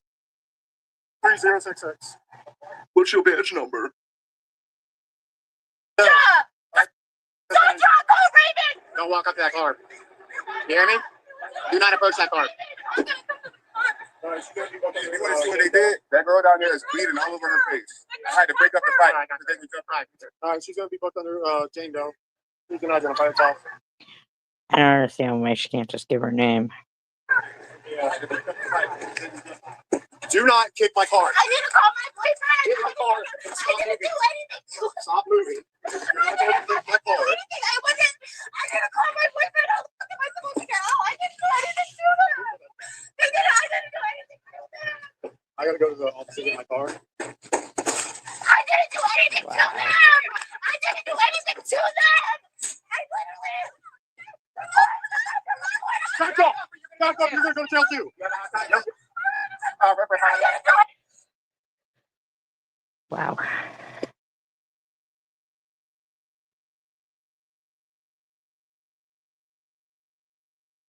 I'm struggling with missing teeth, and that's why I'm here. Yeah, I wouldn't have done anything like this. I would. This elderly white couple pulled into a gas station. Saying to themselves, oh, it's a beautiful day out. That's another day. They were wrong. They were being followed by a certain individual that pulled in the gas station, acting like she was pumping gas. There was another customer who was getting gas, was looking at her, saying to himself, nah, something's not right with this individual. So he pulls out his gun, looking at the individual, acting a sketchy and suspect, and he was right. As soon as the old white guy opens his door, this individual darted and jumped right in his car. She didn't know the old man still had it, quickly grabbed her leg, and the other bystander quickly called 911. Hey, man, if you guys enjoy the video, make sure you like, share, subscribe, leave a comment in the comment section, and let me know what you guys think about this video here in the comments. And with that said, let's get into this one. It's my car. It's your car? This is my car. You jumped out. You got to step out. Step out. Step out. Put your hands behind your back. Put your hands behind your back.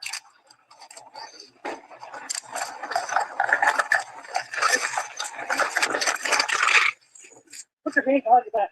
She gonna resist too? The uncle wasn't playing. He had her leg tight. Nowhere. What's wrong with her? Montana's Merriweather, DeKira Vernon, and Jermaine Matthews are all charged with felonious assault and aggravated riots. Prosecutors say Merriweather was the catalyst in what they call coordinated attack. Hey, welcome back to the channel, everybody. So most, if not all of you, have seen videos circulating of the epic beatdown of a couple of white individuals by a group of black men and women, right? And everybody's outraged about it. Now, according to the judge, 5 of those individuals have been charged. We now have new reports showing 3 of those individuals in court. You know, we have their description now because we have cameras on them. We have their names. We have a little. Well, hopefully they get prosecuted.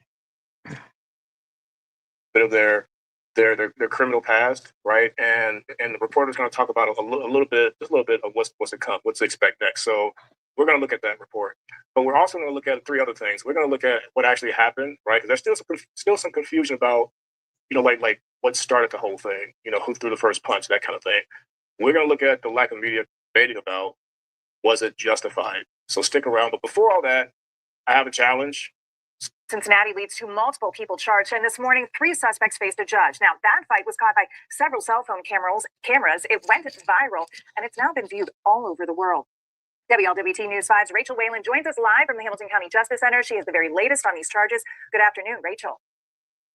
Good afternoon. 3 people, including one with a violent criminal past, now face felonious assault and aggravated riot charges after the chaotic fight downtown. While police say it was a coordinated attack, family members say there is more to the story. Montana's Merriweather, DeKira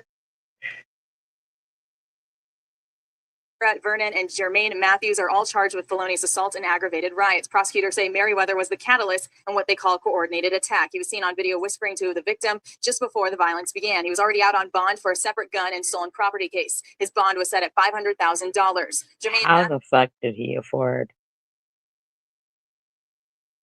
a bond of $500,000? Matthews allegedly knocked a victim to the ground and hit another person. His attorney claims it started after the victim slapped him. Matthews was given a $100,000 bond, and DeKira Vernon is also accused of hitting a female victim and has an outstanding traffic warrant. Her bond was set at $200,000. Police say new surveillance video and viral social media videos are helping them piece together what happened, but family members of the accused say there is more to the story. Here's what Montana's Merriweather's mother had to say outside of court. These Russians was walking down the street, and on the video, he said, "You want to mess with these Russians?" And he smacked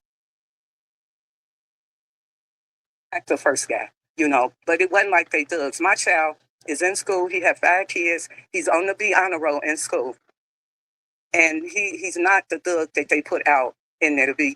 Wait, no, hold on. No, let's rewind it back, and we're gonna see what the reporter just said about this person's son.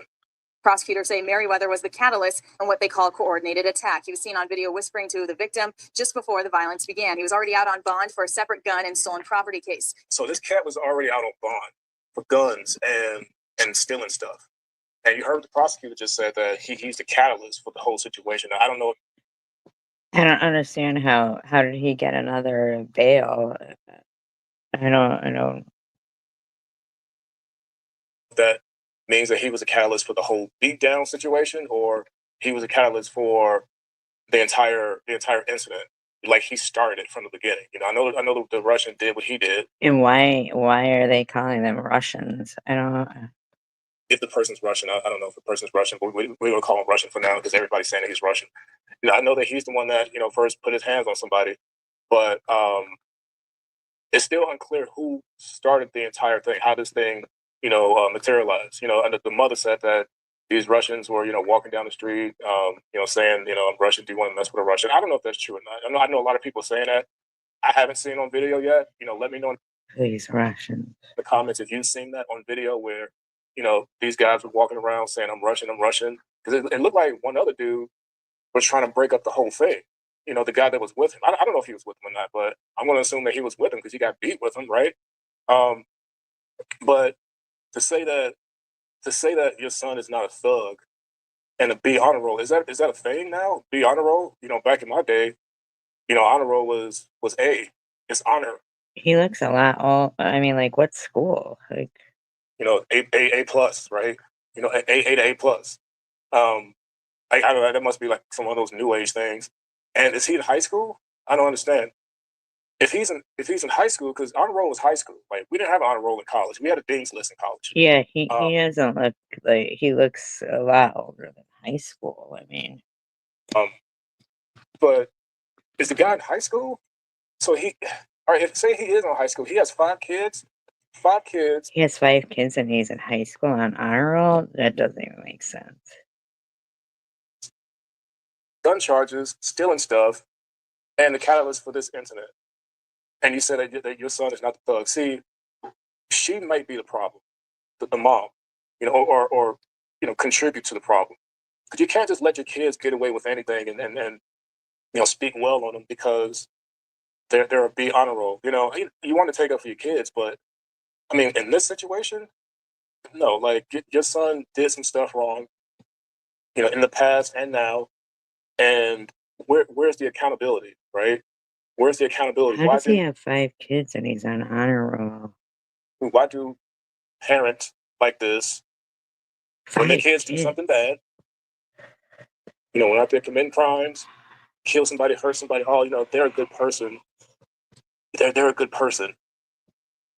Deep down inside, they might be a good person, but good people do good things. And this wasn't good. This situation, what he did, it wasn't good. But I rest my case, man. Let's get back to the video. If you remember, Chief Terry Fiji said that anyone who used their hands to intend harm will be facing consequences no matter what side of the fight. So we will be looking out for more arrests and continue to keep you updated. These suspects are due in court again next month. I'm reporting outside the Justice Center. Rachel Whalen, WLWT News 5. So there's a lot of confusion about what led to this epic beatdown. Was it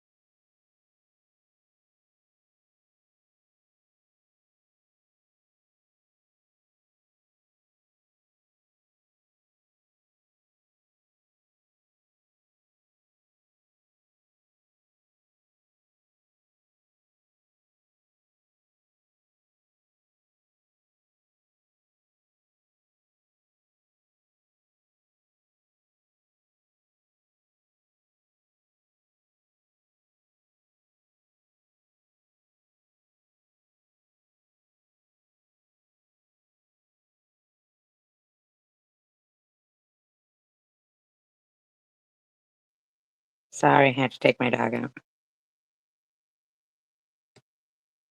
Was it just a bunch of black people just walking around looking for trouble? You know, did somebody say something? You know, did somebody look at somebody the wrong way? Now, the initial videos that came out, they showed just, you know, a bunch of black people stumping this white dude and one black dude knocking this lady out that didn't even look like she was in the fight, or she had her back turned or something, knocked her cold out, and somebody had to go check on her. That's all you saw, right? And everybody's outraged about it. You know, the news and everybody's just outraged about it. You know, people online saying all these things, you know, black thugs, and you know, they just like to walk around in groups and mob everybody, and you know, always the same, you know, kind of individuals. A bunch of black people just love violence, right? But later, it was exposed that, or you know, it was clarified.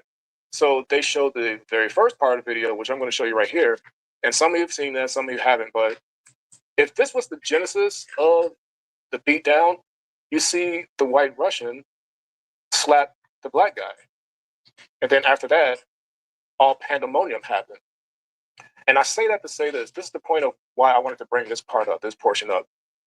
You have to be careful about judging a situation before getting the whole story.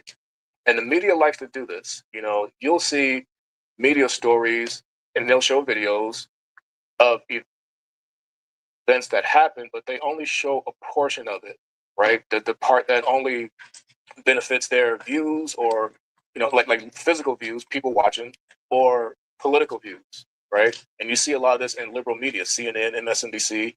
You know, they like to tell just part of the story and not, you know, tell the whole story. A picture is worth 1,000 words, they say. You guys know this, you know? And they'll have these videos come out, you know, body cam videos, or you know, store front videos, or rain camera videos, whatever. And they'll only show the part that, again, benefits them in terms of views and political views and whatever. The media has two goals. And I want you guys to remember this. The media has two goals: to make you angry or to make you afraid. Right, and we saw this. We saw this happen. We see this happen so much. The portions. 3 signs your straight hair is secretly wavy. 1, your hair is wavy when it's wet, but straight and puffy when it's dry. 2, you suffer from oil. The situation in Cincinnati is spiraling rapidly out of control. For many of you who don't know yet, or many of you probably have seen the video of a group of future scientists and engineers at 3 a.m. in the morning, out on the town, targeting what appeared to be two, one white man and then a white woman who dared try to help the man after he got pummeled. The excuses are flying. They're actually trying to pull somebody said, one of these people said something about, they said the word, you know, the word that justifies whatever behavior, you know, some people want to have because of a word. The police chief came out and said, oh, people on social media are big bad. And then yet another excuse that they were the victims of being overserved. Now, as a expert in being overserved, I happen to know as a fact that this is nearly impossible. But it's just, there's a certain group of people who get every excuse made for them in the planet. Leave a like on the video if your fatigue levels are reaching near peak. Also, a city councilwoman in Cincinnati said that these people deserved it. All that in this video. Fatigue, one of the most aggressive members of the mob that attacked and almost took a male tourist's life, and a single mother after a Cincinnati Jazz Festival, was released on a $400 bond. Police chief claims he was the victim of the bartender who simply served him too much alcohol. Now, I have definitely had too much alcohol.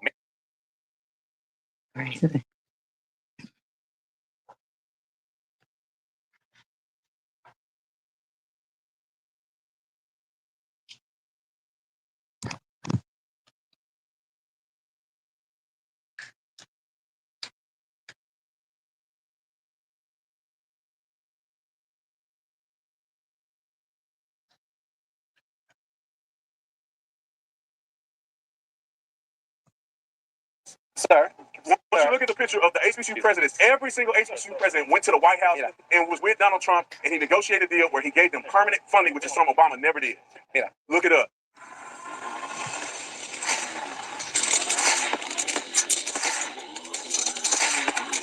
It is brought to you by TatumStore.com. TatumStore.com. Get you one of these shirts. Link is in the description section.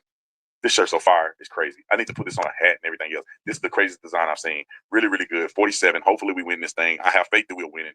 And we're going to rub it in their face like a dog pooping on the carpet. All right? Link. Touched on it earlier, the us versus them mentality that's prevalent in, like, and I would say a little bit in Hispanic communities.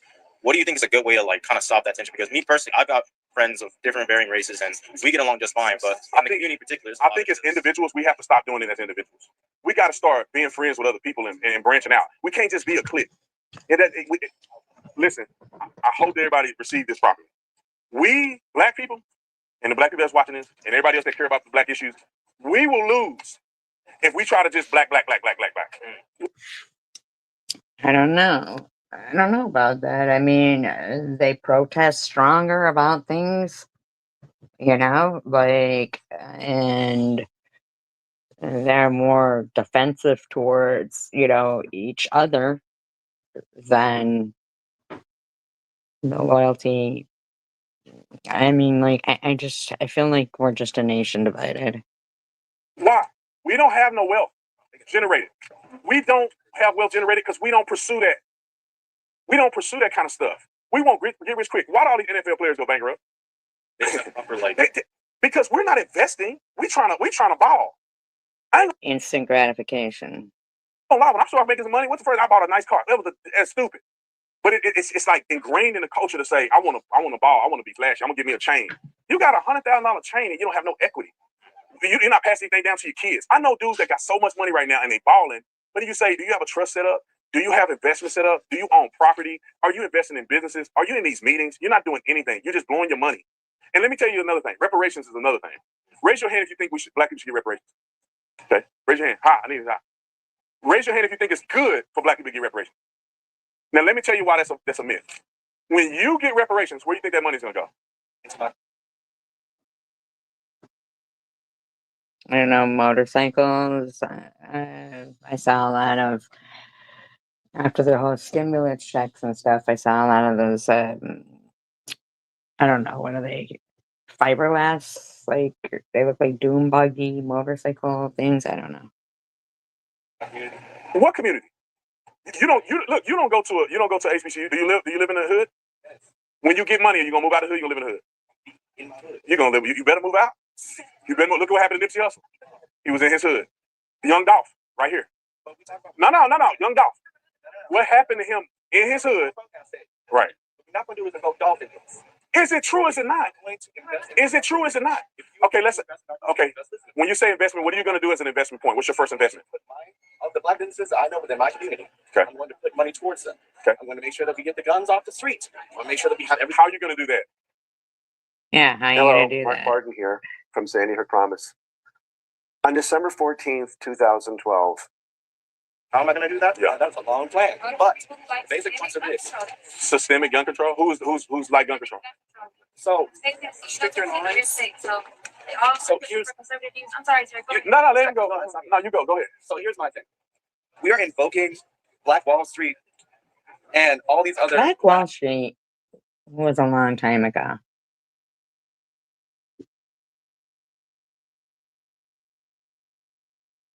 And there's been, I mean, like,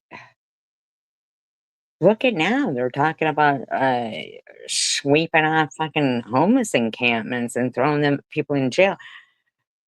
Rich people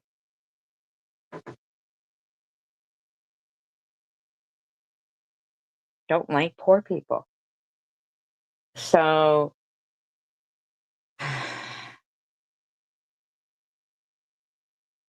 I think there should be more, I mean, like business owners and everything else, right? And then you're like, well, the reason it messed up was because we decided to integrate. No, it's not just integrate. No. They blew up. Let's see how much you know. And then what happened? No, when did they build it back? They did never build it back. Put some money on it. We could not build You it want to back. put some money on it? To the grandeur Somebody, that it was. go ahead and fact check him right now. To the grandeur that it was. No. It was built back, and it was just as successful as it had ever been. A few years. Put some money on it. You're arguing between fact and fiction here. The fact Put some money on it. I can gladly put money on it. All right, let's do this. Fact check it. Do it up. Fact check it. Look at Uncle Tom the movie.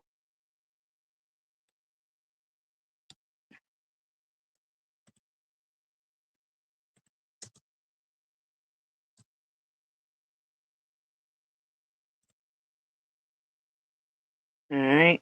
So let's look it up. Black Wall Street. I guess nobody wants to talk about this subject, but I'll keep talking about it. It's fine.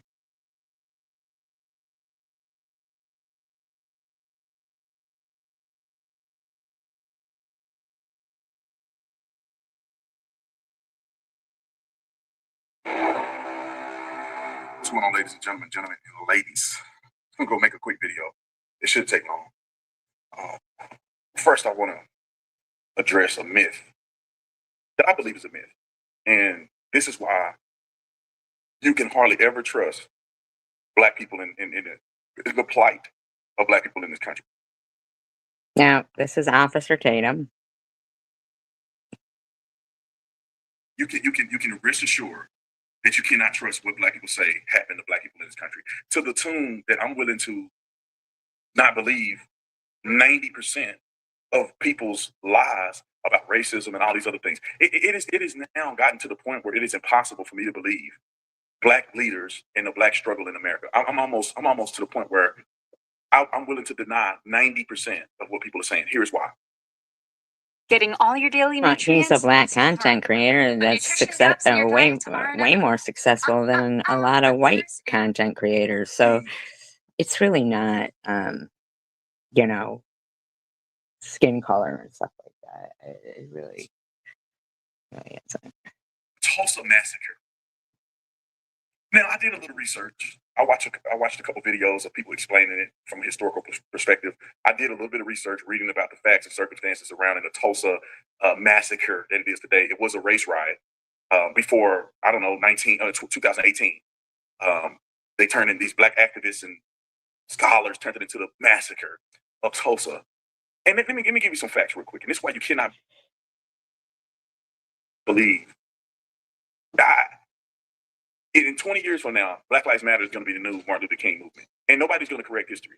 They're going to act like Black Lives Matter changed the world. But let me tell you this real quick, is that in the Tulsa race riot in the 1921, so in the 20s, I think it was, June, it was May 31st through June 1st.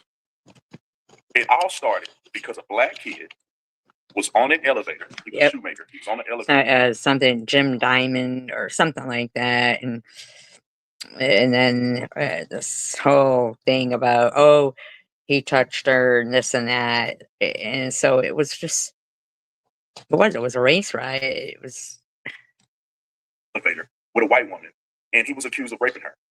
People could hear her scream from the elevator. They conveniently leave out that it was reported that she had ripped clothes. And he got charged with raping her.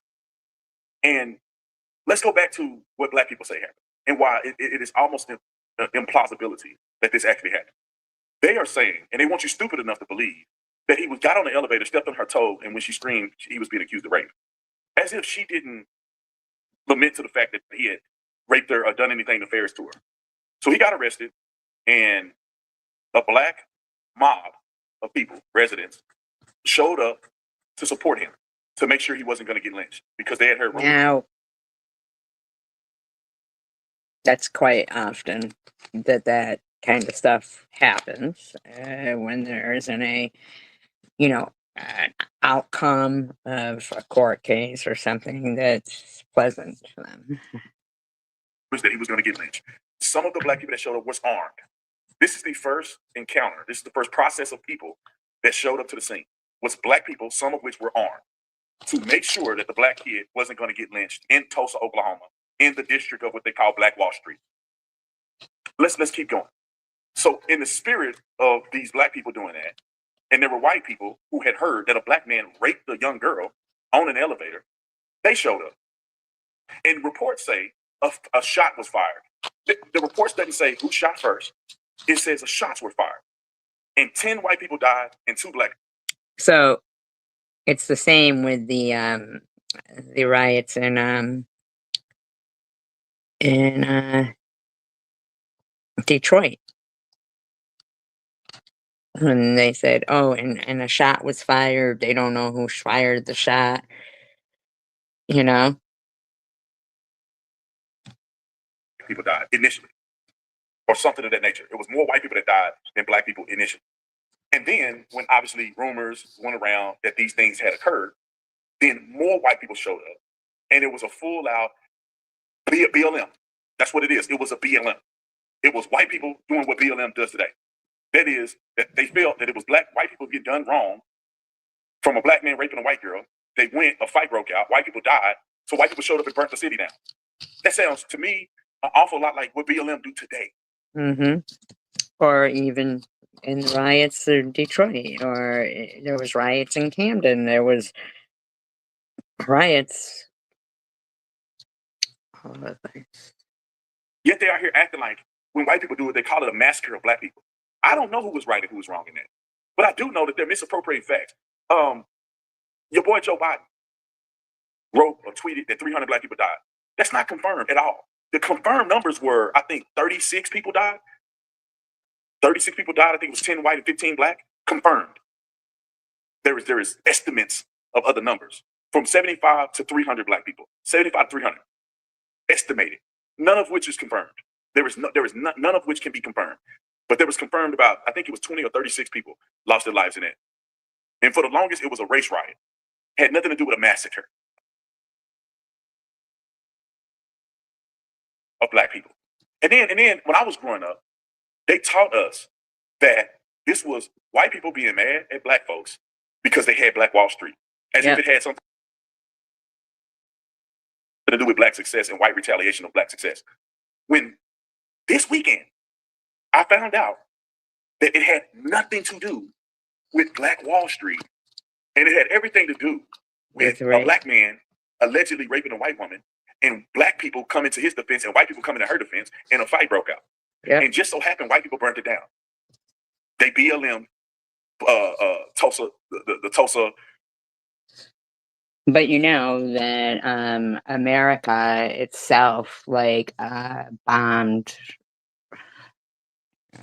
I'll look it up.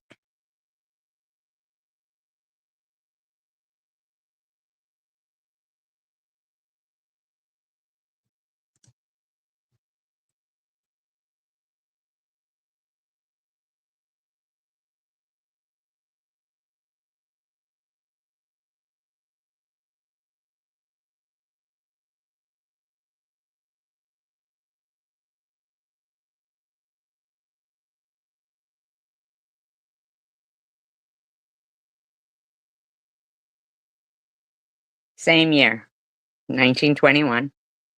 Same year. Same year. Dave's Field 1921. Same year. Connect Team's team management app puts it all in one place. Well, Dave. Hi, I'm Jesse Alexander, and welcome to the Great War. The First World War had a profound effect on the lives of working people in the United States thanks to the wartime economic boom. After the war, the newfound confidence of workers and unions clashed with company owners as government took a back seat. These opposing visions of how industrial America should be led in 1921 to the largest armed conflict in the US since the Civil War.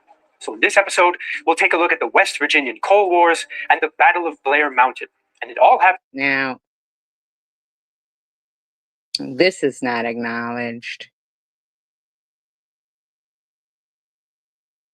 Happened exactly 100 years ago. The First World War changed the face of US labor relations starting in 1914. Before then, unions were relatively weak because there was a surplus of labor. Once the war broke out, the economy was so busy producing goods for home and exporting to Britain and France that worker influence grew. Unions like the American Federation of Labor gained lots more members. The AFL had 3 million members in 1970. Yeah, because they didn't want to get involved with the war because they were making too much money providing for the war. And that was a tenfold increase since 1900. Its largest and most powerful affiliated union was the United Mine Workers of America. Once the U.S. joined the war in 1917, the government got At the end. At the end. At the end. more involved in labor relations to ensure wartime production.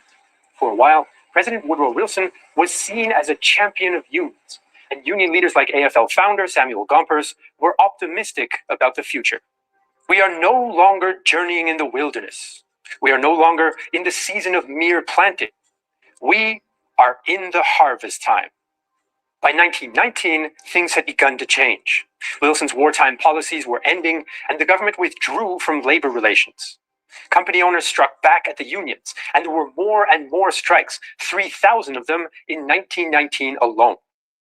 So American unions had gained some power during the war, but once... You know why they were striking? Because basically the workers were oppressed. it ended, tensions with owners increased. And one of the flashpoints was the coal-rich state of West Virginia, which is now very poor. I mean, you look at some of those towns and it's just it's a shame. West Virginia has so much coal, it was nicknamed the El Dorado of Appalachia, and it was known as a difficult place for unions. Mining towns were isolated, and locals were fiercely independent, which limited union growth.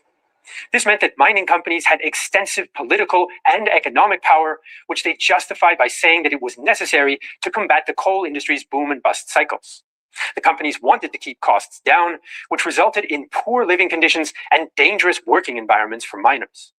Union leaders like Samuel Gompers compared the situation to Tsarist Russia. But, you know, there was nothing going on with white people that were poor, huh? Blacks had Wall Street, but these poor coal miners, Tsarist Russia. Until some limitations are placed upon the absolutism of these absentee coal operators in West Virginia, the government of West Virginia will continue to be Russianized, and the people can be naught but serfs. Organized labor has forced these conditions and perversions of justice upon public attention, and now demands that the wrongs be righted. Many mining towns were so-called company towns, where the mining company controlled civil and commercial life. Workers were often paid in vouchers that could only be used in company stores. How come white people aren't fighting for reparations about all this? I don't understand. Or reparations for the towns that were fucking ruined during all these riots and shit. I don't get it. This practice kept cash within the company and allowed them to offset any wage increases with price increases. Owners also forced workers to sign yellow dog contracts, which banned them from joining unions. If they did join, they might be thrown out of the company-owned housing. A company lawyer explained the system like this. It is like a servant who works in your house. If the servant leaves employment, if you discharge him, and you ask him to get out of the servant quarters. It is a question of master and servant. Oh, so white people weren't being enslaved at all. At all. At all.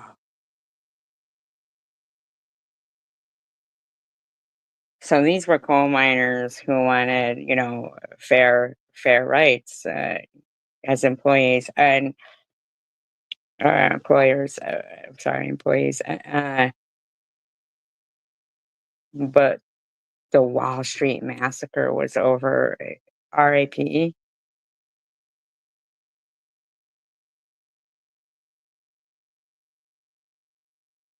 Huh. Wow. You know, united we stand, divided we fall. And at the end of the day, rich people will enslave anyone. We are all collateral damage. With these conditions in mind, the United Mine Workers began organizing in West Virginia in 1912, resulting in the Paint Creek Cabin Creek strike of 1912-13. This company is going viral for its new process that gives you permanent teeth in just 24 hours. Massacres there were? Company enforcers fired into strikers' homes, martial law had to be declared, and Union supporter Mother Jones became a well-known figure. The 1912-1913 strike in West Virginia made clear that violence was becoming the norm in Appalachian labor relations, and violence in West Virginia often meant the Baldwin Felts Detective Agency. Baldwin better have some violence though if somebody gets RAPE'd and you don't want him to be found guilty. Felts Detectives Incorporated was a private security firm founded by William Baldwin and Thomas Felts. By the time of the Cabin Creek strike, they were America's top union busters. You know, the funny thing is, I don't see anybody of, certain descent complaining that they never got to be coal miners and stuff. The agency hired a mix of men, including former police, soldiers, criminals, and miners. They worked as mine guards, informants, and were sometimes deputized within local police forces. Journalist Howard E. West wrote I that guess in these spite coal of miners' lives didn't matter. appearances, they were under no illusions about their work. They are in the mines for a definite purpose. They understand what that purpose is, and they have no hesitancy about delivering the goods. They seem to have no illusions about their work.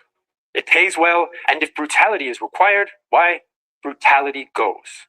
Whenever possible, they are clothed with some semblance of the authority of the law, either by being sworn in as railroad detectives, as constables, or deputy sheriffs. To union miners and leaders, Baldwin Felts soon became the face of the hated evictions and the major barrier to unions in West Virginia. By 1919, around half of West Virginia's mines were unionized, but few of these were in the Southwest, including Mingo County. When miners went on strike in 1919, the non-union mines in Mingo simply continued to produce coal. Troops arrived and the strike was ended, but the United Mine Workers now felt that the town of Matawan was ready for unionization. Unlike many towns, Matawan had kept some independence from the mining companies, and the town mayor, sheriff, and police chief were union-friendly. Police Chief Sid Hatfield had quite a reputation. Miners saw him as a champion of their cause, and mine companies simply thought that he was a thug. By May 1920, 3,000 of the 4,000 miners in Matawan were unionized. Many of the miners were on yellow dog contracts, so the mine owners sent 13 Baldwin Felts agents, including brothers Albert and Lee Felts, to evict them. On May 19th, Sid Hatfield. See, they only got free housing if they were working in the coal mines, not just because of their skin color or anything. The mayor tried to arrest the Baldwin Felts group, but Albert Felts said that he had a warrant to arrest Hatfield. At a later Senate hearing, Hatfield gave his version of what happened next. Felts told the mayor that he could not take any bond, and the mayor asked him for the warrant. And he gave the warrant to the mayor, and the mayor read the warrant and said it was bogus. It was not legal. And then Felts shot the mayor. Then the shooting started in general. Most eyewitnesses backed Hatfield's account, although others suggested that he fired first and may have even shot the mayor. In any case, Albert and Lee Felts were killed in the firefight, along with 5 of their men and 2 miners. The clash between the union busters of Baldwin Felts and Sid Hatfield and the miners in May 1920 became known as the Matawan Massacre. This incident now galvanized the union movement. This is all for, labor laws, and I'm not trying to be any kind of way, but the other was because if a verdict came out that they didn't like,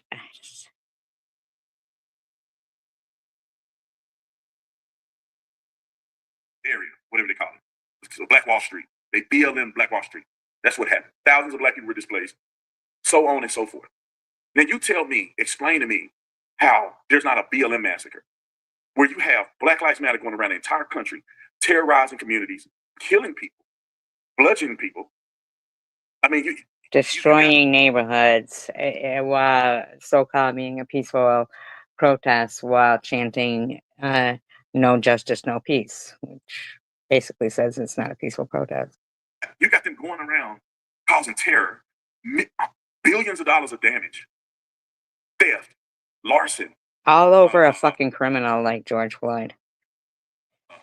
looting around the entire United States of America, not just Tulsa, not just Fort Worth, not just Houston, but the entire country. And black people, not all, because I'm only talking about the illegitimate folks who are ruining our country. The dumb, ignorant, cowardice, brain dead people who I do not like, who are ruining our country on a false narrative. All of this is fake. It's all a false narrative. And then I went back years ago.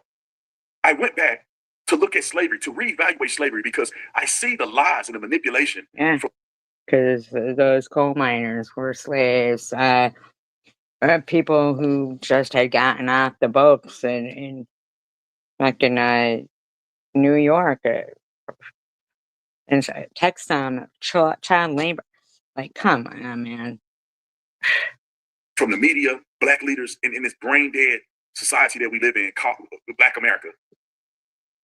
All right, this feels almost illegal to know, but our windows were so old and just desperately needed to be replaced.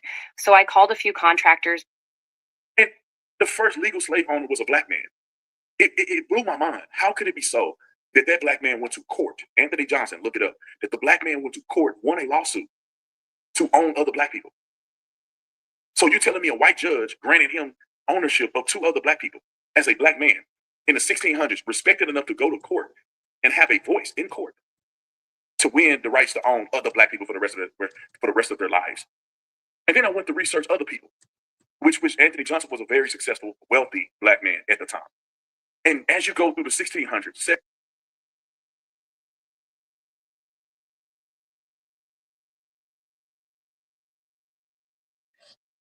He's not lying.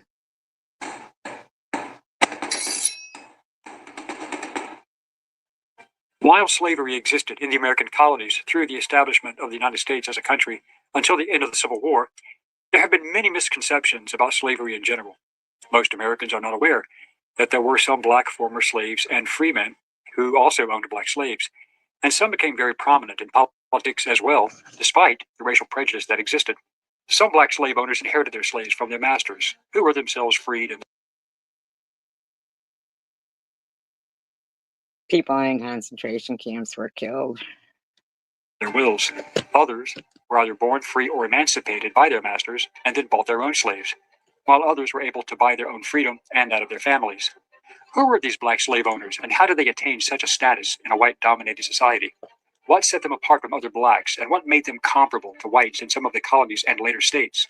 What changed in colonial society, altering the status of indentured servants to lifetime slaves?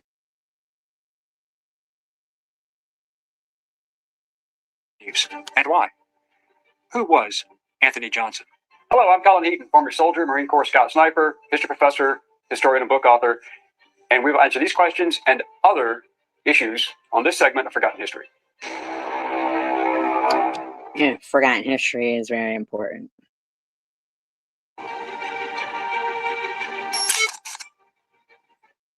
The vast majority of African Americans in the United States were enslaved, in all of the states, not just the South. Our first person of note is Anthony Johnson, who was born in Angola and captured by Portuguese slave traders, and he was given the name Antonio. Then his captors sold him into the Atlantic slave trade. He sailed to Virginia in 1621 aboard the ship James. The Virginia muster, or census, of 1624 lists his name as Antonio, not given, and he was recorded as a Negro in the notes column and indentured. Antonio later... An indentured servant. Lots of people were indentured servants. Lots of people, including Abraham Lincoln. Anthony was bought by a colonist in Virginia, but treated as an indentured servant, which was not unusual, and Antonio worked for a merchant at the Virginia Company, and he became a Catholic. Johnson was sold as an indentured servant to a white planter named Bennett to work on his Virginia tobacco farm. Technically, he was not a slave, because the slave laws were not passed until 1661 in Virginia, so prior to that date, Africans were not officially considered to be slaves in that colony. According to the records kept by his benefactor and the existing documents, Anthony was nearly killed in the Indian Massacre of 1622. The Indian Massacre of 1622. What a shame, huh? What a shame. When the Powhatan Indians attacked colonists in the Tidewater region of Virginia. On Good Friday, they raided the settlement, including the Bennett farm. where Antonio worked, and killed 52 of the 57 men present. Antonio apparently fought back and was wounded and earned the esteem of his master. In 1623, a black woman named Mary arrived aboard the ship Margaret and John. She was brought to work on the same plantation as Antonio, where she was the only woman present. Antonio and Mary married and lived together for more than 40 years. Around 1630, people put in concentration camps were separated from their significant others and never saw them again. Antonio and Mary completed their indentured servitude, and Antonio changed his name to Anthony Johnson. He first entered the legal record as an unindentured free man when he purchased a calf in 1647. During this early People in the Holocaust didn't get that opportunity. period, free blacks enjoyed relative equality with whites, and about 20% of the free blacks in Virginia owned their own homes and property. In 1662, the Virginia colony passed a law that children in the colony were born with the social status of their mother. This meant that the children of slave women were born into slavery, even if their fathers were free, European, Christian, and white. This was a reversal of English common law, which held that the children of English subjects took the status of their father. The Virginia colonial government expressed the opinion that since Africans were not Christians, common law could not and did not apply to them, even if they converted, as Anthony Johnson did. On July 24, 1651, Johnson acquired 250 acres of land under the existing headright system when he bought the contracts of 5 indentured servants, one being his son, Richard Johnson. Under the head. So, does his family get reparations? I don't understand. Are they going to really dig into history and give reparations to everyone who deserves it? Like, Headright system. If a man were to bring indentured servants over to the colonies, and in this particular case, Johnson brought 5 servants, he was owed 50 acres a head for servant. Sorry to interrupt, but this is important. The shooter who murdered my sweet little Daniel brought a highly lethal weapon. The land in question was located on the Great Nessawada Creek, which... So I didn't know that. So anybody who brought indentured servants got 50 acres of land. Well, that's a lot of land, first of all. But so it didn't matter what color you were. You just got that. That's something, huh? Flowed into the Punkateague River in Northampton County, Virginia. This was where Anthony Johnson operated his successful tobacco farm, and one of his indentured servants was John Cassor, who became one of the first men to be declared indentured for life, effectively a slave. Under the 1645 Virginia tax... by the other black guy who brought him to have a successful tobacco farm after, they got rid of the Indians there.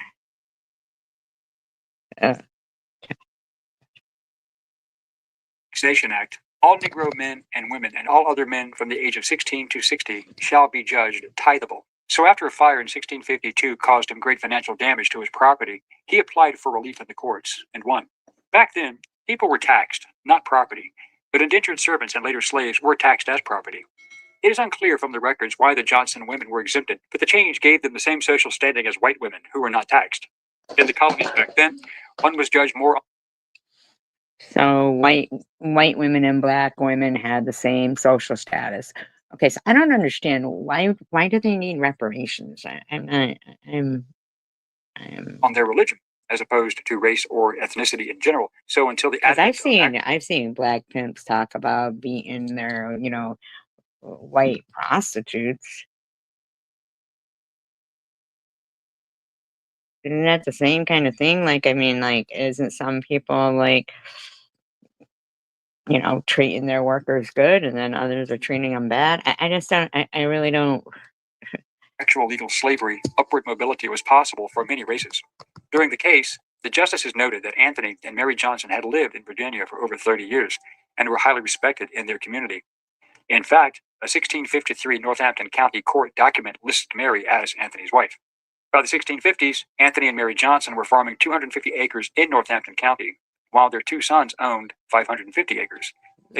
Really? But have you seen how those coal miners were living? He also had additional indentured persons under contract, but the exact numbers are not known. Wow. His son, Richard Johnson, also had his own indentured persons, probably given to him by his father, who were effectively slaves with a shelf life. At some point, if contracted, they would have to be set free. In 1854, John Cassor, who had been sentenced to indentured service for life for his escaping a previous owner in 1640, filed a suit against Johnson, claiming his indentured service had expired, and he went to work for Robert and George Parker. Johnson filed a freedom suit to get Cassor back, but Parker won. What is amazing. So I don't understand, why are only white people being accused of this? So it was the Portuguese that went in and got and then this. In retrospect, was that Johnson, a black man, was not only able to file a petition to the court, but he was able to testify and give evidence in the court, which illustrates the rather egalitarian system in place at that time.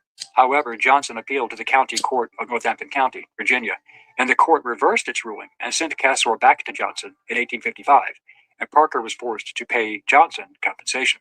Then Cassor made history, as he was probably the first person who was declared slave for life in Virginia. That means that his black owner, Anthony Johnson, was probably the very first slave owner in all of the colonies, himself a black man.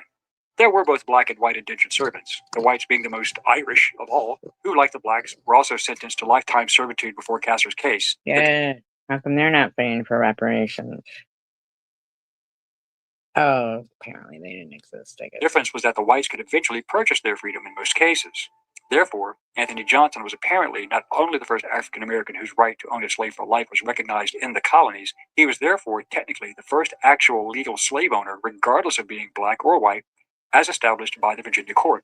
Soon afterwards, slavery was legal in all of the colonies. Oh, so it was a black guy who set the precedence for that. Okay. Well, thank you, Officer Tatum, for bringing that to light. Interesting.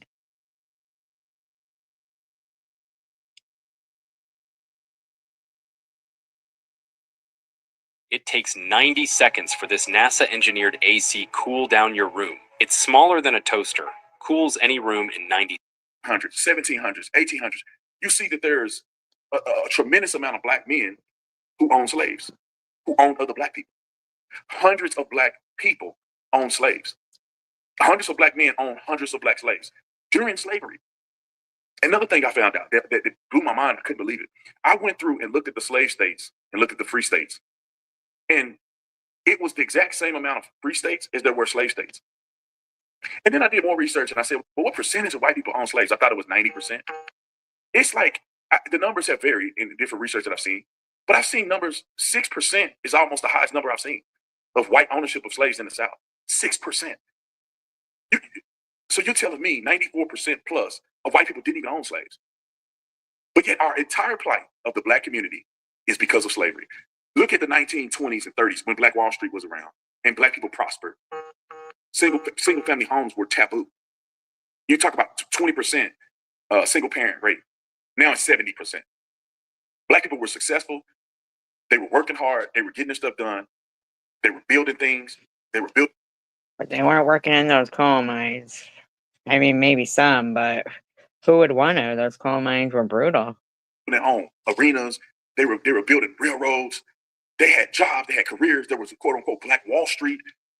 Concentration of black success and wealth in the 20s and 30s that we don't even see today after the civil rights movement. I'm starting to become skeptical of the civil rights movement and say, is the civil rights movement have a little bit of BLM in it to where we are not told the entire truth of the civil rights movement? Are we just told what Martin Luther King said on one speech? Because Martin Luther King was a socialist. Martin Luther King was a socialist. Okay, he had some conservative principles. He was a socialist.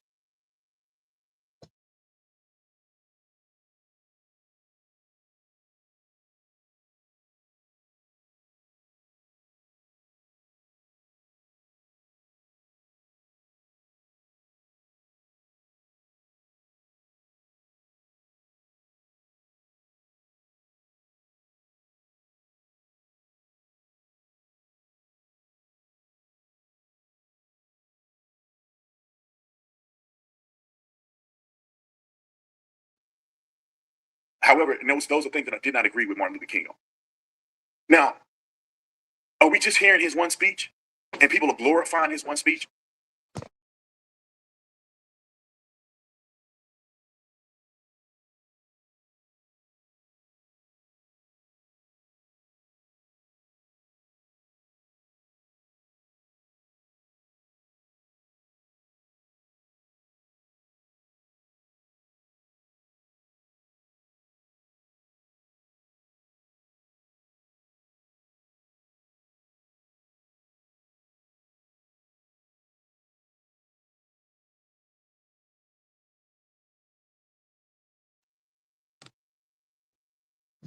Like they glorify BLM? Was it more? And Rodney King. Rodney King was another one. Rodney King, when I got to the police academy, I realized that Rodney King wasn't who I thought he was, and the situation wasn't what I thought it was. I did not know that Rodney King beat a female officer almost to the point of death, and then took cops on a high-speed chase. And then I went back in the context of that whole scenario. I saw them hitting him with a baton. Rodney King never complied. He never complied. Nope, not once. Not once. They kept trying to. I mean, really, he led them on a high-speed chase, which could have caused, death. I mean, like, the guy ended up dying anyway from. Yeah. The problem is when you're beating a person with a baton and they don't comply, and you keep beating them, it don't look right. And to a certain degree, you have to do something different. You're just beating a man for no, you get down the street or beating a man for no reason. However, it was in no way, form, or fashion do I think that was racist. In no form or fashion do I think that he didn't deserve to get beat initially. He took him on a high-speed chase. The same Rodney King mentality is what we see from the Black community even now. Rodney King is a Philando Castile, is an Eric Garner, is a Jacob Blake, is a Breonna Taylor. Rodney King is the same thing that they're doing today.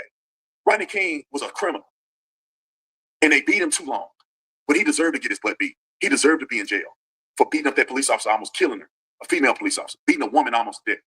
Rodney King was a criminal, just like the rest of these thugs. And we are brainwashing people into believing a history that never happened. That Tulsa massacre is bullcrap. That's not what happened. And the thing that bothers me the most is that Black people in America, most of them, cannot be fair about anything. The culture cannot be fair.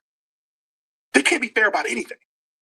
They can't tell the truth that Rodney King was a POS and he's not a representation of Black people. However, they beat him too long. They can't say that. He has to become a god. They can't say that George Floyd did not deserve to die, that it was wrong that he died. But George Floyd was a POS. He had no business being represented in the Black community. He is not going to get a casket and a golden casket, a funeral and murals and remembrance of the day he died. That joke is a POS, ruining the Black community almost every year of his life. And all of a sudden he becomes a god. Jacob Blake. They got Jacob Blake on the helmets of football teams. Jacob Blake raped a woman.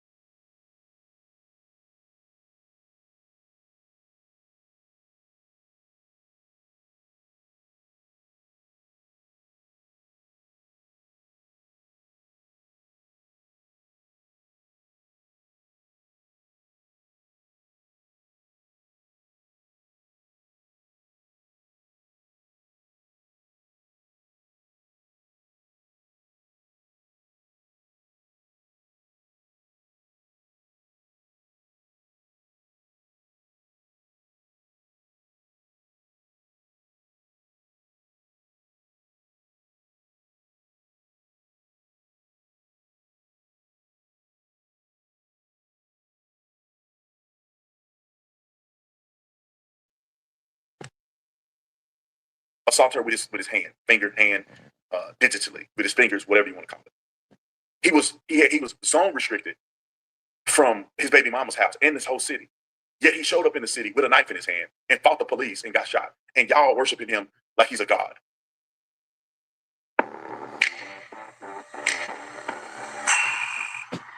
Janet, when's the last time you had a vegetable?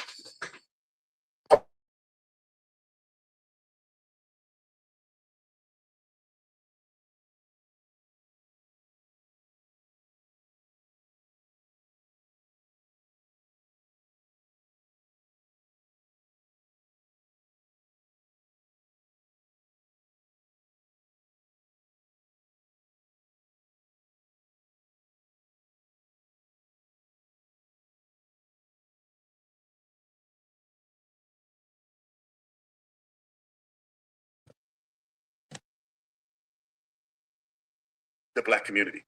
And I have grown a slight disdain for some parts of Black culture that's degenerate. It's sickening, it's nasty, it's ugly, it's counterproductive, it's un-American. It's no place in America for these dirty, dog-like people. Yeah, I said it. There's a lot of good Black people in this world. A lot of them I know. A lot of them are successful right now. But then there's a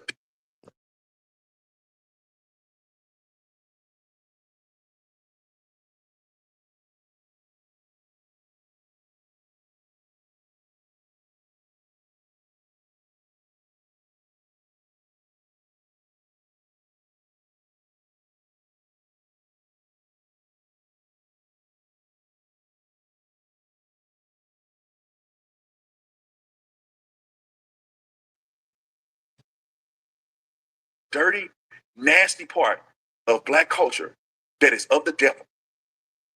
And it starts with these Black leaders who lead these cities into turmoil. Black leaders who lead culture into turmoil. People like Jay-Z and what's the boy that play basketball? LeBron James. They are all detriments to the Black community. They are a detriment. And the reason why they're more of a detriment than a thug hanging out on the side of the street is because they have a platform. They are sheeps. They're wolves in sheep's clothing, meaning that they present themselves well. They're very successful. So then they get influence. And once they get influence, they throw you off a cliff. There is no reason in the world that LeBron James should be complaining about anything in this country. He should be telling you how to be successful. He should be telling you how to stay married. He should be telling you how to be a father, how to be a leader, how to work hard, how to persevere. Those are things that LeBron James should be saying, but he's not saying those things. He's telling you how to be a victim. And as he's successful, and he's got 3 or 4 houses that some of y'all would die to have. He ain't gonna tell you how he did it. He's not gonna talk about real estate. He's not gonna talk about investment opportunities. He's not gonna do that. He's not gonna spend his own money. Uncle Tom the movie, Uncle Tom 2, look at the movie. It is verifiable proof with evidence, video evidence, text evidence. So the people who live there. So the descendants of the victims and everybody else, their points and their businesses that are no longer there do not matter? No, they're victims. They're playing this victimhood just like it's appeared that you're playing right now. When your family was blown up? Okay, let's put it like this. Okay, listen to this. If you claim, which is not true, you claim that they blew it up and they never repaired. They firebombed it and it never repaired. And you said it was a lie. But just say that happened. Let's say that happened. Let's say that happened. How in the world can we build something so great in 1925 and we can't do it today?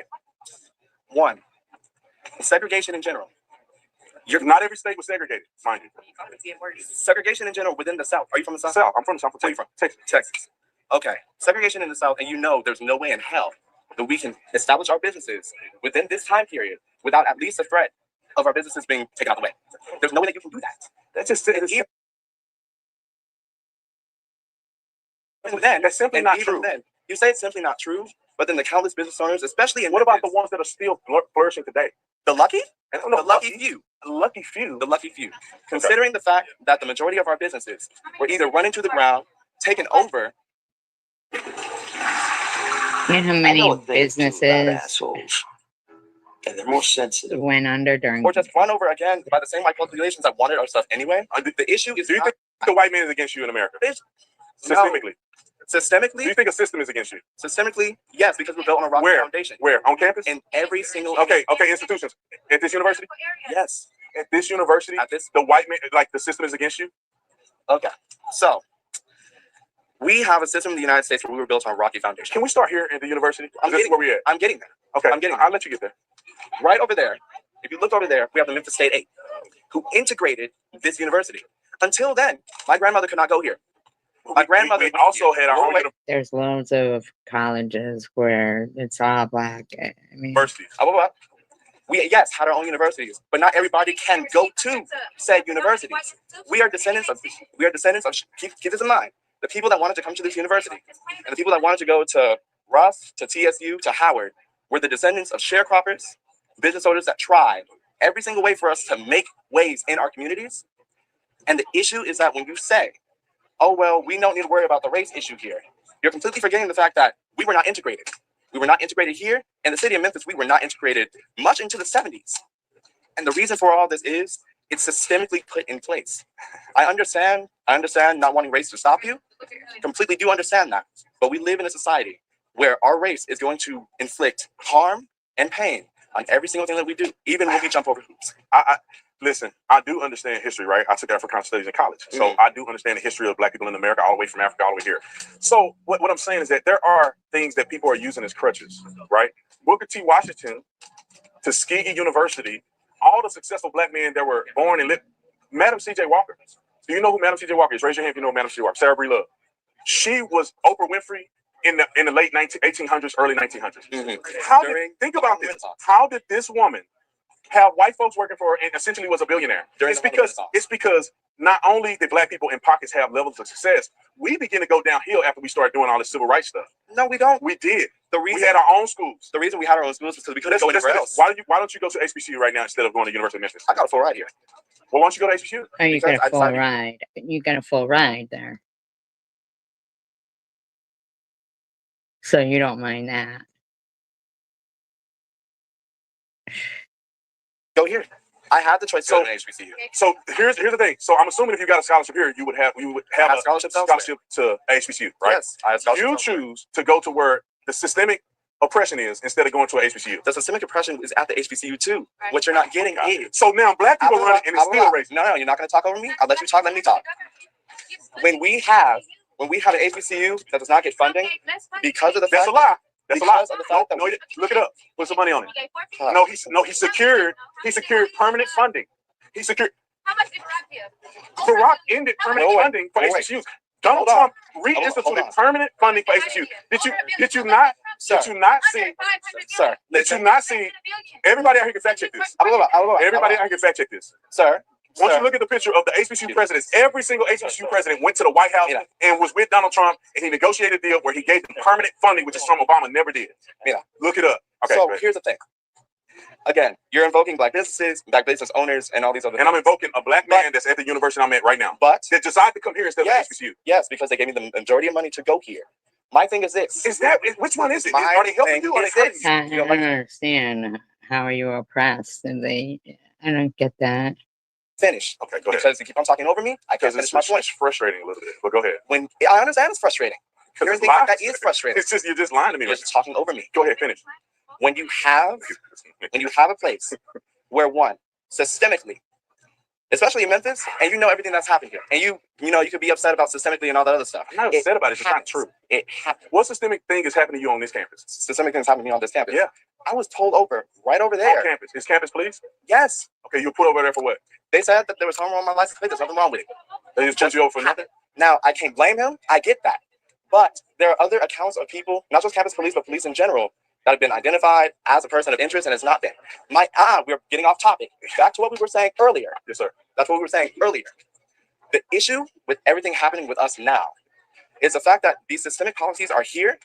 They're in our laws. Campus? They're in our laws. Name a law that's systemically racist against black people. What law? A law that's systemically. You know it's none. I know that's why it's hard for you to say it because it is none. A law that is systemically against black people. Name one. You want an older or recent? Whatever you want to say. Federal. You can go federal. You can go local. You can go stop and frisk. State. Stop and frisk. Which was a law that was state level in New York. And you say that was racist. So literally, the police could go over to anybody, black, white, no matter what, because these policies affect white people too, especially poor white people. Yeah. Okay. So acknowledge that and realize that united we stand, divided we fall. The issue is that when you have stop and frisk, they can just be like, "Hey, you." So it's not racist. It's more classist. No. You said it affects white people the same. Let me finish. Okay. The racial element is always there. There's black cops there too. But the black cops are also arresting people. They're part of the problem.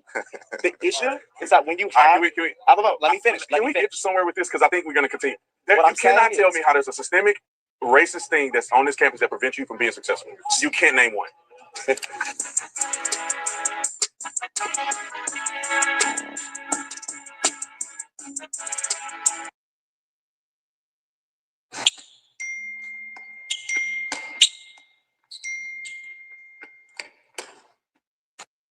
Or yourself, not sit here and let us hand you something. And that's what they've been doing over the last several years. They don't fix the schools. They just let you in a university with affirmative action. It's like, no, fix the schools so the kids are qualified and they're competitive. You don't go to the end of the line to try to fix something. You go to the root of it. Young black people, like. I'm more so. I feel like this is gonna ruffle some feathers and kind of get me ruffle some feathers. ruffle some feathers. Don't worry about it. You got to tell the truth. Jesus ruffle feathers all the time. I wanted to agree with you. It was a conversation you were having with the other dude.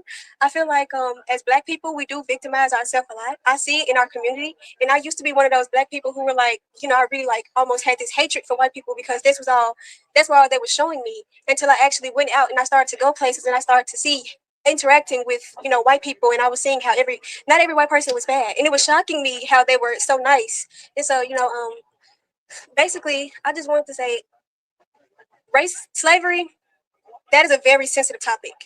However, my personal opinion is that we're in 2024, and it's a new time. And I'm not saying forget about it, but I just feel like we as Black people shouldn't just sit around and mope about it all day. Every time I get on another social media platform, all they talk about is slavery. I understand that is very important. It's a very sensitive topic, and I don't want to be sensitive to it. Like I insensitive to it, but you know, I understand it. You know, however, I just feel like it's more to us as a Black community. Yes. Like in school, all they teach us is we are known as are the people who were oppressed. I feel like we are a very creative people. We are very fun. You know, we play a very key role in the making of America today, in society today. And I just feel like we are more than just slavery. We are more than just the people who were killed. And we are more than just a people who were once illiterate. And, you know, a lot of people can argue about, you know, Black rights, but I definitely feel like it went downhill once we decided to dwell in civil rights, because I feel like they only do what, in some sense, to an extent, they can only do what we allow. I am racist. Are you serious? Or 100%. Black people are really racist. is that okay? Yeah. White people have made it where it's so easy to be racist. White people have put that foundation down. Black people are the most racist people in American history, at least at this dispensation of time. Make sure that you go to tatumstore.com. We got a brand new ACDC MAGA shirt. And it's the most fire shirt that we've created thus far, and I'm sure you guys are gonna love it. Go there. There should be a discount code there waiting for you, about 20% off. Is normally what I give to my YouTube audience. And if you're a part of the Tatum Squad, you get 30% off. If you're part of Tatum, the Elite Tatum Squad, you get 40% off. That's worth just joining the squad right there, to be quite honest. 40% is something special for the people that want to support me.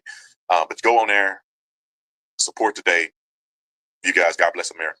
I just want to play a video clip of this clip from, I forget his name, Klug or something like that. He went on the street and did a street interview with these Black girls. And I've been saying this forever, but I'm going to let y'all hear somebody else say it.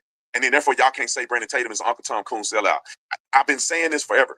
Black people, a lot of Black people, I'm not saying all, feel exactly like this woman feel. How do you know, Brandon? I grew up feeling like her. And I know every Black person in my community feel to some degree like her. And this is why I say Black people are the most racist people in American history, at least in this dispensation of time. And some people can justify it if they want to or not. But I think that we need to address it, because the fact that we say only white people can be racist, it opens up the opportunity for Black people to be even more aggressive and outrageously racist in this country, causing division that we don't need. But I'm not isolating just Black people. It's a lot of people that are stupid and racist. But I'm telling you, this is the underbelly that people don't want to talk about in the Black community. And she said it out her own mouth. Roll the clip. I am racist. Are you serious? Or 100%. so you just don't like Black people as a whole? No, I don't. I grew up in the South. I live in North Carolina, and it's just like the worst thing to be, really. Isn't it? Should we be judging people based on the content of their character and not the color of their skin? No, you need the color of skin is very important. Is important. Yeah. Okay, so the reason why I'm talking to you about this, you guys, really quick. By the way, do you agree with her? Yes, she does. I have a Black son. I don't want my son come. I don't want no white woman at all. He know better. Do you tell him that? Yes. How old's your son? 21. And he's not allowed to date. He could date who he want, but they can't come to my house, and I'm not gonna have no parts of it. I don't want no mixed babies. I want a Black baby, grandchild. That's what I want. Yeah. But other people could do whatever they want to do. Really quick, do you mind if I one more question? The reason why I'm asking this question is because there's a recent poll that was released, and it asked that question: do you agree or disagree with that statement? It is okay to be white? Only 53% of Black Americans said. Hey, Angel baby. Hello. Nobody wanted to talk to me tonight because I was doing a controversial subject of bullshit that's going on.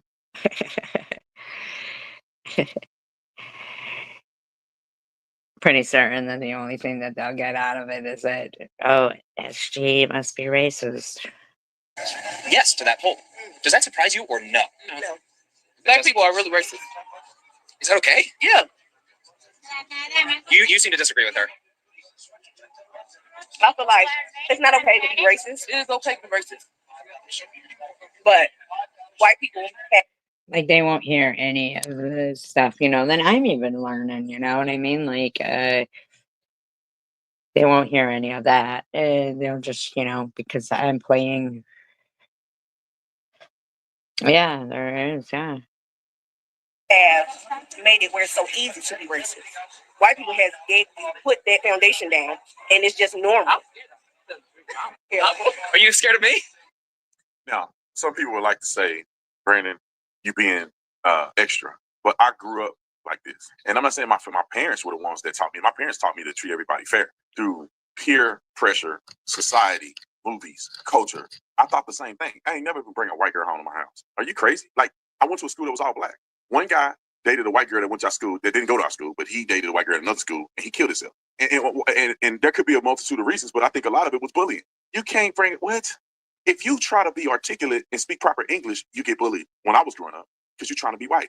You wear your pants around your waist and you ain't sagging your pants, you're trying to be white. And you get bullied and harassed. And it don't feel good as a young black man in a community like that. And black people that are not around white people feel like white people are racist. And they hate them and they hate them. You know what I mean? Yeah, there's too much of it going on. There was just so much less of it when there was no computers, in my opinion. And it wasn't until I went to college that I started realizing, well, wait a minute. I don't think white people tripping like we think they are. And that changed and then I got saved, and then it really devolved from there. But it says the survey asked Americans about their views on race relations and other racial groups. Peer review shows that 56% of white adults said race relations in the United States were bad. 75% of black adults said the same. You go down here I'll skip over the crime statistics. I talk about this all the time. Perception of discrimination. A Pew study, I said peer review, a Pew study, 2019 said 84% of black Americans say black people face discrimination. And this is where the conundrum happens. And I got to finish this real quick. This is where the conundrum happens. The reason that black people report this so much so is because their mindset is that white people are evil and that everything white people do, not every black person, but everything that. Now, I've been seeing quite a bit of this about Carnival Cruise Lines. not only be treated like part of the family, but treated like Something about Carnival Cruise Lines. Carnival Cruise Line is not like black people, and they don't want black people on their cruises, okay? It started off with the speakers telling people that they can't bring speakers no more. Why would you not want people to be able to bring speakers and listen to their own music? Now, Carnival has banned rap music on their cruises. Now, y'all tell me, a place. So, if you're on a cruise, bringing a speaker, I don't know. Let's see what's going on these Carnival cruises. I've heard some stuff about it. That does not allow rap music and rap music only. No other type of music is not allowed to be played but rap music. Y'all, please tell me, what is the demographic of people that they're trying to keep away? Yeah, just like he says, it's a family place. It's a family place. I'm sorry, some music just isn't appropriate. Think that they keep you away, they'll love to take your money. But y'all be doing ratchetness. People are trying to vacation. They're not trying to hear hip hop. They didn't come to Drake concert. They came to vacation and have a wholesome time on the ocean. Hey, y'all, I want to tell you about this incredible opportunity that I have for you. Only if God has put it on your heart to partake in this. I always feel that it's important for us to give back. So here's an opportunity right here in Phoenix, Jesus Christ, fellowshipping with one another. 30 people. We can get to our goal of helping 30 people have housing and support for 30 days, which will change their lives forever. So I want you to join me in this endeavor. Pray about it if you need to, but if God has called you to do it, join me and let's give back today. Link will be in the description section. Black people, let me holler at you real quick. I love y'all. Black people, in my opinion, are some of the most gifted and special people in the world. I think God has given black people a. Oh, have you heard about this? Who is going to jump her? Special ability, talent, charisma, you name it, we have it all right here. But for some reason, the devil and the white liberal and the sellout Martin Luther King. It's not liberals. It's not Republicans. It's not liberals. It's just how people feel. It's not nothing to do with politics. Types have just really thrown our talent off a cliff. Black people should be the majority. Oh, really? Oh, that's cool. Hi, Keith.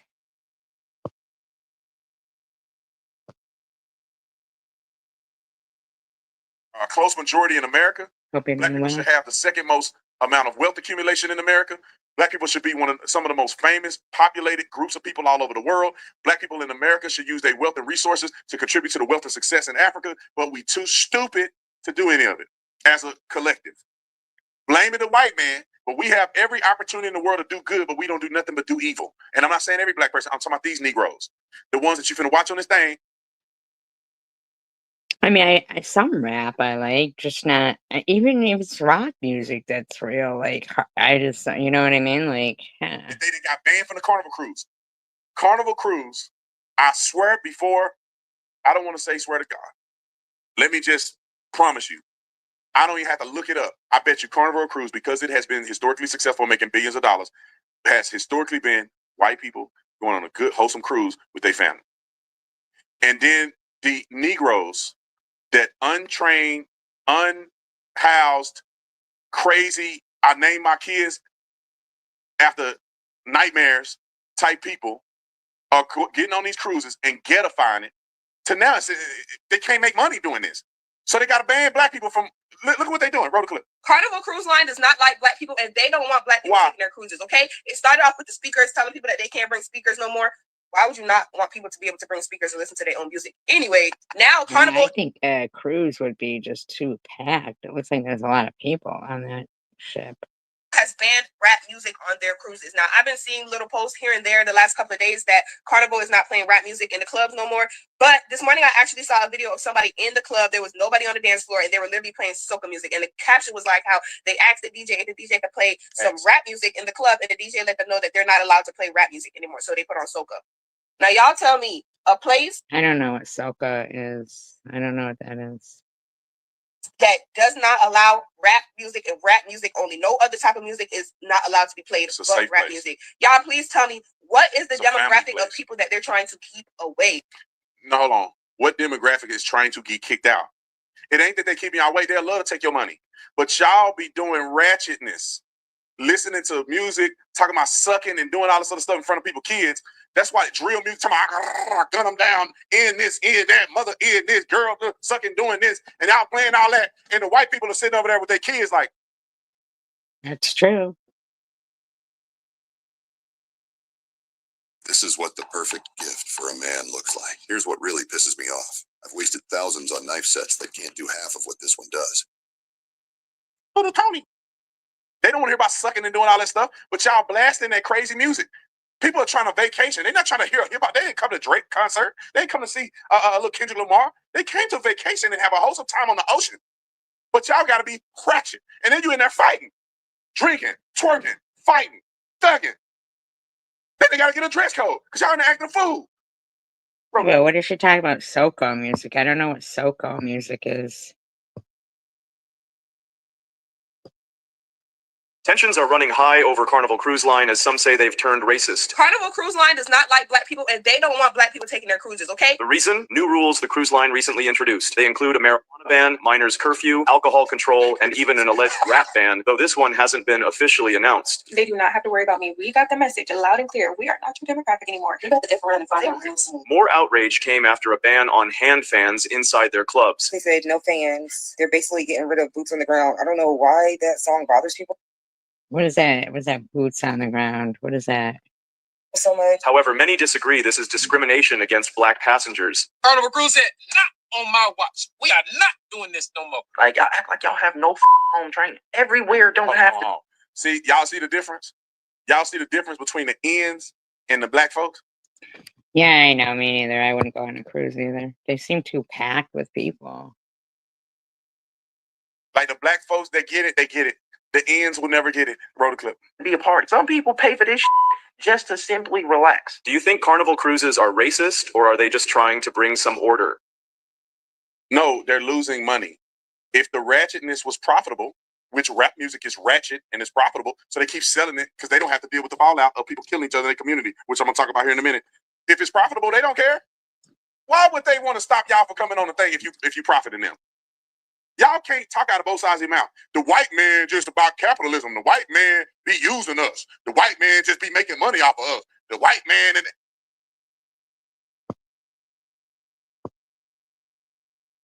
I don't even know what soca music is, though. She said people were dancing with soca music. I mean, what's boots on the ground?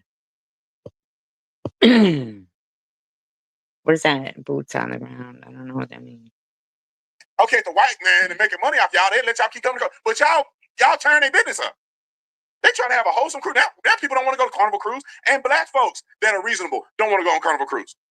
You're going there with your wife, they out there ratchet and fighting in the parking lot. You know what I mean? Like, what are y'all doing, bro? All that ghetto stuff turns away other clientele, and y'all not the biggest clientele, to be honest. Oh, I never heard it. Boots on the ground. We're not the highest paying. Probably ain't tipping. All the same stereotypes that black people get in trouble for. Y'all probably on there doing it. Freaking leaking in the hallways. Come on, bro. Come on. Roll the clip. Carnival came out and said, so you think the fan ban wasn't enough? Watch this. Let's run through the list in order. Hold my beer. The teen curfew is a big one. Everyone under 18 has to be back in their rooms after 1 a.m. unless you're with your guardian or adult that's 21 plus. Oh, that makes sense. Under 18, back in their rooms at 1. Okay, Angel baby. However, if you're 18 to 20, you can no longer travel alone anyway. You must be with someone 25 plus. So anyone under 21 now must have a 25 plus person with him as well. Now this pool chair rule needs a whole nother look. Let's bring up the screen. If during the day you feel like you want to reserve a chair, you can. They're going to put a sticker on that says they stopped by. They haven't seen anyone here. They're going to put a time on it. If you don't get to it or check in, they're going to pull your stuff off those chairs. No more reserving sun loungers all day long on Carnival. There's 2 parts to this one. Let's talk about it. The first one, they're saying no more hip hop on a lot of cruises. Maybe they're trialing it. Maybe they're testing it. It's just rumor, but no more hip hop. And the last part's the wobble dance. They're saying no more wobble dance because it's causing too many problems. No, they're saying they're new rules for Carnival cruises. Carnival came at you. Now let's go back a little bit. I want to try to see that. I wish I had that little rule bar on there without his face in it. I think this is about good enough. Just get his face out of it. Okay, so every time you see a law or a rule, it's because somebody's stupid enough to do something that causes somebody to have to make a rule about it. The fact that they need curfew of guests under 18 is insane to me. If you are under 18, why are you out past 1 a.m.? Right, exactly. Why? I bet you $1 million they got young people roaming around doing stuff late at night. They got people drinking underage. They got a whole bunch of stuff they're doing. And you can't tell me they're not sneaking alcohol and doing all this other stuff. It is what it is. People do it off the boat. They do it on the boat. All right. And then you go down to the fans. It says Carnival has banned the fans inside the nightclubs and indoor facility for safety. Battery power fans are allowed, which is behind his head. So what they act like it's because black people got fans. It's because people probably been fighting and hitting people with them fans. That's why they don't have it. The pool chairs, people fighting over pool chairs. And I can't see the boarding thing. Okay, we're gonna get the picture because I kind of want to see what they're doing. But if people would take accountability and say, okay, we need to stop being ratchet, they won't. It's racism. And it's not racism. It's that people don't want that ratchet stuff on their boats. Let's see, we get ready to pull it up. I kind of wanted to see what it says. I should read the policy, actually. Yeah, nowhere does it say only black people. It says basically across the board. Because that may be even better. Okay, all right. We got the curfew, age policy. Solo cruisers must be 21. Okay, and then the fans, the pool seats, behavior. Disruptive guests can be removed with no refund and fined up to $500. Check in online by midnight before sailing. Print your boarding pass, luggage tickets, bring all required travel documents. I bet people wait till the last minute, try to get on that thing, and they're like, no, it's too much controversy. I should have looked it up a little more. I'm pretty sure there's more to this, okay?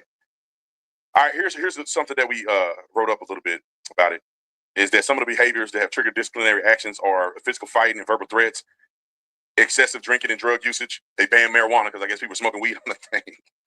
Bringing banned items, no battery fans, and large speakers.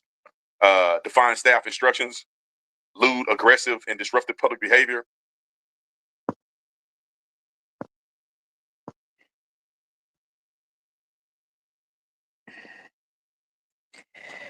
It's called Boots on the Ground. I'm gonna look it up.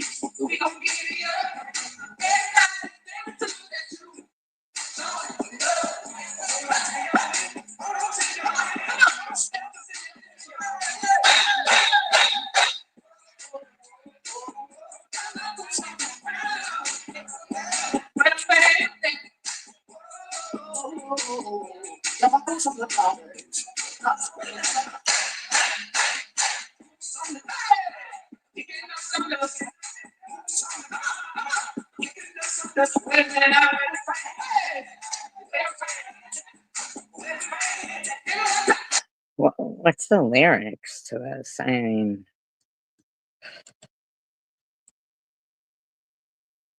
I'm just curious.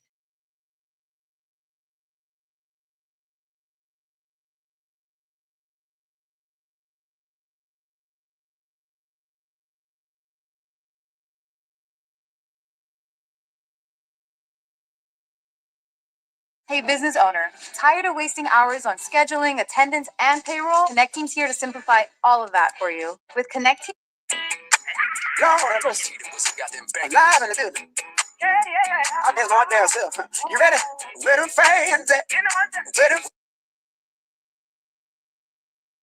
Sorry, I have it sped up by accident.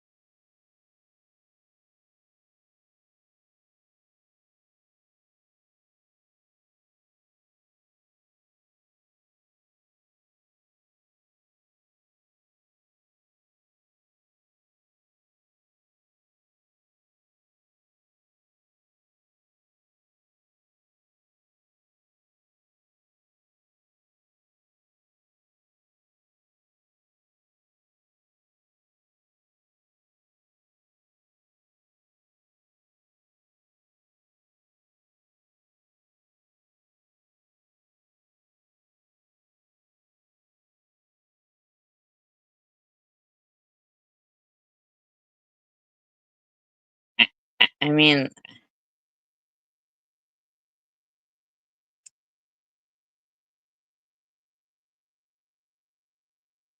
what do you mean an all-white party? How could it be an all-white party? They like advertised it as that or what?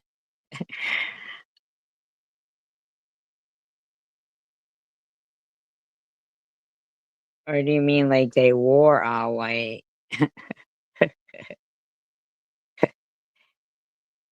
Is that what you mean? They wore all white? All right, this feels almost illegal to know, but our windows were so old and just desperately needed to be replaced. So I called a few contractors.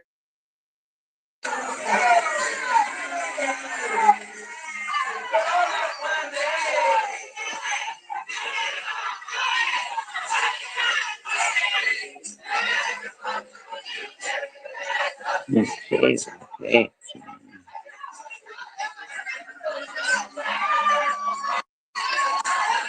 So you can imagine paying for a cruise and it'd be amazing.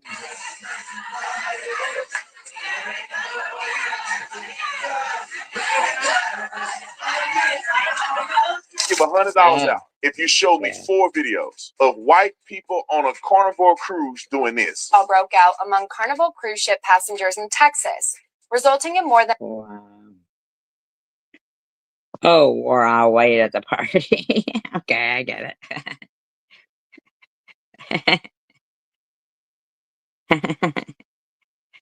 Sorry, I guess I'm just not up on those things. than a dozen people being banned from the liner for life. The violence erupted as passengers were disembarking from the Carnival Jubilee when it docked in Galveston on Saturday, following a week-long Caribbean trip. Footage shared on social media shows multiple passengers barging past barriers to trade blows, with one man shoved to the floor and then pummeled by a handful of others. Multiple security guards can be seen running toward the fight, but they struggled to immediately contain the melee. Several open suitcases were left scattered around the terminal in the Jesus, huh? That's crazy. Police say come and get them, they being ghetto. Let me go to my room. Cause they was being ghetto. They was clapping on tables and shit. This so-called black fatigue is not really black fatigue, it's nigga fatigue. And you can't try to give somebody something that they just ain't accustomed to. Carnival Cruise has changed their rules. And it's probably because you was up there acting up. It's your fault. You you are responsible for this. It's your fault. These are all black people that, like their opinions and stuff. I mean, I don't want anybody saying, oh, you're only playing one side. You're only playing one side of it, because I'm not.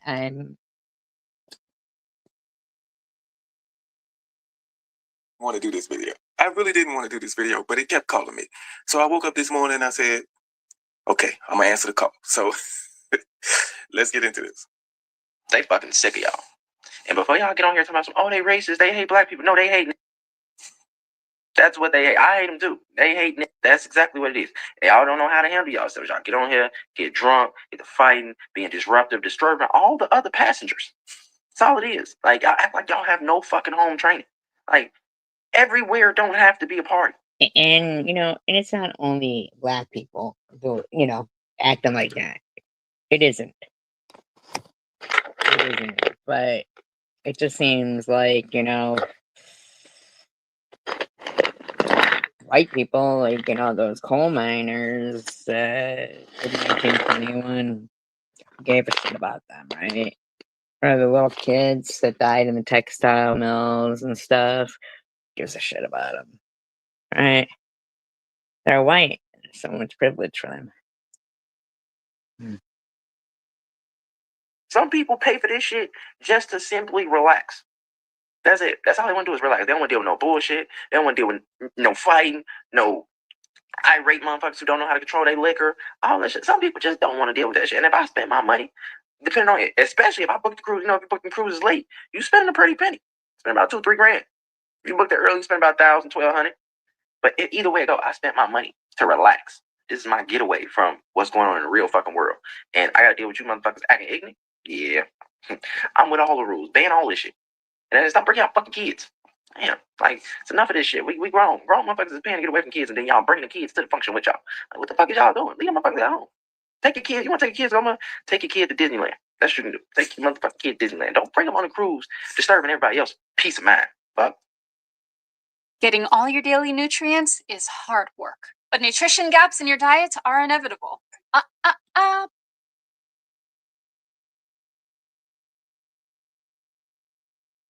Checking your luggage to see if your liquor made it through cruise security.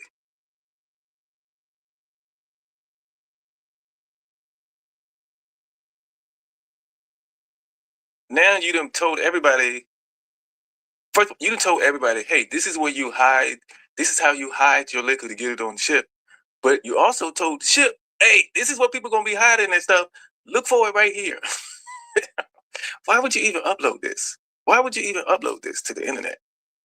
Why? It's just like one of the motherfuckers.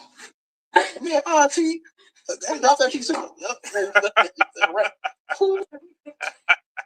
We gotta watch that twice. Just like one of the motherfuckers.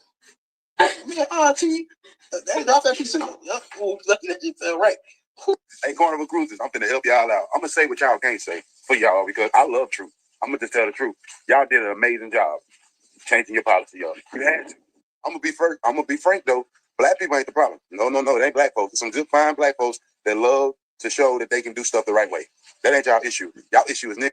Niggas tear up everything they get their hands on. It's just the truth. Y'all went out y'all way. Y'all did not have to do it to lower y'all.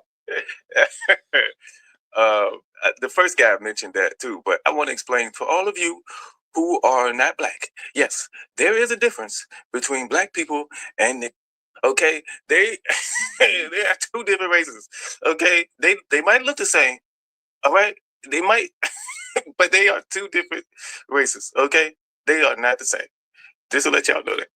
But let's keep going. For y'all prices to give people the experience of a lifetime. Half of these people would have never been able to go to the Caribbean islands, the Virgin Islands, Jamaica, without y'all pretty much, funding the expense to get them there and back. And they took advantage of it. This is just another way to show that this so-called black fatigue is not really black fatigue, it's nigga fatigue. And you can't try to give somebody something that they just ain't accustomed to. They're gonna tear it up. They're gonna bring the I don't hood to whatever they understand. do. So Because they feel like how did they get the cruise? Was it free or something? Like, what's he talking about?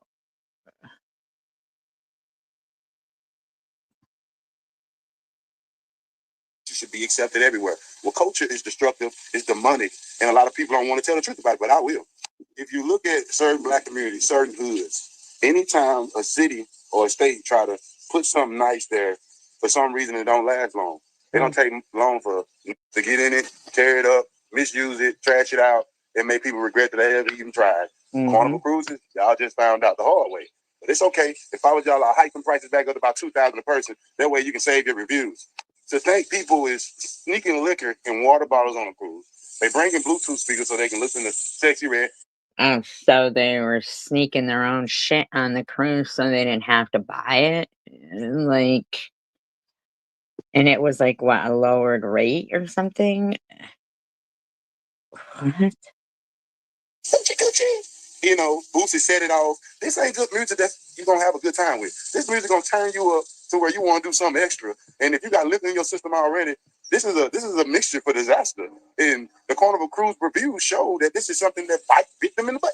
It bit them in the butt. They were trying to give people an experience, and the experience that they got was something that was detrimental to their company. Leave it to them. Offended by everything and ashamed of nothing. It goes back to that old saying, some people just can't be helped.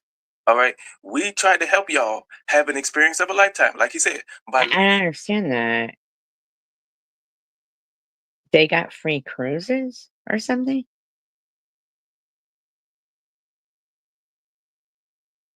Lowering our prices. The lower our prices get, the more people Oh, they lowered the prices. Okay. who can have an experience of a lifetime, or the more people we can help have an experience of a lifetime. But some people just can't be helped. And I don't blame them for raising their prices either. That's what I would do. That's what I would do. So every other cruise line should take notes. This should be a lesson learned from all of them. You can only do so much. Keep your prices the same. If people can afford it, they can afford it. If they can't, they can't. There's a lot of smart black people that know what kind of black people they want to deal with in terms of business. You can't just let them all in, man. They're going to destroy everything. And you see this throughout history. You see it. They feel like they got a right to be as black as they want to be, wherever they go, no regards to anybody around them. If you don't like me twerking. Imagine being able to build anything just by thinking about it. Meet Base 44, a complete AI create.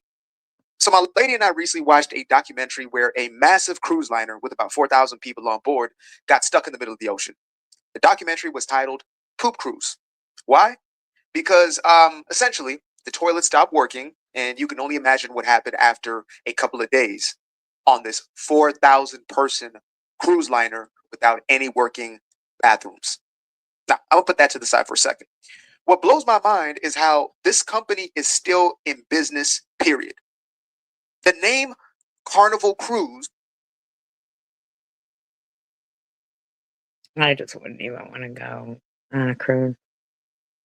It's my opinion.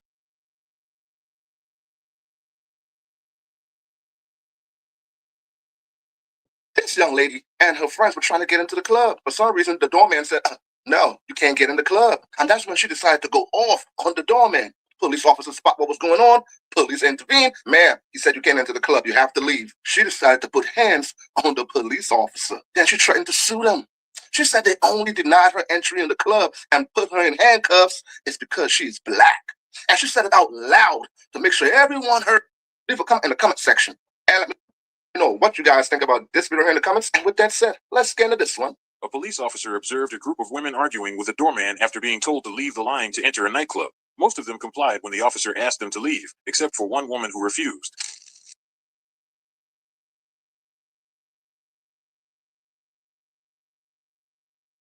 Oh, really?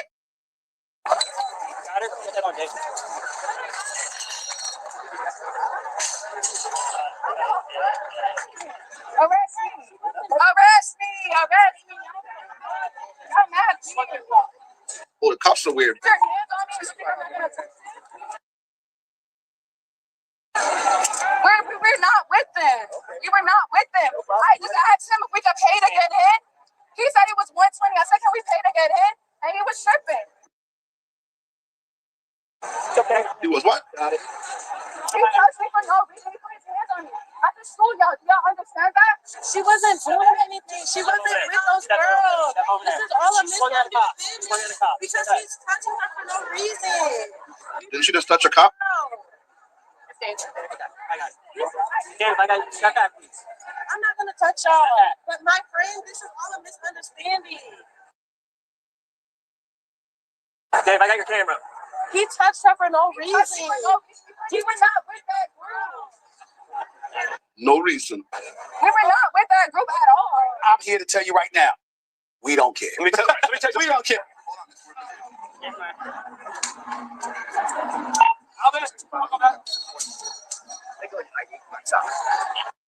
If you want to look and feel your best this summer, I want to tell you about a simple dietary swap that can literally save you.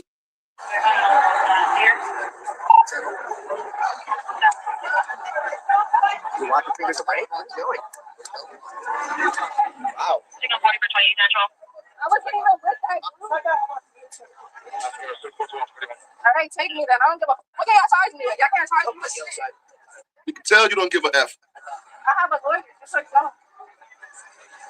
She has a lawyer. Why do they have a lawyer? Y'all think y'all are doing something? She didn't do anything. Literally, I did nothing. He put his hand on me for no reason. Like, I'm a sue the fuck y'all. Just so y'all know, y'all doing this shit because I'm black.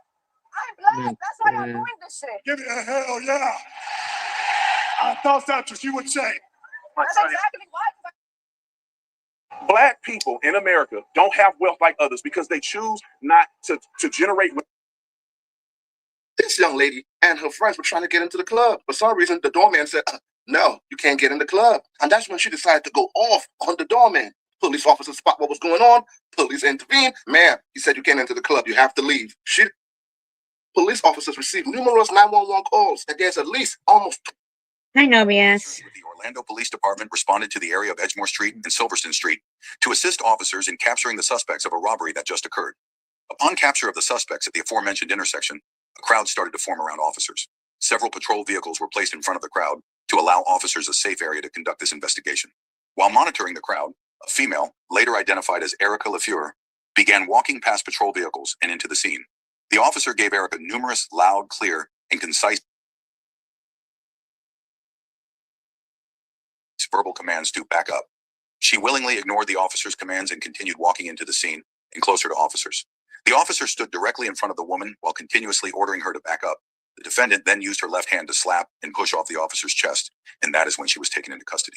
That was shocking. I'm a short and black shirt. I mean, out here had some flip flops. Got you on the black shirt and the light blue shorts and all that gray hoodie, flies and black shorts. This is what the cop heard. Black, black, black, black, black, black, black. Imagine you get robbed by somebody wearing flip flops. This is what the cop heard. Black, black, black, black, black, black, black.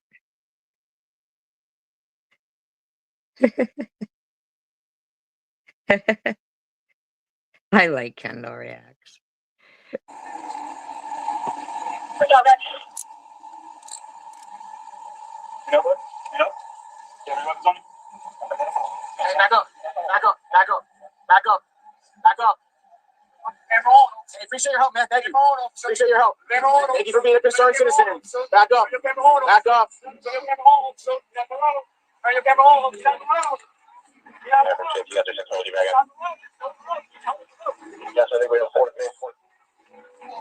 We're going tough guy. What happened?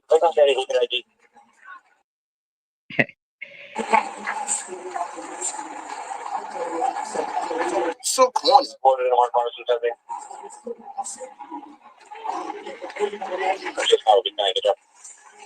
Uh-oh. There's a car here. Back up.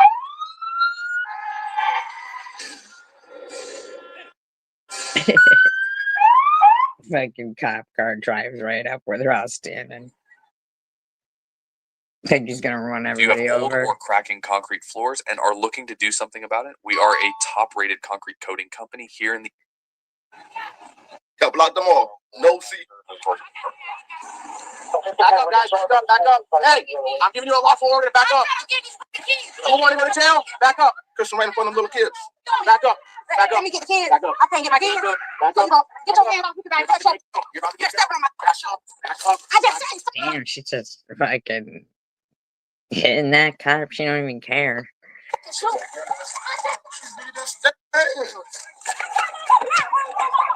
Now they arrest for battery on Leo. Nigga go to jail with the son. Yep. No, she did. I said that, Peter. I just saw it. Come on, let's go. Start walking. Start walking. now. Back up. Back on. Back on. Honey, you have to get over there.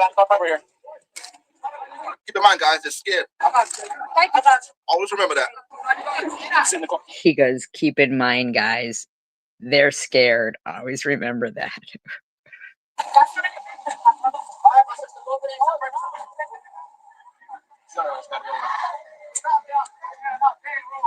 Back up, let's go. I'm going that way. Back up. Back up. Look for something productive to do. Yeah, we do. Then June 19th. Then, do we have the small rebel mic with 50, black hoodie and gray shorts? We're gonna have white socks and black slides. I think I'm patrolling him with 10 cells, but didn't realize he was involved. But he has really bright white socks and black 50, black hoodie, white shorts. Back up. Don't cross over here.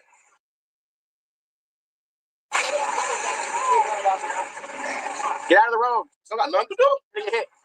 After a few minutes of sitting in the back of the cop car, the woman informs officers that her 3-month-old child is home alone and needs someone there with her. 3-month-old child.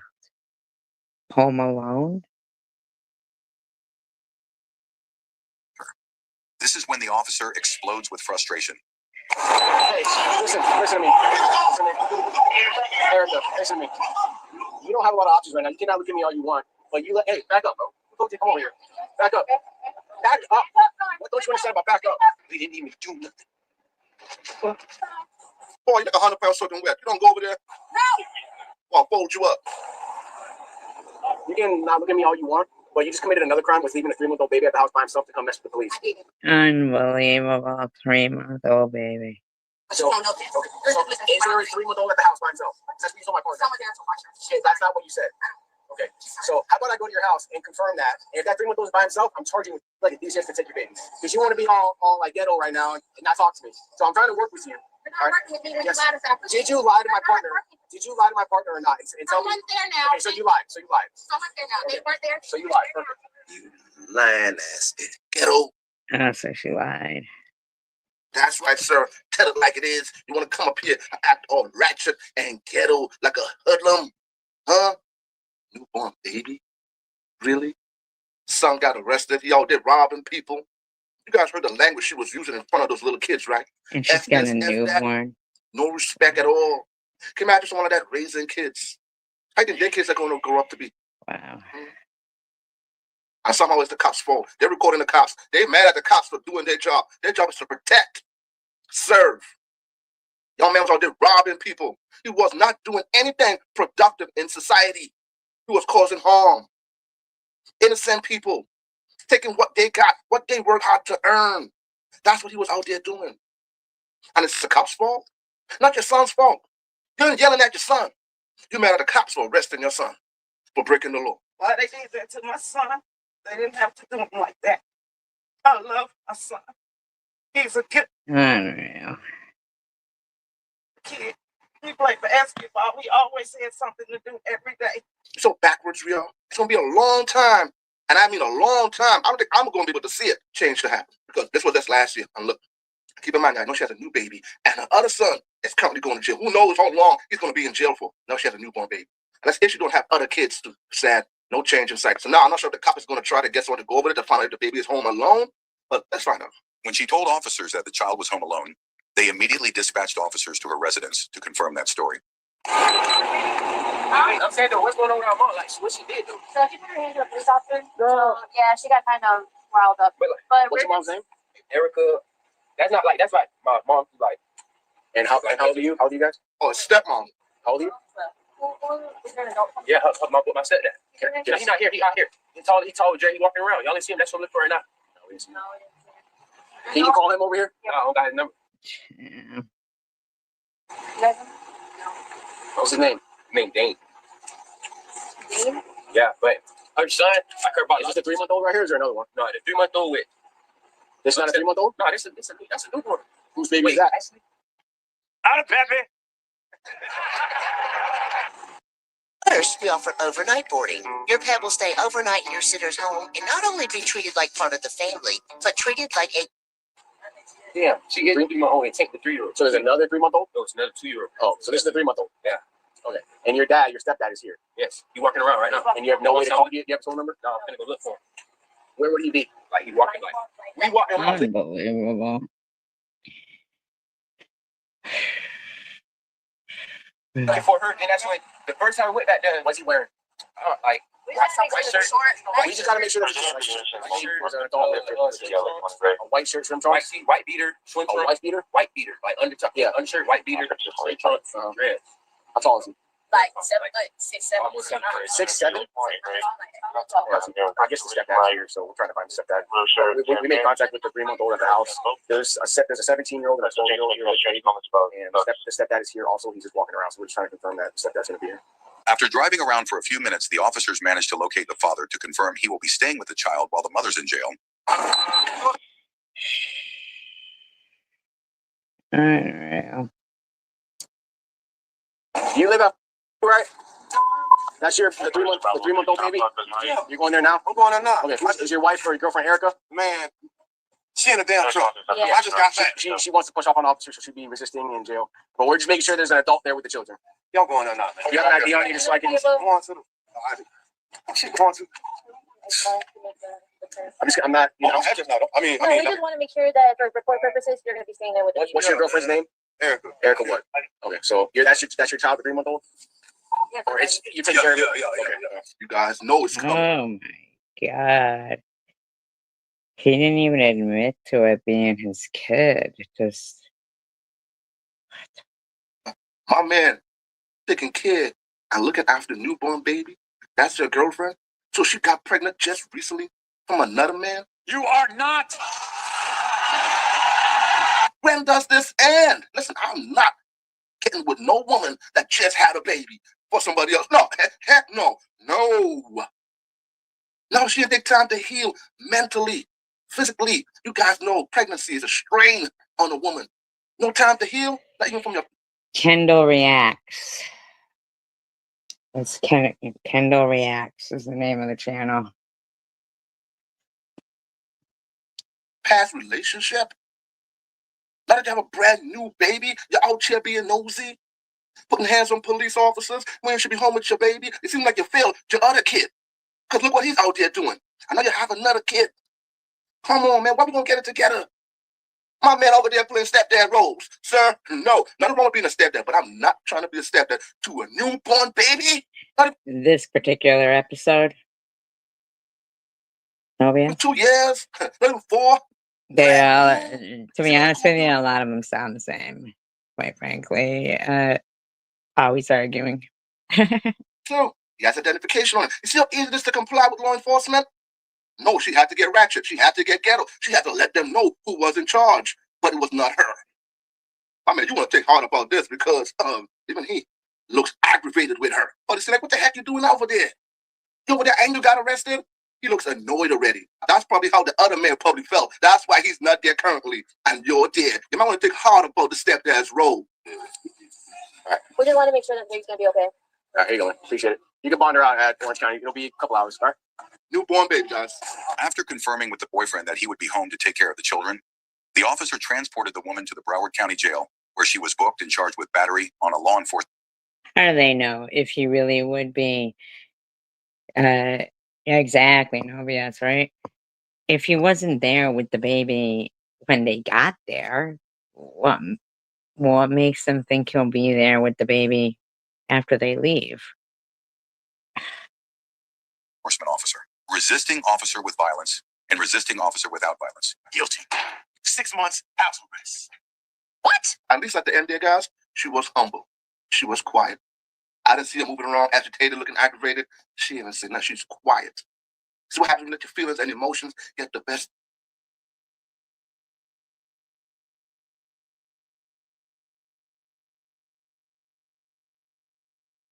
Unreal.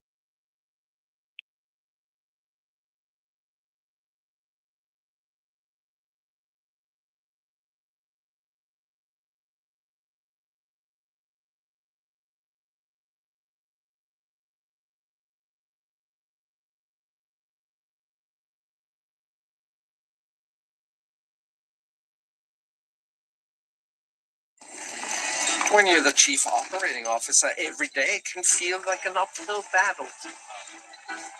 But with SAP, AI agents use all the right data to make sure you're ready for whatever lies ahead. Traveling solo is an adventure. But there's one thing that shouldn't be a part of it. How's it going? Great. Is there a reason you're driving way over the posted speed limit? I honestly don't see where I'm at. So this is a white woman who was getting pulled over in this one. Drunk. No, I'm not. She's lost. I live in Tampa. Okay, so the speed limit back there is 45. I was doing 80 and I wasn't even catching up to you. You were gone. Oh, really? Yes. So right now I'm going to ask you to step out of the vehicle. Obviously, you did catch up with her. Do you have a driver's license? Registration and proof of insurance? Yes, And you clearly smell of alcohol. Driver's license. Registration and proof of insurance. We good got butterfingers. Fuck, you're 50, I'd flip it around and all of a sudden she's bolted. Yeah, I've asked you for your registration and proof of insurance. See? White people do it too. And they get pulled over too. Because when I turned around, you were doing 50 mile an hour when I turned around, and then you were gone. Straight up just gone. Like the wind. honestly, I don't live here. I live in Tampa, so I don't know where. Like, and you're slurring your speech. You smell of alcohol. Step out of the vehicle. Ma'am, just give it up. Ma'am, I'm not going to ask you again. No. You're going to step out of the vehicle. All races do it. Walk back to the car.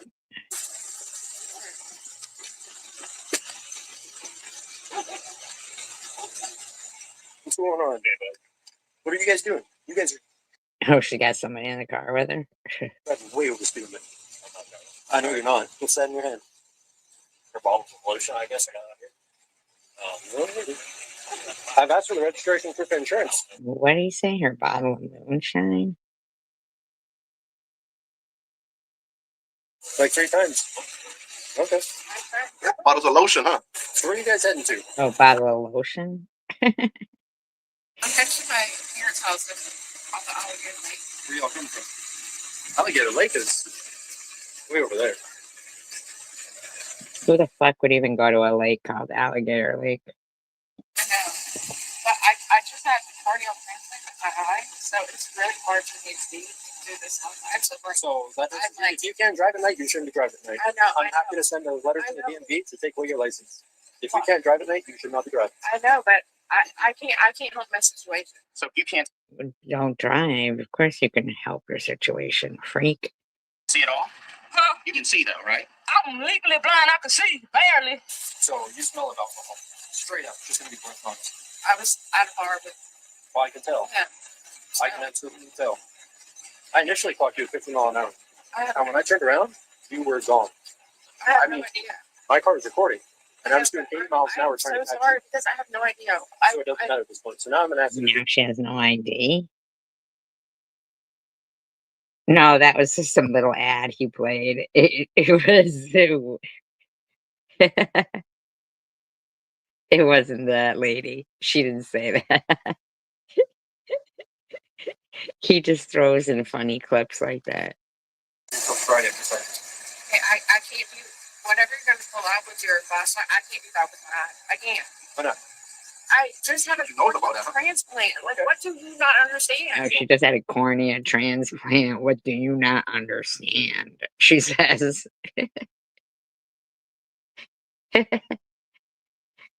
Like she should be driving drunk, but she just had a cornea transplant. Or you're refusing to. There's more than just the eye. No, there's not. You cannot do that. You can just go to jail. No, I'm not going to jail. No, stop. I'm not going to jail. Stop. Stop. Stop. Are you taking me? Stop. The time's back. Stop. Relax. And I said there's more exercises than your eyes. And you said no. The jumping jacks. No, I won't do it. I won't do it. I will do whatever you want. Amber, stop. I'll do whatever you want. Just relax for a second. Relax.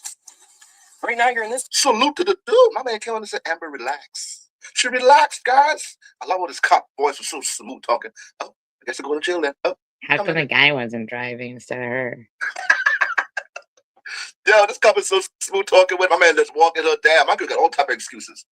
Can't see out this eye. So whatever you gonna do with that flashlight, sir? You can't do it. How does she know this? Man, this must not be your first rodeo. You've been in this situation before, huh? Man, use your right to remain silent. People will not use that right. My girl done told on herself. Yeah, I was at the bar a couple of I can tell you was at the bar. Congratulations, you played yourself. So, first of all, you didn't have this when something's wrong with your eye. So something's wrong with your eye. You're speeding. Under the influence. Come on now. You're digging your hole deeper. You have to know when to zip it. And individuals like this that drink and drive, I don't feel bad for them. I never did and never will. I lost a This guy cracks me up. few people in my life because of individuals like that.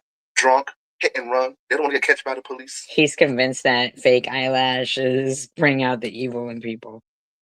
Because they were driving under the influence. Never mind the person on the sidewalk dying. I'm scared of my license. I'm being responsible and do the right thing. Just don't drink and drive. It's simple as that. I don't get why people feel like they have to drink and drive. You don't have to do that. If you go to the bar, you had a little too much than you were supposed to have, call for a ride. Actually, the owner of the bar, hey, can I leave my car here? I can't get it in the morning. I can't drive. I think I had a little too much. Isn't that hard? And a lot of owners will be like, yeah, sure, no problem. Position because you want to be. No, I don't. I will cooperate. I'm just saying I can't do anything with my eyes with a flashlight. And I said there's more. I'm not. There's more exercises. Okay, and I will do them. You just told me no. No, I said I will do them. You just told me no. No, I said I can't. No, I know, I right? cannot do anything with the flashlight. I said. Stop. Tell me your situation. What's my situation? This is fucking ridiculous. This is fucking ridiculous. This is fucking... Because she's resisting. I'm not resisting. I'm not resisting. I said I cannot do anything with my eyes in a flashlight. If you haven't exercised in years, you have to start small with my beginner-friendly Tai Chi class. 3 Okay, reasons every man. What do we say? I think that credit back I give to that dude. Are you This young lady told a police officer that he does not know the law. You cannot continue to pursue someone once they reach in their driveway. And once their car is parked in their driveway, you cannot step. Y'all scary as and I don't give a Them little girls, no people die because of racism, not politics. Boom. Wow, this girl is talking about those little girls that drowned in that flooding in Texas. Said it, I don't give a fuck. Can you believe this? And I said no. No. Because more YT people will have to DIE in order for the what CARE.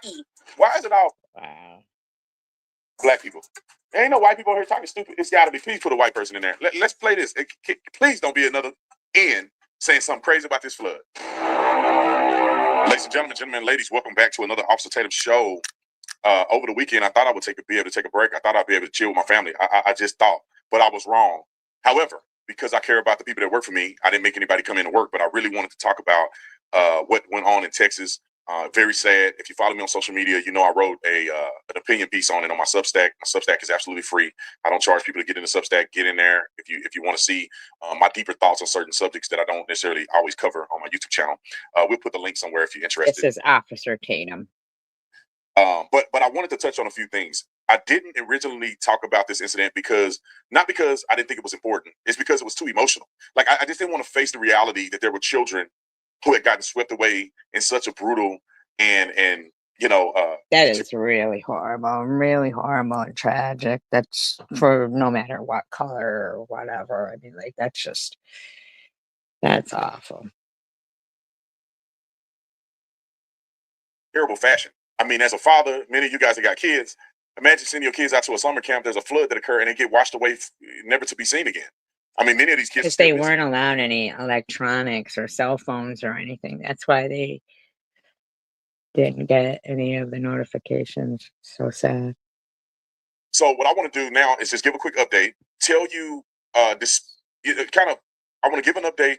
Then I want to tell you what my theories are when it comes to how I think this thing happened. Not necessarily meaning that it's a direct correlation, but it's something that made me curious over the weekend. And then also I want to show the radical leftist nut jobs. They're not leftists. It's not left or right. It's just how people feel. It's not politics. Who are hell bent on blaming everything in America's woes on Donald Trump and how they're wrong. And I want to disprove every naysayer because you guys are going to see this 100,000 times between now and by the time they find these kids is that people are saying it's Trump. I think that if that camp was known for not allowing electronic devices, then that's probably been their protocol. So I would think that there'd be some way to call out to fucking, for emergencies or something that somebody would have been able to call in or something. Trump's fault. And they're saying it's Trump's fault because he made budget cuts to some of the federal agencies that do meteorology or whatever the case may be, and that they were understaffed. It's complete lie. And I'm going to disprove that coming up. Now, like we always do, let's see how the media is covering this incident. Now, you could probably predict, but I'm going to show you here and you will have proof. All you got to do is look at the leftist podcast, The Morning Joe, discusses how staffing cuts. That flood helping really quick. I think, is that a typo? Oh, happened really quick. Yeah, flash flood. Yeah. It's crazy, huh? Affected the flood. They literally would blame Trump for anything. But let's look at the articles. Looking from the left. What are they doing? Grief and anger. Texas officials blame federal government while Trump deflects. Then they go down here. Trump dodges questions to Texas flood. And then you see the way the Republicans are covering it. They're just explaining what the controversy is without throwing shade or.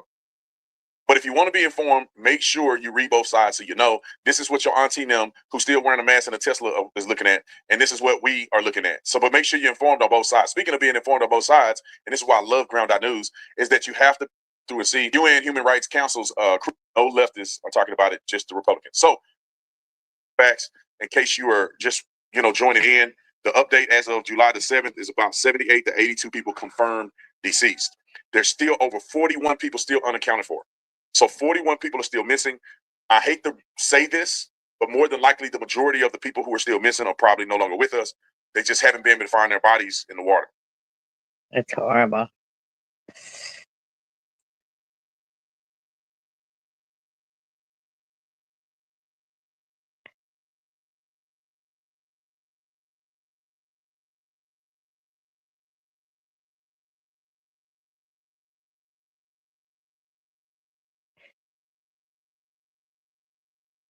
They must stop giving conservatives this free gold Trump survivor coin. Starting this month, the The place that was hit the hardest was Kirk County with 75 plus people who had passed away. Travis County had 6. Burnett County had 4. Kendall and Williamson had 2. And Tom Green had 1. The rainfall was up to 20 inches in some areas, which is absolutely catastrophic. And therefore, it really hit this area of we were able to see, and this occurred over the weekend, but I'm reporting on it right. Let's go to the next clip. And so apparently hold on. This is a gentleman that's kind of talking about it, giving a summary as of July the 4th. But I think his commentary is good, and this is just another glimpse of what occurred on that day. Roll the clip. 6.7 feet in progresses of the situation with a missing family member. All right, so this just gives you a glimpse of a little bit of the tragedy. Now, I don't want to continue to post a ton of clips. I don't want to belabor the point, but you see how tragic this was. The whole actually doing this. Let's talk about this blue rain thing for a minute. There was a person in the article that came out, and this is a real thing that actually happened. There was people that were reporting seeing blue rain. So on their canopies and different covers on their hot tubs, there was pooled up water from a rainstorm that occurred just days before this major flood, and it was blue. That's weird. And so I'm gonna read it. It says just days before flood, reports began circulating on social media. A few local news outlets claiming that blue rain had fallen on parts of Texas in viral TikTok video. That's weird. Blue rain? That's strange.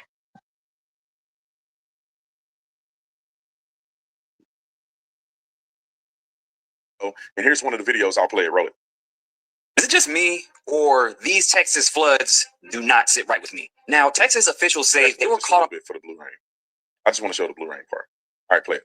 In this beautiful state park in Texas, and it's been raining, and the water that's coming out of the sky is blue. And now, wouldn't it be wild? All right, pause it. So he gives a little synopsis on this whole thing that I'm going to talk about right now, so I don't want to waste your time listening to him. And I wrote in part in this op-ed, it says the meteorologist pointed out that blue rain is not indicative of cloud seeding or chemical manipulation. Instead, it's so what is it indicative of? Most likely the natural source of airborne particles like pollution, dust, or smoke from wildfires being washed out in the atmosphere. No credible water samples or lab tests have been traced linking the phenomenon to weather modification activity. So that's the official statement. But they're not denying that the water coming out of the sky was blue. That is weird.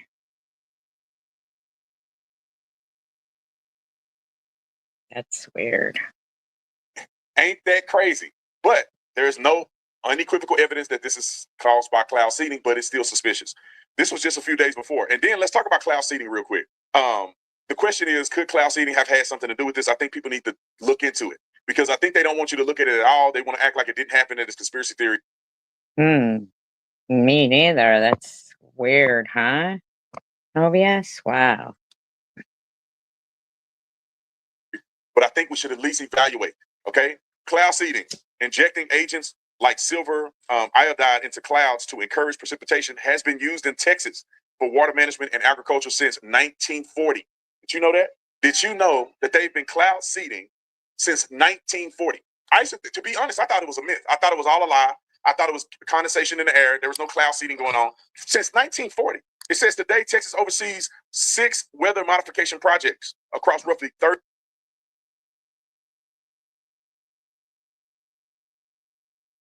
Wow.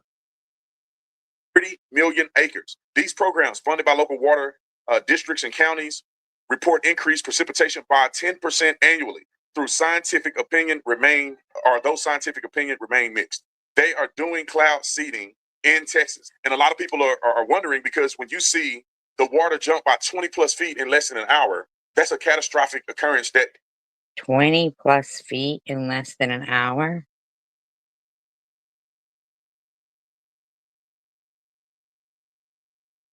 is rare. Now, this is reported to be a 1 in a 500-year flood with a 0.2% chance of the flood warnings being so far off from what actually happened. The truth remains, what could this possibly have been? Is it just the weather, what they call a perfect storm for lack of better terms? The weather was right, the water was right, the storm, sales coming into the area during that time, all of that combined just caused a once in a 500-year thing? Or is the government doing stuff that they don't disclose properly to the public? So when it falls out, when things go south, they act like you're conspiracy theorists. But maybe y'all messed up. We saw this happen in Dubai. I don't know if you guys remember years ago, Dubai had mass flooding. And it's because they do cloud seeding in Dubai. Because it's in the middle of the desert and they want to create rain, and so it can be inhabitable and they can have crops and different things like that. But at some points they overdo it and Mother Nature overtakes it. And then they begin to see catastrophic flooding because the area is not conducive for that much rainfall. All right, let's talk about the Trump hating, because I think this part is the most egregious out of anything other than the people losing their lives when it comes to reporting or conjecture or whatever you want to call it. The fact that people are coming out and blaming Trump is insanity. I'm going to play this. Well, I mean, who's cloud seeding? Hi, Tanger. Suspects who are blaming. Like, who's cloud seeding? That's really crazy. All right, this feels almost illegal to know, but our windows were so old and just desperately needed to be replaced. So I called a few contractors. This young lady told a police officer that he does not know the law. You cannot continue to pursue someone once they reach in their driveway. And once their car is parked in their driveway, you cannot step foot on that property without a warrant. You have to go wake that judge up and get a warrant. Without a warrant, cannot continue your pursuit. Well, she was in for a rude awakening because she was absolutely wrong. Hey, man, if you guys enjoyed the video, make sure you like, share, subscribe. Leave a comment in the comment section. I don't know. I think she's kidding. No, man. And let me know what you guys think about this video in the comments. And with that said, let's get into this one. We're in Florida again, huh? How's it? Archer and...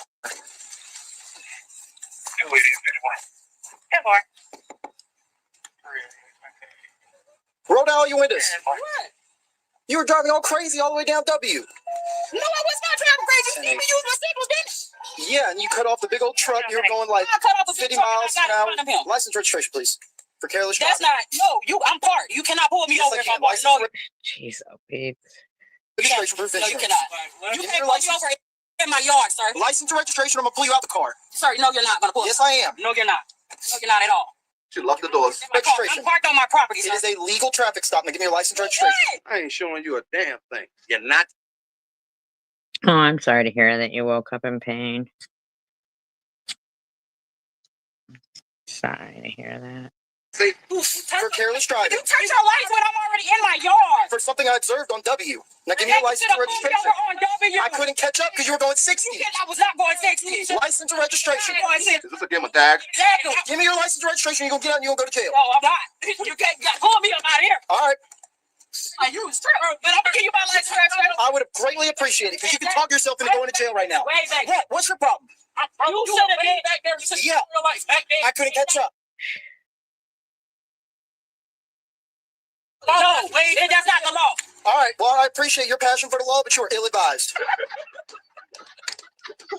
you're ill-advised because you're using your power. All right. License and registration. That's not my car. You can pull it up. I'm using this power. Registration. Pull the tag. Okay, the license then. I just sat here and told you that. But I got to keep peeing myself up. There you go. All that commotion for what?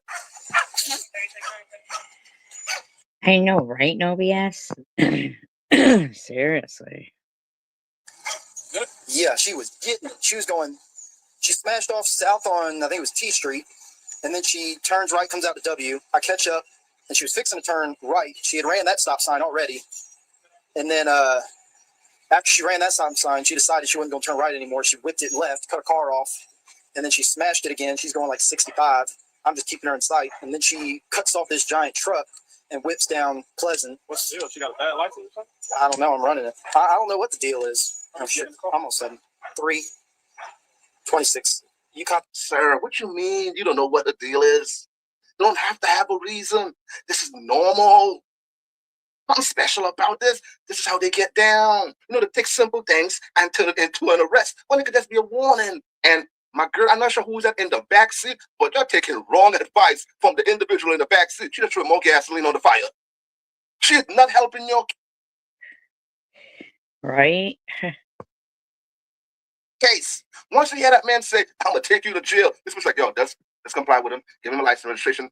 You don't want to go to jail. She threw more gasoline on there. Driving erratically on the road, cutting people off. Then she said, how could she cut the truck off if she was in front of the truck? God damn. You got to be a stupid mother. Exactly. To the Florida 28, 27 Echo, Lima. 26, thank you.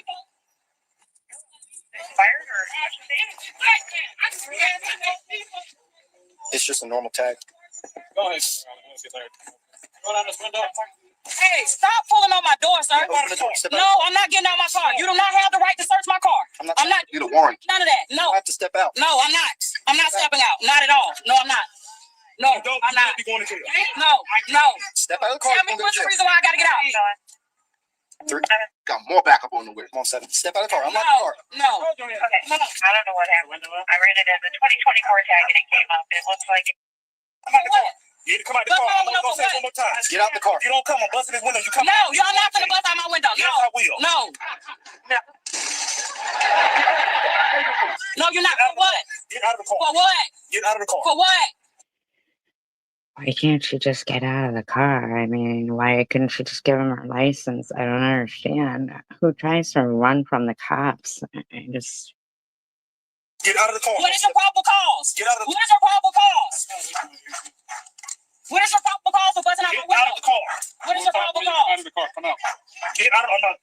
No, because y'all is not, you is invading my rights. I know my rights. No. Oh, rights. You cannot. You're invading my rights. No. You're invading this girl's rights. Resisting charge.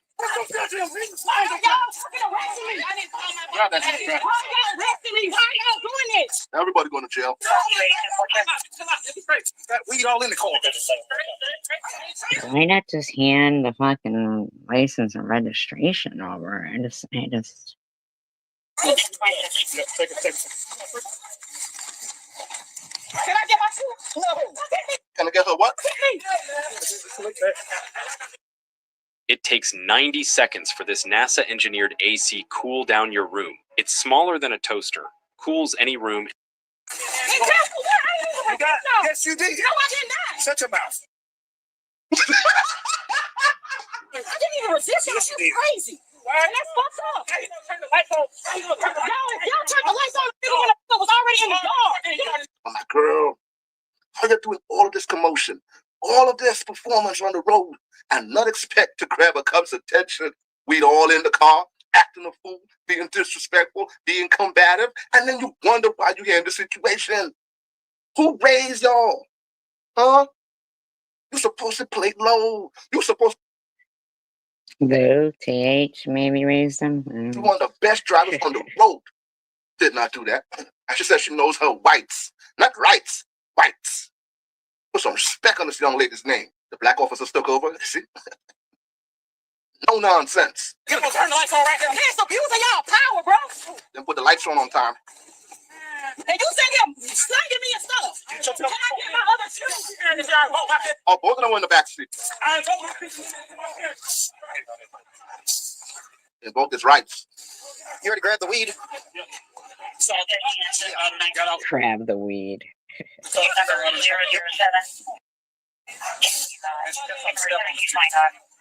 I saw her grab it. All right. You got anything else on your person? Can I get my shoe, please? I'm asking if you have anything else on your No, person. I don't have nothing on my person. All right, because it gets into jail. It's another felony charge. Can you tell my who you get my keys to? Your brother, like you asked. Can you tell him to go pick up my girlfriend for her job, Sunshine Learning Center? Yeah. Can you get my phone? Also, she the thug. Shut up. You can cut her loose. Once Collier's through. Please, sir. Shoot. Please. Hey, can you tell that dude right there in that car over there to call my girlfriend right there talking to your buddy? Now she want to talk to you, officer. What have you done that makes you think that I deserve to give you any favors? Sir, I was just trying to understand. No, you weren't. You were trying to obstruct because you didn't want to go for that. No. Oh, no. I'll go for the weed. It's not even. You are going for the weed. I understand. Obstruction. I was not trying to obstruct you. I promise you. I have been in trouble before, and I have vowed to myself not to get back in trouble, bro. Well, you're broke. What kind of shoes is she wearing, though? But anyways, you guys notice the tone change? What happened? Oh, the energy got matched. I see. See, the other girl was putting a battery in her back, having her acting up, being a fool, being disrespectful. Why didn't you act like this from the beginning? You wanted to show off. Oh, I see. You want an audience. Man, if you had acted this way from the beginning, you had never been in this situation. You always want to act polite and respectful after the fact. I don't understand it. And I know I broke that vow to myself, but oh my God. Shut up. You're going to jail. Man, I'm begging you. Please let me go, man. I was just trying to. I gave you a million chances to do this cordially, and at every opportunity, you decided to go a different way. So this is the way it's going now. I'm trying to understand. I don't know my law like you. I know you don't. That's what I tried to explain to you. I thought you told him you don't know the law. Right there. It's cool. What you wearing? Cool. Please go get my girl. Go get Dominique. God damn, were they yelling? Are you okay? Good. Yeah, thank you. All right. I love the sarcasm. Hey, man, you can have the car and everything in it. Oh. Learning Center. And that's a good bit of weed, too. Learning Center. Go get Dominique. Before you pull up, can you tell my brother to go get my girl from Sunshine Learning Center? We already told her. Okay, right now. See? Follow her. Follow him. Quit screaming, please. Sorry about that. Tell him to hurry up and go get him. Jeez, oh, Pete, man. What the fuck? Yelling, please. No, I can't stop yelling, because that's how I talk. You ain't never seen my movies. Can you please? No. Like I know, right? She said she's sorry. She said please. 1915. Like that. To TAC, copy beginning. I ain't attack nobody. I said TAC. It's short for the Tactical Office. That's where we're going to go write your report. I didn't say you attacked nobody. You just obstructed. Yeah, you did obstruct. Y'all, 5, 6 men gonna help. I'm attacking 6 men, my little short self. Obstruction without violence is a charge. All right, you can stop talking now. Because you don't know your law. We already established that. You don't know what in the hell you're talking about. You go into jail and you'll find out. It'll all be written in your arrest report. Hyena was charged with felony possession of drugs and resisting an officer without violence. Her total cash bond was set at $3,000, which she made. Earlier this month on July 8th, 2025, she pled not guilty on both charges and was found guilty on the resisting charge, while the felony possession charge was dropped. She was sentenced to 36 months of probation, a 6-month suspension of her driver's license, and 50 hours of community service. I ain't do nothing. I don't know what's going on. All I know. Getting all your daily nutrients is hard work, but nutrition gaps in your diet are inevitable. I mean, the shit they put these cops through. Yeah, you're right. I was driving by. I noticed 2 cars at the side of the road with 2 of the individuals outside of it having a very heated argument. So the individual trying to figure out what is going on. To him, he figured maybe it was a car accident. Now, you know how some of those car accidents get. It can get very with a newborn baby. And if you guys enjoyed the video, make sure you like, share, subscribe, leave a comment in the comment section, and let me know what you guys think of. No, this show is called Kendall Reacts. On this video here in the comments. And with that said, let's get into this one. On June 1st, 2025, officers conducted a traffic stop on a vehicle due to observing 2 individuals in what appeared to be a heated dispute. You disrespectful. No, you disrespectful. You can't. I'm gonna snap your keep saying.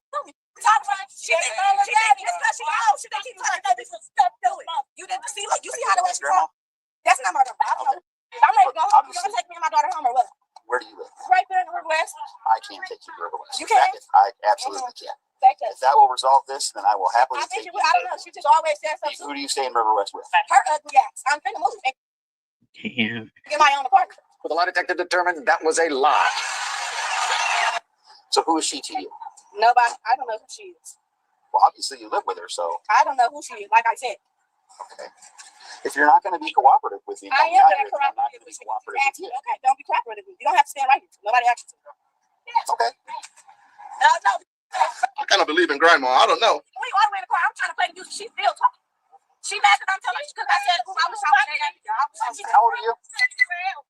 But I am. I really do. How old are you? I'm 18. How old are you? Significantly older than 18.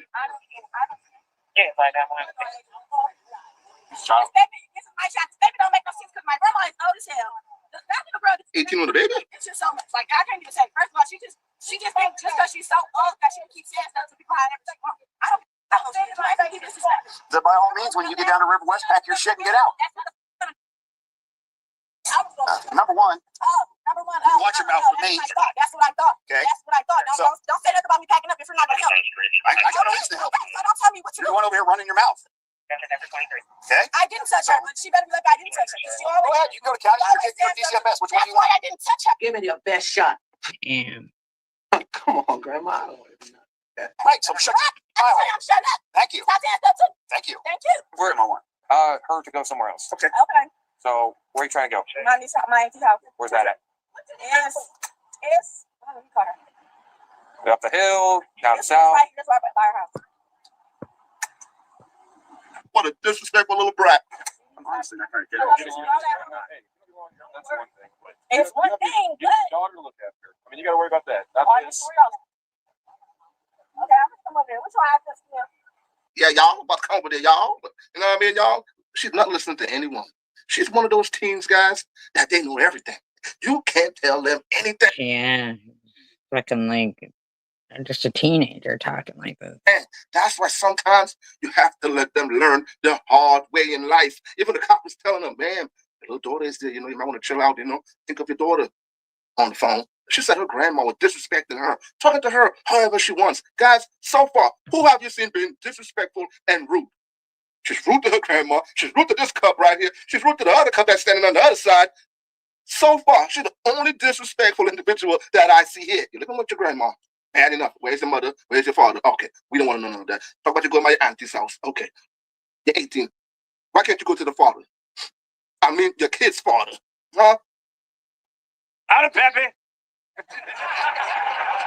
Another one, 18, and the kid's father is not even around.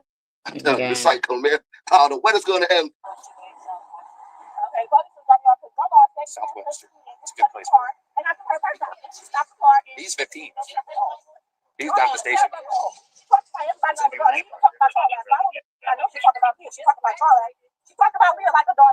Damn, these bitches never shut up. Okay. What's the ad? Veins in the neck. I'm trying to help you. I'm going to give you a ride over there. You can yell at me. Or you can walk. I know, right? Go ahead. I told you. She's one of those teens. Grab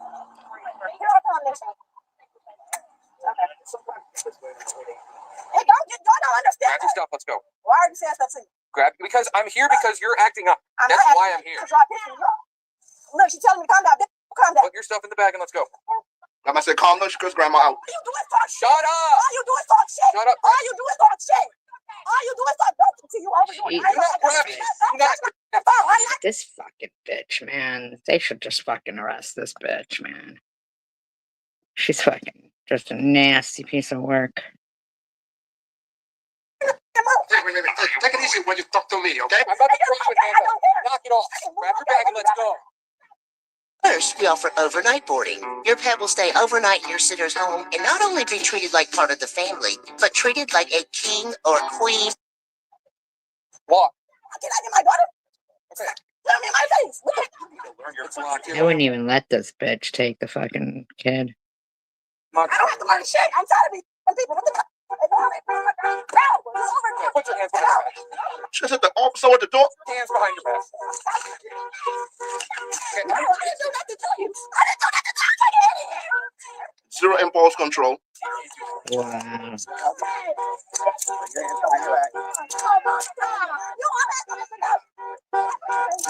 You're the one to put yourself in this position.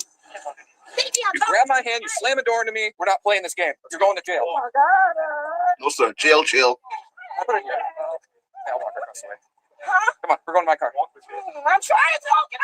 No, you're not. Now she's crying.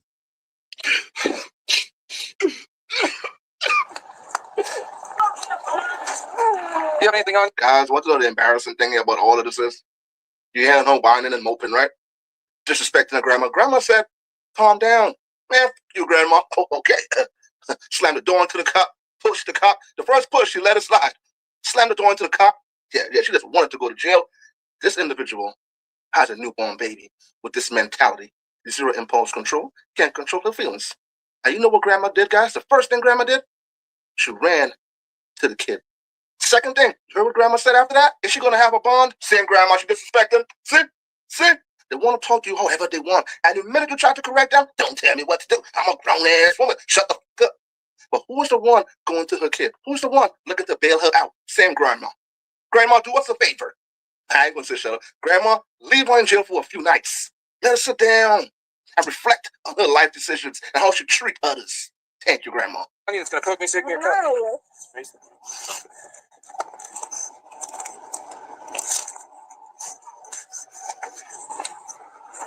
I fucking hate her ass though. You didn't cause this. Yeah, she did cause this. Yeah, she y'all don't know how she did This because you acted up and throwing the door into me. Instead of just walking out like the door said you could. Now you get to go to jail. That's a young mother, guys. The wagon's on the way. I don't control how fast they drive. You got stuff to do. You're going to jail, honey. I still have stuff to do. That's what I'm trying to do. You ain't doing it today. She gonna do it from the cell, sir. Throw a door at me. It don't matter. We all need to learn how to stop saying stuff to people when they're. That bitch should be, like evaluated. Yeah, like that's your problem. Why do y'all even try to get into the personal space? You all in my face. Just telling you to leave because you were acting like a child in a public street. Wasn't standing in your personal space. Okay. I'm done talking with you. Unless you have a rational thought, I'm not going to communicate with you. Waiting on the wagon. Paddy wagon. The person who takes you to jail. The transport wagon. Depends on how long they hold you. I don't control that. The charges are aggravated battery to police and resisting arrest. That's a felony charge.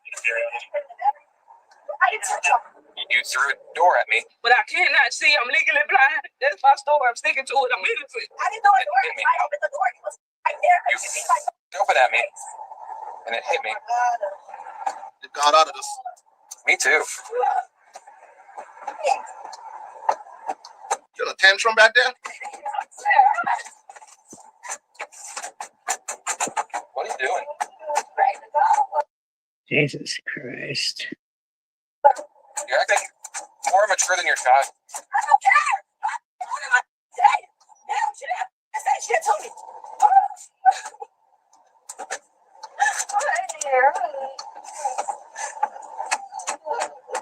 Thank you, officer, for saying it. Acting more immature than her own child. They ought to be able to put muzzles on them. This is crazy. A child having a child, and she's still going off on her grandma. She's so oblivious, guys, that she don't realize what the cop first told her. You can go to jail, or your kid can go to DCF. Why is the kid not going to DCF? I know. Because of the grandma. Yo, this generation, I'm telling you, it doesn't matter what you do for them. They always want more. Girl, wake up. It's always your grandma probably was talking to you a certain way because you refuse to listen. Like the cop is talking to you calmly here right now, telling you, and you're still listening. She's so believe she have things to do, not realizing you're going to jail. Okay? You're going in a cell. Whatever you have to do for the rest of the day, you have to postpone that for the next day. It's over now. Jail. Felony charge, just like that. All because you couldn't control your feelings. When is they coming? I don't know. I called for them. They're on their way. She can't breathe. Is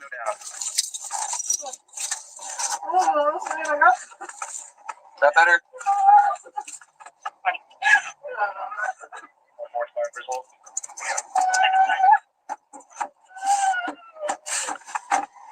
We just got some new information. Their patience is just like, wow. Not only has amazing. Your bubble gum and your whatever this is. What's going in your purse? Okay, it's your property. Your purse. Because it's your property. That's where you're incorrect. I'm not doing that. That's littering. Then she's gonna try to sue you. You're a person in your coat.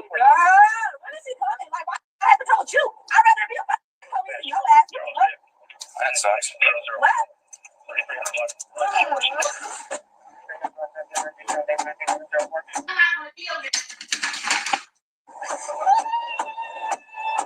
This cup got the patience of a saint. Yeah, he does. Oh my God. What is I leaving? It's like I'm just waiting for my time. Sure, the transport wagon gets here. They are on their way. You need to be patient. 3 hours later. We're having a meltdown. We're having a meltdown.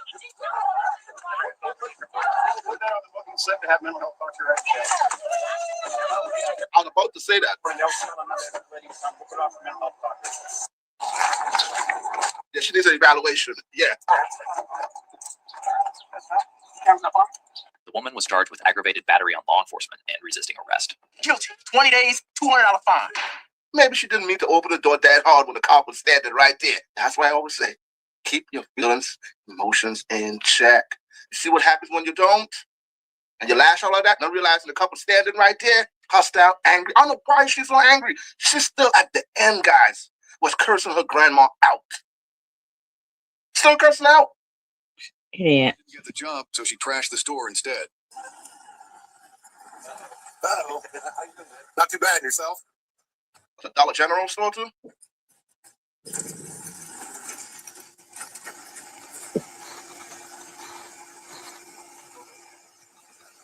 What happened? Applied here for a job. And I kept trying to get her. And today she finally texts back and says, I don't even get up until noon. What, the Dollar General one? Unfortunately, I thought he wanted to go. So I thought to fire someone else. So she texted me and said, well, I dodged the bullet. Thank you. She came in here and she said, what's the corporate's number? I said, right there in the door. She's on the phone every day. I said, just calm down. And she says, who the f*** do you think you are? She's like, well, I went out there and throw that shit around. If I ever see you outside, I'm going to kick your f*** out. Oh, really? Okay. Okay. Well, Because I'm old. I'm kind of it's just in this area and then outside. Okay. Do you have old or cracking concrete floors and are looking to do something about it? We are a top-rated concrete coating company here in the area, specializing in high. Have charges pressed for disorderly conduct and criminal damage. Just broke some stuff, so okay. Not a problem. Other stores like Spirit Airlines.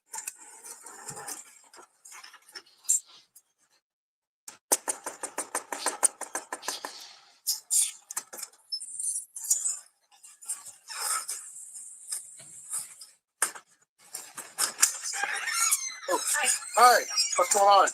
Nothing. What happened now, Dollar General? Not a whole lot. Not a whole lot? And she deserved to know it. So these are white people here. Okay. And I went down and told her that. Okay. Did you throw some stuff around? Some clothes on the ground, yeah. Okay. Looked like a lot more clothes. No, she can clean it up. She deserves it. Oh my God. Yeah. These are older people. They're not young. You're placed under arrest. Why? Disorderly conduct and criminal damage. No. Yeah. No. Yep. I didn't. Turn your hands right back. I need to. No, you're answer the door. No, we're not playing this. We're not playing I was telling my husband. Okay. Get your hands off of me. No, that's a husband? That's not how it works. Stephanie. Stop. Your head stinks. Now this lady's like in her 50s. Stop. What are you doing to her?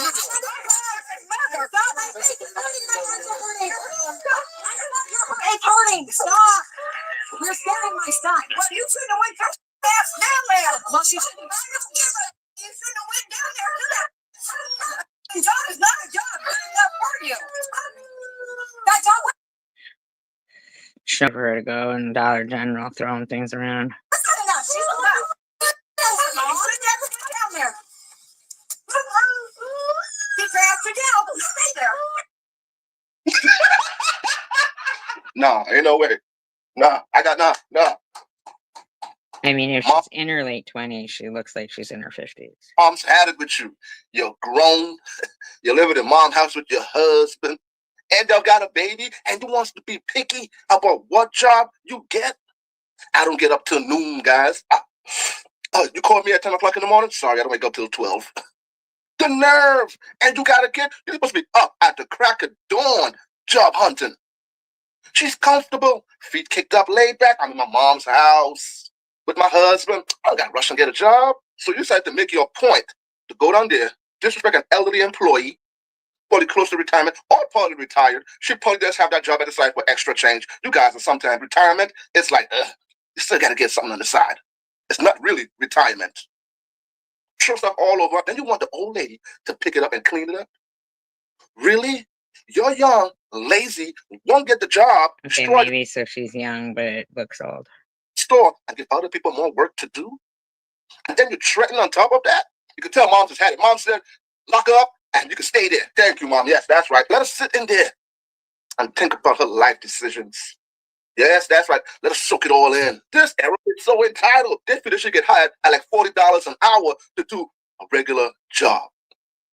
Guys, if you're as old as me, let them know how it was back in the day. I know a lot of you guys probably older, but when I started working, it was like, what, $4.50 an hour? These days, they're getting like 15 and they still complaining. I know it's a little cheaper back then, but you see where I'm going with this. It made it work. Okay, that's made it work. I love Mama Dukes. I don't have anything. This is going Because the car down there.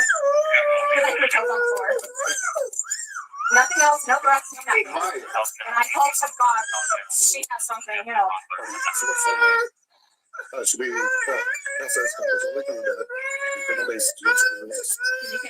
No. Let me throw it away. Why don't they take the baby out of the room? I mean, some. Let's go. Okay. Central 39, 295. Window X. Why did you let him say that? Why did you let that little boy say that? It's not getting arrested. Mommy, you gotta say where? No. I gotta go see what. I'm just here now. I got everybody back off of me. It's like mama tied of both of them. Go calm him on down. Just go to the. I just met the sheriff's office. Just the police station. I won't. Sorry, I'm not meaning to be a. I'm sorry. This is, I mean, you could have made this so much easier, Jessica. I'm seriously. How would you react? I get it. No, just hear me out. Just let me talk for a second, please. I just need to vent. How would you feel if you were offered a job and then she texted you at 8:25 this morning when you were still asleep and you get up and text her back and she was like, you no longer have that job because you didn't text me back right away. I didn't think you were interested. I took everything to her and she completely me over because I wasn't awake to text her back. So yes, I did go a little crazy. So you go down to the store and fucking try to destroy it? I mean, like, come on now. Grow up. Oh, go stupid. Oh, go crazy. Go stupid. Oh. We pretty much take it all. Fridges and dishwashers, couches, mattresses, same day notice or 3 weeks in advance. But that really pissed me off. I get it, but there was so many different ways this could have went. And I blacked out. Okay, I got pissed off and I blacked out. I didn't threaten her. I didn't touch her. I threw some shit on the ground and that's it. Because it felt really good to know that she is the only one there and she has to clean it up. Because how the fuck are you going to do? Wow.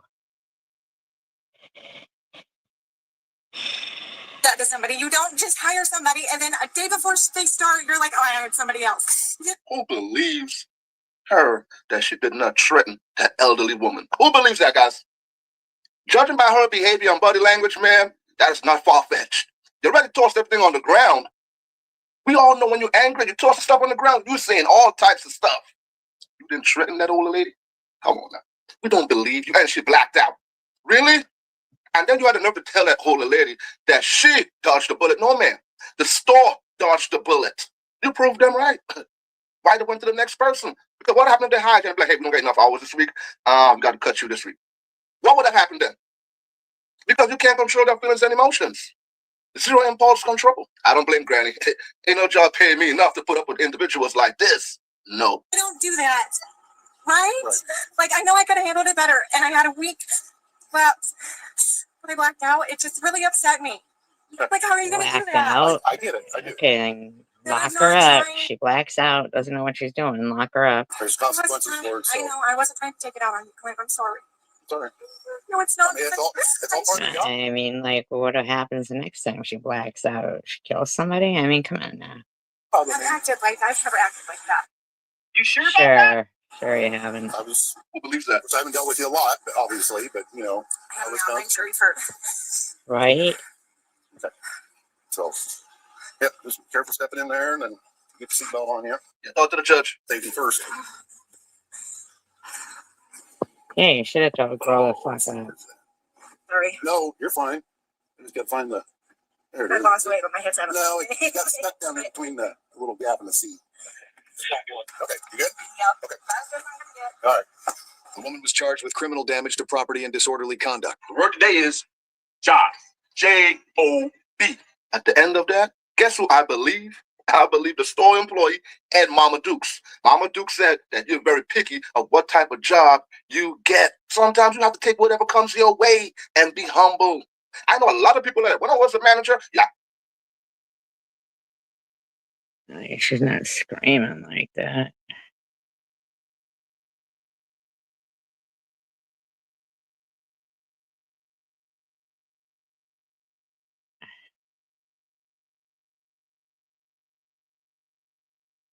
On July 12th, 2024, in Ohio, police were called in reference to a woman actively shoplifting in a sporting goods store. Cincinnati, maybe? Yeah, sure. Thank you, sir. Sorry about that. Black details. This is what the cop heard. Black and black. What's your title? You know where she went? She's been in the sitting room with 19 and Judas Potter. Came out. It's absolutely fine. So you open up your backpacks? Why? Because you had items on it that don't belong to you. Fucking bitch is like loaded down with the shit she stole. Just walking through the store like it's normal. That's not true. No, I don't want to do anything for you. I don't even know why you're supposed to be. I have everybody in the store, and I've been in the dressing room. I've looked at everything that I want to see. Oh, that's what they're calling. We're not gonna put that. Sure. wait a minute. I recognize that voice. Yes, I did a video on this individual, I believe, like a week ago. And she has suspended license, and she had a warrant, and she was trying to use Jedi mind tricks on the police officers, but they didn't fall for it. But I believe this is her. Where did this happen? Ohio. Yes, this got to be her. It was in Ohio. And I said she looked like Kenan Thompson. Why does she look like Kenan Thompson? You guys familiar with Kenan Thompson? That's with braids. I'm going to make it official soon. No. That's true. Oh, hey! Here comes Sharinga Jackson! It's Shakira and Sharinga! The USA and Shakira and Shakira.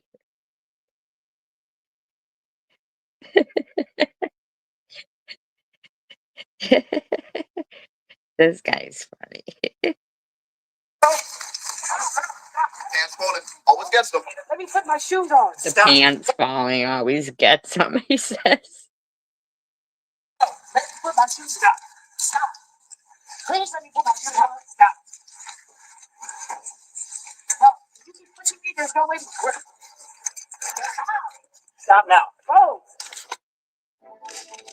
Traveling solo is an adventure. The pants falling always gets But there's one thing that shouldn't. Stop. We're going to try to run for it. Stop. I'm not even allowed to pay for my stuff. Stop. Jordan backpacks. I'm trying to pay for my shit. Yeah. All Jordan backpacks. No. Stop. Don't got trip me. fucking 2 backpacks full. I'm not even gonna let me pay for my shit. No, y'all tripping. It's in that bag. Why would you put your stuff that you're gonna buy in backpacks? You would fucking put it in a cart and bring it up to the register and pay for it. You don't put it in a backpack. Who does that? Oh, chill out. Can I at least put my shoes on? No. We're done. Bro. I'm trying to be nice right Hey, you're not being nice. Y'all don't even know me. What that's supposed to mean? Why did it have to turn into that? Why did you turn it into that? You ran from me. Now you're going to go to Yeah, jail. because you're tripping. If you're not going to go to jail. Why do I gotta go to jail? Because you stole stuff. I didn't. Yes, that is her. Yes, this other girl, she had the same beard. And I was saying to myself, is that really a lady? And my girl has a beard too. Y'all sure that's a lady? So this is her. Wait a minute. I got found the exact date. I'm going to check the date and I'm going to let you guys know. July 7th. So I'm going to check the date on the other one when I get a chance. Yeah, but this is her. Now she out here stealing before it was a traffic violation for obstructing, resisting. Yeah, you name it. The list goes down. Steal anything. Items that are belong to me. I've been to the register. People think you're stealing if you're putting stuff in your backpack. That's pretty much the way it goes. You just gonna poke me or stick me? No, sir. Should that be a Timberlands? Those are what I wanted to pay for. Because it's easier to carry. I don't have a bag. Yeah. Because you're tripping. You instantly came up to me and started harassing me. No, they didn't. Ma'am, you were stealing. I'm looking. I see that. Why did you have to turn into that? That's what I want to know. You were gonna go home with a summons. Okay. You're gonna get a summons for all this. That'd have been fun. But if it's over $1,000, it's gonna be a summons. It's not over $1,000. How much is in there? I don't know. Damn, she had those things fucking stuffed. It might be. It's not. Yeah, it might be because those Timberlands alone are like $200. The backpacks, those are brand new. Those backpacks probably like, I say $100, $150. And she had two of them. That's like $300, right? Plus the Timberlands. Yes, that's like almost $600. I'm not sure those hats are with it too, but them hats are with it too. Yeah. That's about close to $1,000. What you know about how that bag? Yeah, this had the Timberlands in it, a ton of hats. I'll have to take a look at that one. We'll probably go different for that on her. Does she have that in her hand? This was on the back. That was on the back. This one is in the hand. So, Okay, all right, what's the last Okay, first of all, that's my backpack. That have to happen. Still a tax on it? Come on. So you're gonna steal and then act like it's my fault? No, I'm tripping on you because you're drunk. All right, wait, come here real quick. I gotta make sure you don't have anything else. Do you have anything else in the Yes, bag? I do. What do you have? A hoodie in my pants. Where at? In my pants. A hoodie in her pants. Jeez, people don't put hoodies in their pants that they're going to pay for. Oh, hell no. Did I get a summons? I'm tired of it. Why you can't just give me a summons? Your taste. I don't know. If you check, I promise you it's not. Yeah, that's $1,000, man. This is pretty expensive. Uh-huh. I don't have over $1,000 worth of stuff. You can check. But you didn't give me a chance. You instantly started harassing me. Like I did something. Your bag because it's full of stuff that you didn't come in. You have a hoodie in your pants. Anyway, No, you you opened your bag didn't. and then it would have been hit. You would have got something. I guarantee you. If you would have been cooperating with me, Please, sir. I can't afford to do this. My mom just. On my birthday, I'm just trying to make it ends meet. Get your feet in. Population. I know, right? Please, sir. Right, Novias? Talk about it. Get your feet in, okay? Will you please? You'll talk to me. No, he ain't gonna talk to you, ma'am. Do us all a favor. And shut up. Using your mom's name in vain, too. Your mom passed away. Grieve it. Trying to make ends meet. That means get another job. You look like you probably haven't worked in years, ma'am. Yeah, that's looking at you. This is the life you chose, man. Stealing, breaking the law. Yeah, you a natural born criminal. You think your mom would want to see you living like this? Get a job. Pay for your stuff. Get your life in order. And stop making excuses trying to make ends meet. This guy cracks me up. Kendall Reacts. That's the name of the channel. Cracks me up. We all are trying to make ends meet. I don't mean gold and steel. And I'm going to stick to it. She does look like Kenan Thompson. We'll talk about it in a second. You gotta get your feet in. I don't know who Kenan Thompson is. But please, sir. I'm having a hard time. Shut up. In and out of the room, whatever. So she finally came out and called PD again. Her bags were stuffed. She obviously put a bunch of stuff in there. And the response was fantastic. You guys came right out, saw her in the corner, indicated where she was. Walked up to her, said, "Hey, what's going on today?" She got kind of short, right off the cuff. Said, "No, whatever." And then, we found just the Timberlands, the open box of Timberlands. I said, "There's Timberlands in that." Opened the bag. She started taking off, knocking into things. So she was running away from. Oh yeah, right off. I mean, literally within 30 seconds, just took off. Fabian described it. He said that she was like dragging him. Once they were over to the backside of the women's Nike pad, yeah, I mean, she's not a small individual. No. Like it was her with him behind, trying to, "Hey, please stop. We need you to stop. All right, this feels almost illegal to know, but our windows were so old and just desperately needed to be replaced. I cannot hear a thing you're saying. I just want to make some money so I can pay my rent and get some food. What do you mean make some money so you can pay some rent? Oh, you're taking clothes to pay for rent? Okay. Well, I'm not really here for that. I'm here because you and the officer got some sort of tussle. That's what I'm here for. So can you describe what happened? I tried to ride. He pulled me by my hair. My shoes came off, and he started throwing me up against the wall and stuff. You didn't end up on the ground? Never ended up on the ground. You injured anyone? You said you were running away. Why didn't you just stop and talk to him? Because it did make sense to me how they automatically accused me of stealing, and But you were fucking stealing. It'd be one thing if you weren't. I was in the dressing room the whole time, trying on clothes. Well, you just told me you were stealing. So you can't be wrong about the I'm not worried about that. I'm just like, You're not worried about it? How about all the other consumers that the prices go up? why did they have to think that I was stealing? Is it because I'm black? Is it because I'm black? You know what I'm saying? I'm just wondering what made them call the police as I was trying on all the clothes. Because you were stealing.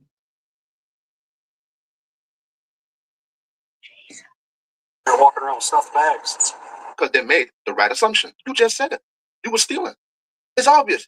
So you took out the Timberlands, put it in your backpack. I left the empty box sitting there on the ground. Normally when you're buying Timberland, you take the box with you. Yeah, you bring the box up to the register and you buy it. You don't put the hoodie in your pants. Yeah. Expensive. You were trying to leave that box behind. I paid for the box too. I want the box too, sir. Talking about it be easier to carry. Who you fooling? And it's funny, you guys notice? They want all the expensive, nice stuff. Timberlands, Nikes, Jordans, you name it, all the brand names. They want the most expensive stuff. You're trying to make ends meet, man, but you're only stealing expensive stuff.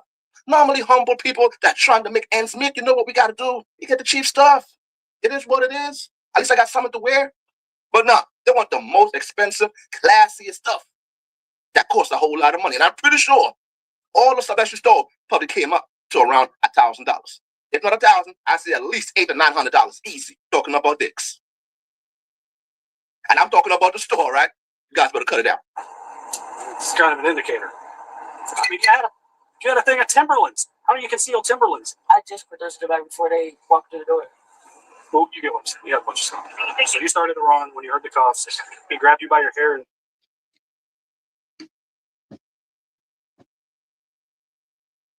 pushed you into a wall. Yeah. I think it's ridiculous how it's like, it's because they're black, not because she was really stealing.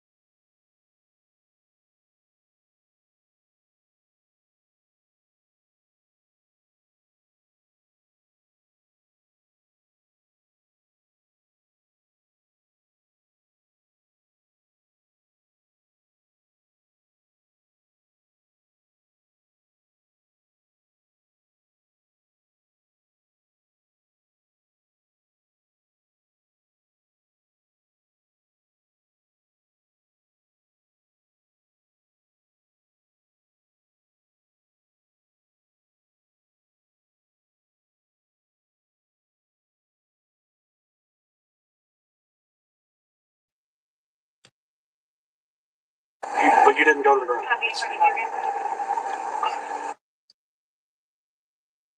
Oops, died. Sorry, maybe I didn't charge it. We'll never know what happened to her now. But Lou, when I play the actual audio of what you're doing, don't think that then you go with your douchebag friends, Carrie Man and shit. writing community posts, making shit up. Okay? Because as you know, tonight's live stream wasn't about you.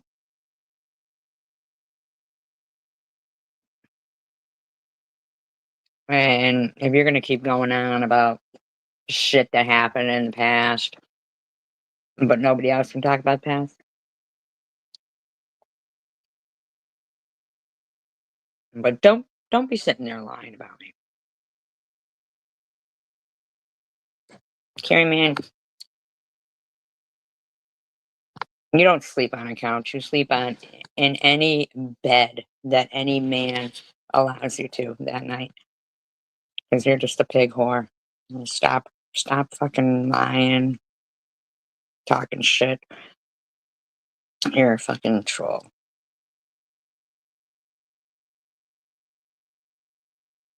And Lou, nobody gives a fuck about your daddy. Alright? Get over it, lady. Move on. United we stand, divided we fall. Peace, love, and tacos for all.